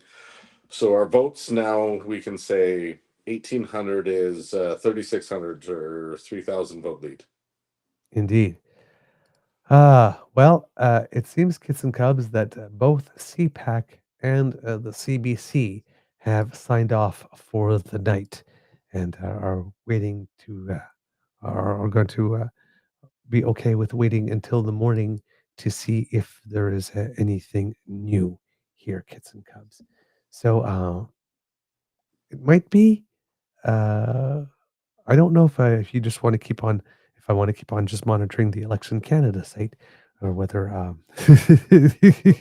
I should call it a night for now, because it is already 2:34 in the morning. And so you've been on this for just about 6 minutes short of 8 hours. Oh my God. How did I do that? Well, I mean, I let most everybody else do the talking. That's putting in the shift. But I put in a shift. Oh my word. Wow, I hadn't noticed. I thought I might be in for 5.5 or 6, but had no idea it would be this long. And we still have some people with us. Wow. Kit Saucy says they're still working through advanced votes in various ridings from Newfoundland and across. Most are too close to call at this moment. And I was kind of hoping that the CBC would still keep broadcasting so that I could see which ones had not been finally declared. And I could go through and keep a tally to see if we were going to get to that 174 for Liberals that would give them a majority. No, I think the CBC might have scheduled people thinking that there may have been a massive upset, and they didn't have the budget for it anymore. Ah. Yeah, no, that's a good way of seeing it. It could definitely be that. That was a complete joke. Well, yeah, I'm not sure about the budget, but yeah, I'm sure that a lot of people were expecting quite possibly a majority there. So they might have been ready for a bigger celebration during the on-air time, but that did not happen. I mean, even the ones that don't go on air very often, I mean, Moscrop does here and there, Evan Scrimshaw, like, they were projecting a majority off the bat. It might still work out to that. I came in knowing what their projections were, and that's why I figured maybe about 8 seats lower, which still would have been a majority, but barely. Yeah. Just because I've spent 42 and a half years watching voter apathy that, hey, look, the polls say we're doing really good, and voter turnout was really good in the early voting, and people just then don't show up. Okay. And unfortunately, I think that kind of happened again today, that if we're sitting around 60%, Yeah. people just went, it's in the bag. Yeah. Darn, I wish they hadn't. So, Kit Linda here tells me that if I go to the CBC website itself, that I should be able to see uh, close ridings. So yes, here we have them. Close races, Terrebonne in Quebec. The Bloc Québécois has that lead over the Liberals by 28 votes. So that one will probably be a recount at some point for sure. Terra Nova, the Peninsulas, the Liberals have a lead there of just 46 votes over the Conservatives. In Kelowna, it's a 170 vote lead for the Liberals over the Conservatives. In Brampton Centre, 191 votes. So that's 0.5% margin. Milton, East Halton Hill South, that's Conservative leads the Liberal by 0.6% margin in that one.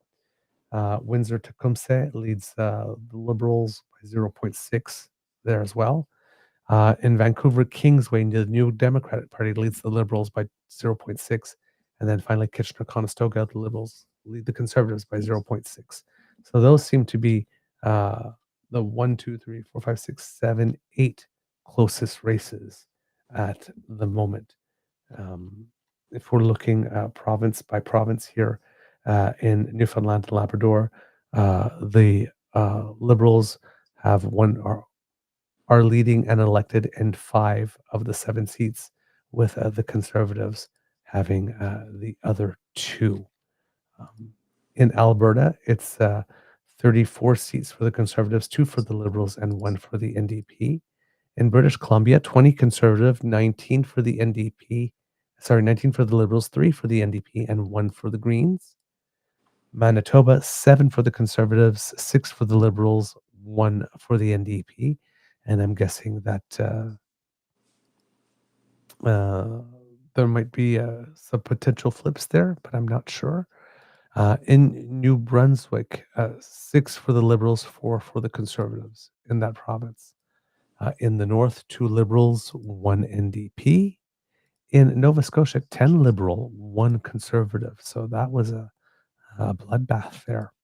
In Ontario, this is where the results didn't go quite the way everybody had expected. A lot of the pollsters had the Liberals with a huge gap, taking about 80 seats in Ontario.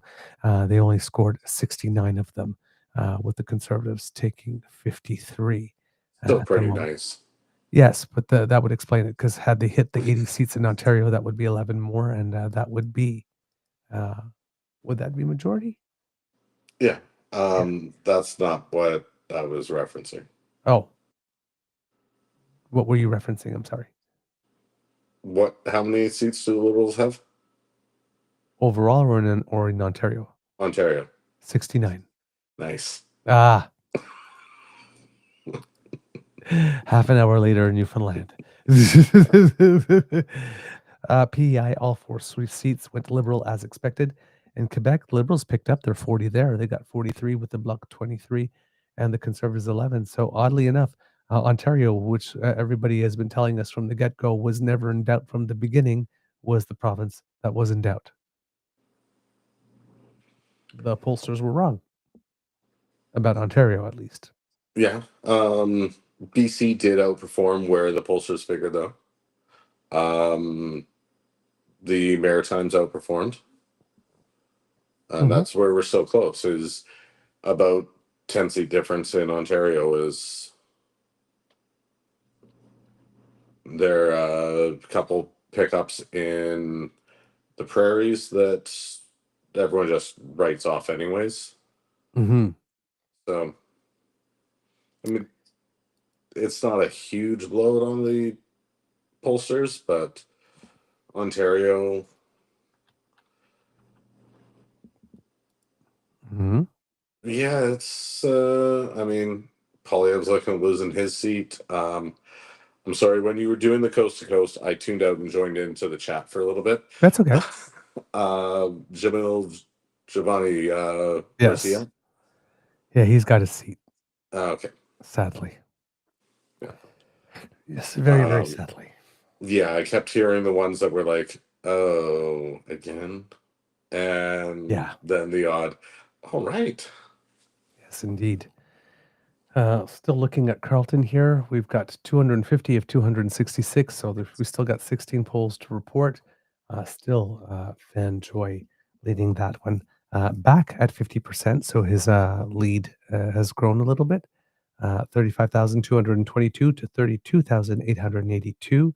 He's got a 3.4 percentage lead over Pierre Poilievre, with, like I said, those 16 polling stations. Yeah.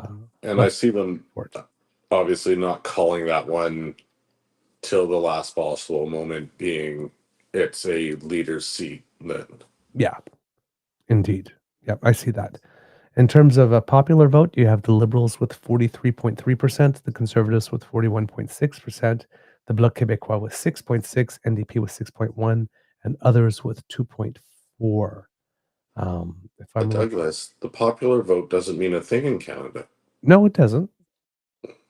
It doesn't, but it's still an interesting fact. Yes. To know. I mean, it does mean a little bit and how people understand things. It's also then shows vote efficiency. Yeah, exactly. Exactly. Because, 43.3, 41.6 isn't that big a difference between No, them. the Liberals won their last one with 39, so they've increased their vote share as well. Mm-hmm. And so for them to, I hate the term mandate, but for them to claim it, it gives them a bit more oomph behind that than it did before. Indeed. Indeed. Just taking a little look here at some candidates. South Shore St. Margaret's. I'm not sure if it's been declared a winner, but Rick Perkins really behind 230 of 231 polls reporting, with Jessica Fancy Landry at 54.7 to Rick Perkins 41.4. I'm guessing that probably would have been declared for the Liberal there, because that's a big enough margin there. All right. Should we call it a night? I'm pretty much there. I mean, I've got about 15 minutes of. I definitely need to get to bed now so that I can get up and call companies across the country and sell them paper and toner and other fancy office supplies. Are you sure you're not the dad from that TV show Heroes? Heroes, geez. The first season of that was so good. I think I still have the DVDs of both first two seasons, but that was so long ago. I don't really remember The other cheerleader's dad allegedly worked for a paper company. Yeah. I mean, The Office takes up so much of that space of what people think. And I mean, today I came across someone that has a very, very small business. Not going to bother the guy because he just does videography on his own, but it was Michael J. Scott Productions. And I Okay. was like, I have to call Michael Scott and try to sell him paper.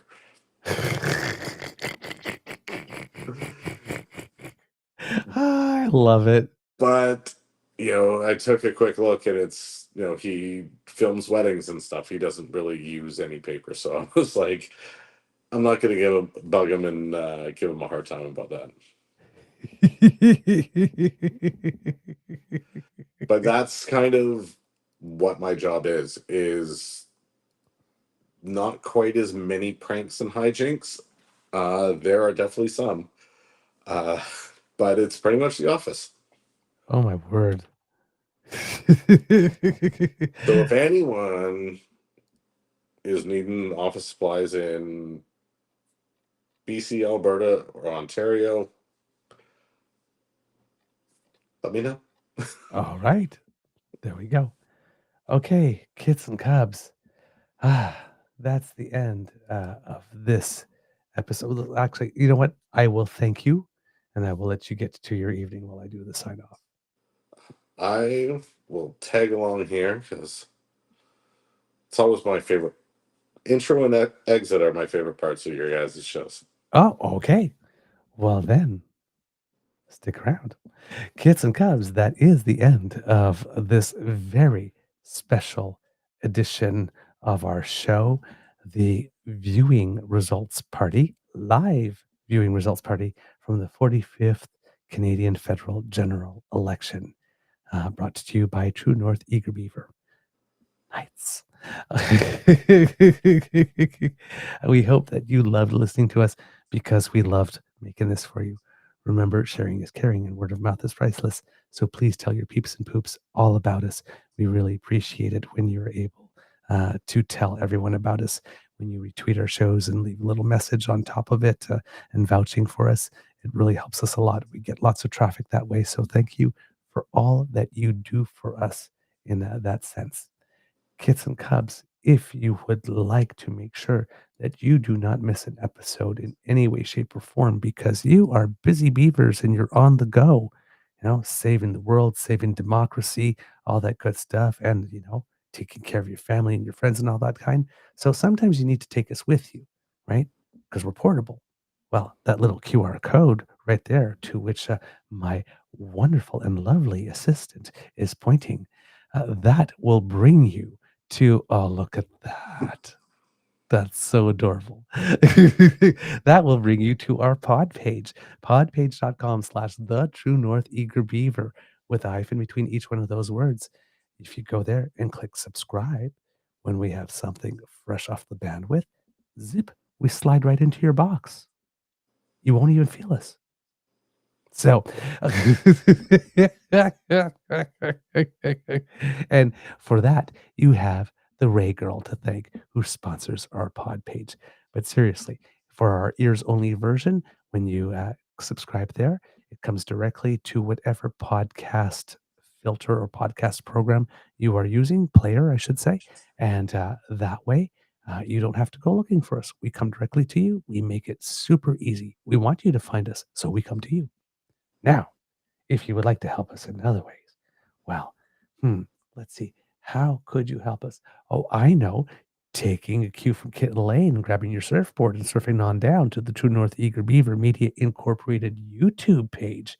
Yeah, like almost 18,000 of you have done so far.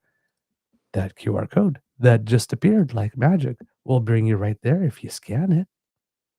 And when you get to our page, you will see not one, not dos, but tres buttons. And somebody scanned one of our QR codes. Thank you so much. Those buttons are like, share, and subscribe. You like to smash? Hey, we don't judge. We got three buttons with you to smash. Get frisky, get freaky. We approve. Plus, it makes us happy and it helps us with the algorithm. So thanks so much for smashing with us. Now, Kids and Cubs, if you would like to help us in yet another way, we do incur some costs to bring this show to you. So if this is a product that you love and you would like to support and encourage us to do more of it for you, well, hey, have I got a deal for you, Kids and Cubs? Boom. New QR code. Just like that. Magic appears. That one brings you to our coffee page. Now, if you're thinking that, after all this talking, that I might deserve a cup of coffee or, well, in my case, hot chocolate, because you are what you drink. Well, in that case, Kids and Cubs, well, a little tip might help you do that.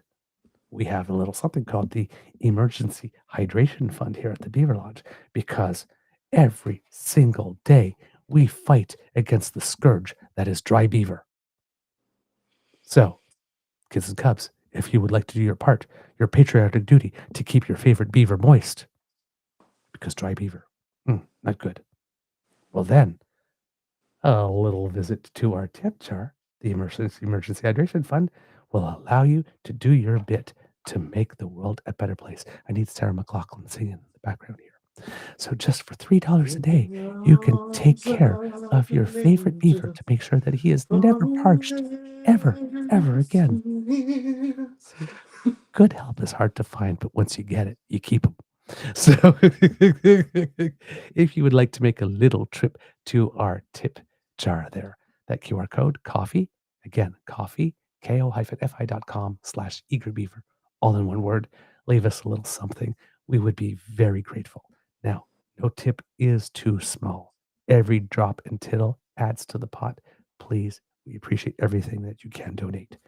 But if you're not able to donate because, hey, times are tough, we get it. Don't worry. The gifts of your participation and attention are the ones that matter the most to us. We want to hear from you. So maybe you should write to us. TrueNorthEagerBeaver@gmail.com is our email address.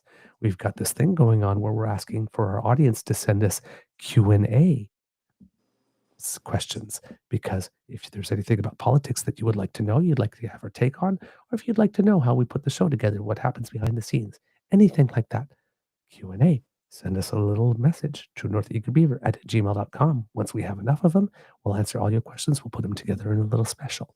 You've been asking for it, so we'll do that for you. All right.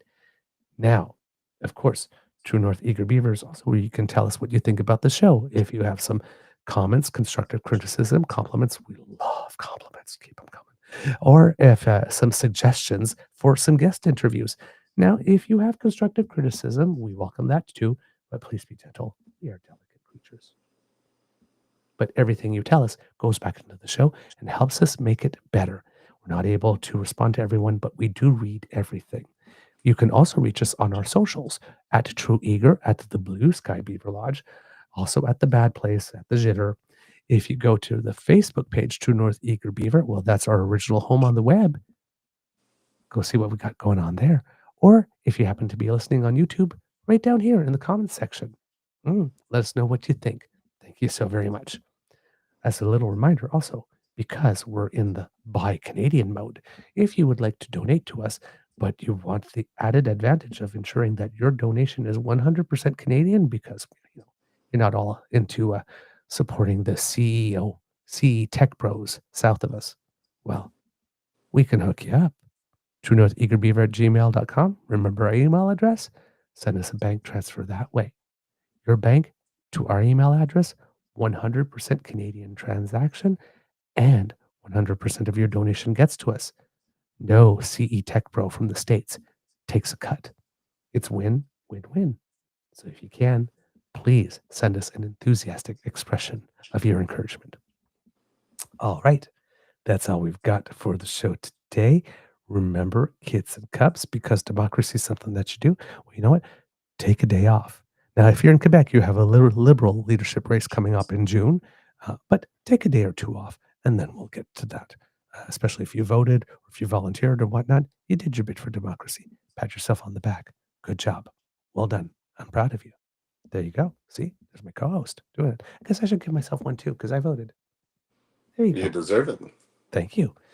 And kids, anything that you've done, if you research candidates, if you encourage one person to vote, if you brought one person to the polls with you, all that kind of stuff, I am proud of you. You did your bit. Keep it going, though, right? That's because democracy is something you do. Oh, my friend, you are making my soul happy here. You're making my soul happy. Like Ken. Shantae, you stay. Kits and cups. Words of wisdom, since we don't have Mr. Grizzly, we'll give it to my wonderful and charming co-host. Sir, do you have some words of wisdom for the kids? Well, to do my best Mr. Grizzly impersonation, take care of your mental health. Look after each other. Make sure that tomorrow people will be feeling strong feelings about the election today. And remember, we are all in this together. So be happy, be understanding, be kind, and let's keep moving forward with our elbows up. All right. I like that very much. With that, kids and cubs, it could be a tough world out there. So please be kind to and gentle with yourself, and try not to do 8-hour podcast marathons. That's not being kind to yourself. But I was sharing the time with you. So And that, we however, appreciate it. is kind. All right, kids and cubs, let's see if after 8 hours and 16 minutes and 59 seconds of show, I can stick a landing. What do you think? Can I? We'll find out. Just don't It's a leave it up to the mystery. Russian judges. Oh, darn. You had to bring them up. You had to bring them up. All right. I'm going to remove these little QR codes. So that's the coffee one. 5, 4, 3, 2, 1. Okay, taking it off. If you're going to donate, you have to do it the old-fashioned way now. You actually have to go to the site. All right, and taking down this one. And usually I say, Mr. Grizzly, cue the cock. But, sir, if you could say, Mr. Beaver, cue the cock, that might help me find the button. Mr. Beaver. Yes. Will you cue the comment? I think I can do that. You are listening to a True North Eager Beaver Media Incorporated podcast. The True North Eager Beaver podcasts are proudly brought to you by our founding sponsors, the Misfit Mysteries from Corvid Moon Publishing, your source for science fiction, fantasy, and cozy mysteries featuring a broad diversity of characters. CanadianTarot.com, their uniquely Canadian online eclectic tarot community, and the Peppermaster, hot pepper sauces made from farm-fresh ingredients to thrill your taste buds and expand your mind. We are grateful to the Crier Media Network for its support, Pete Jarvis for our artwork, and Paul Joseph Something for our opening and closing sequence music.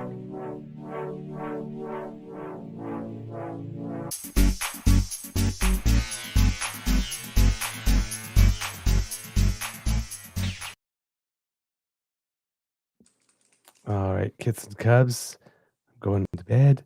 I am going to try to get up to do the regular show tomorrow morning. If I'm not up, Thankfully, Mr. Beaver is already napping. well, Mr. Grizzly is. Or Yes. Mr. Grizzly, yes. Yes. So maybe Mr. Grizzly might be on without me. I will try to wake up in time, but given that it is already, oh my God, 3 a.m., it's going to be a very short night to get up for 7 a.m. show. So if there isn't one tomorrow morning, please forgive me. I'm still sawing logs, but I will do my best. All right. An 8-hour show, I think that gives you a day or two's grace. I think so. My friend, thank you so much for making this fun. Oh, I was enjoying always a sharing the pleasure. screen with you. And thank you, of course, to all our guests this evening. And let's see if I can remember them without having to check my notes. But thank you so much to Don Darling, former mayor of St. John, New Brunswick, High Tide Hilda, our good friend from out east who regularly is on our show and gives us an update, Mr. Shawn Rouse, activist extraordinaire. Let's see, who else did we have? The gorgeous Laura Babcock. We did have the gorgeous Laura Babcock. I believe we had somebody before her, but I might be wrong. We were supposed to have Tyler Watt.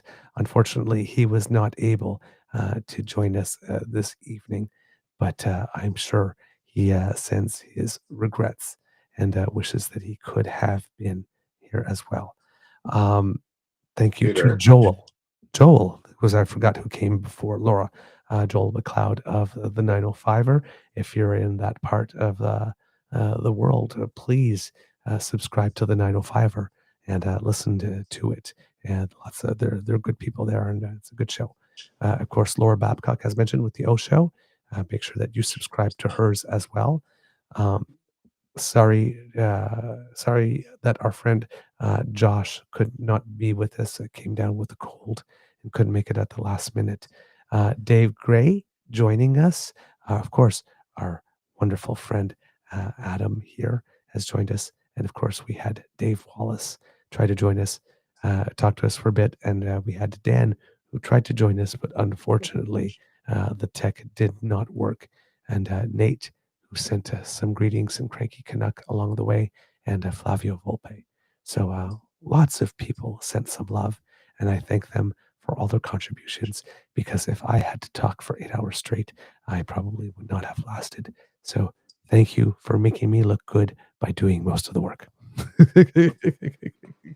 All right, I'm off. Have a beeferific night. Sleep well, everyone. Take care, everyone.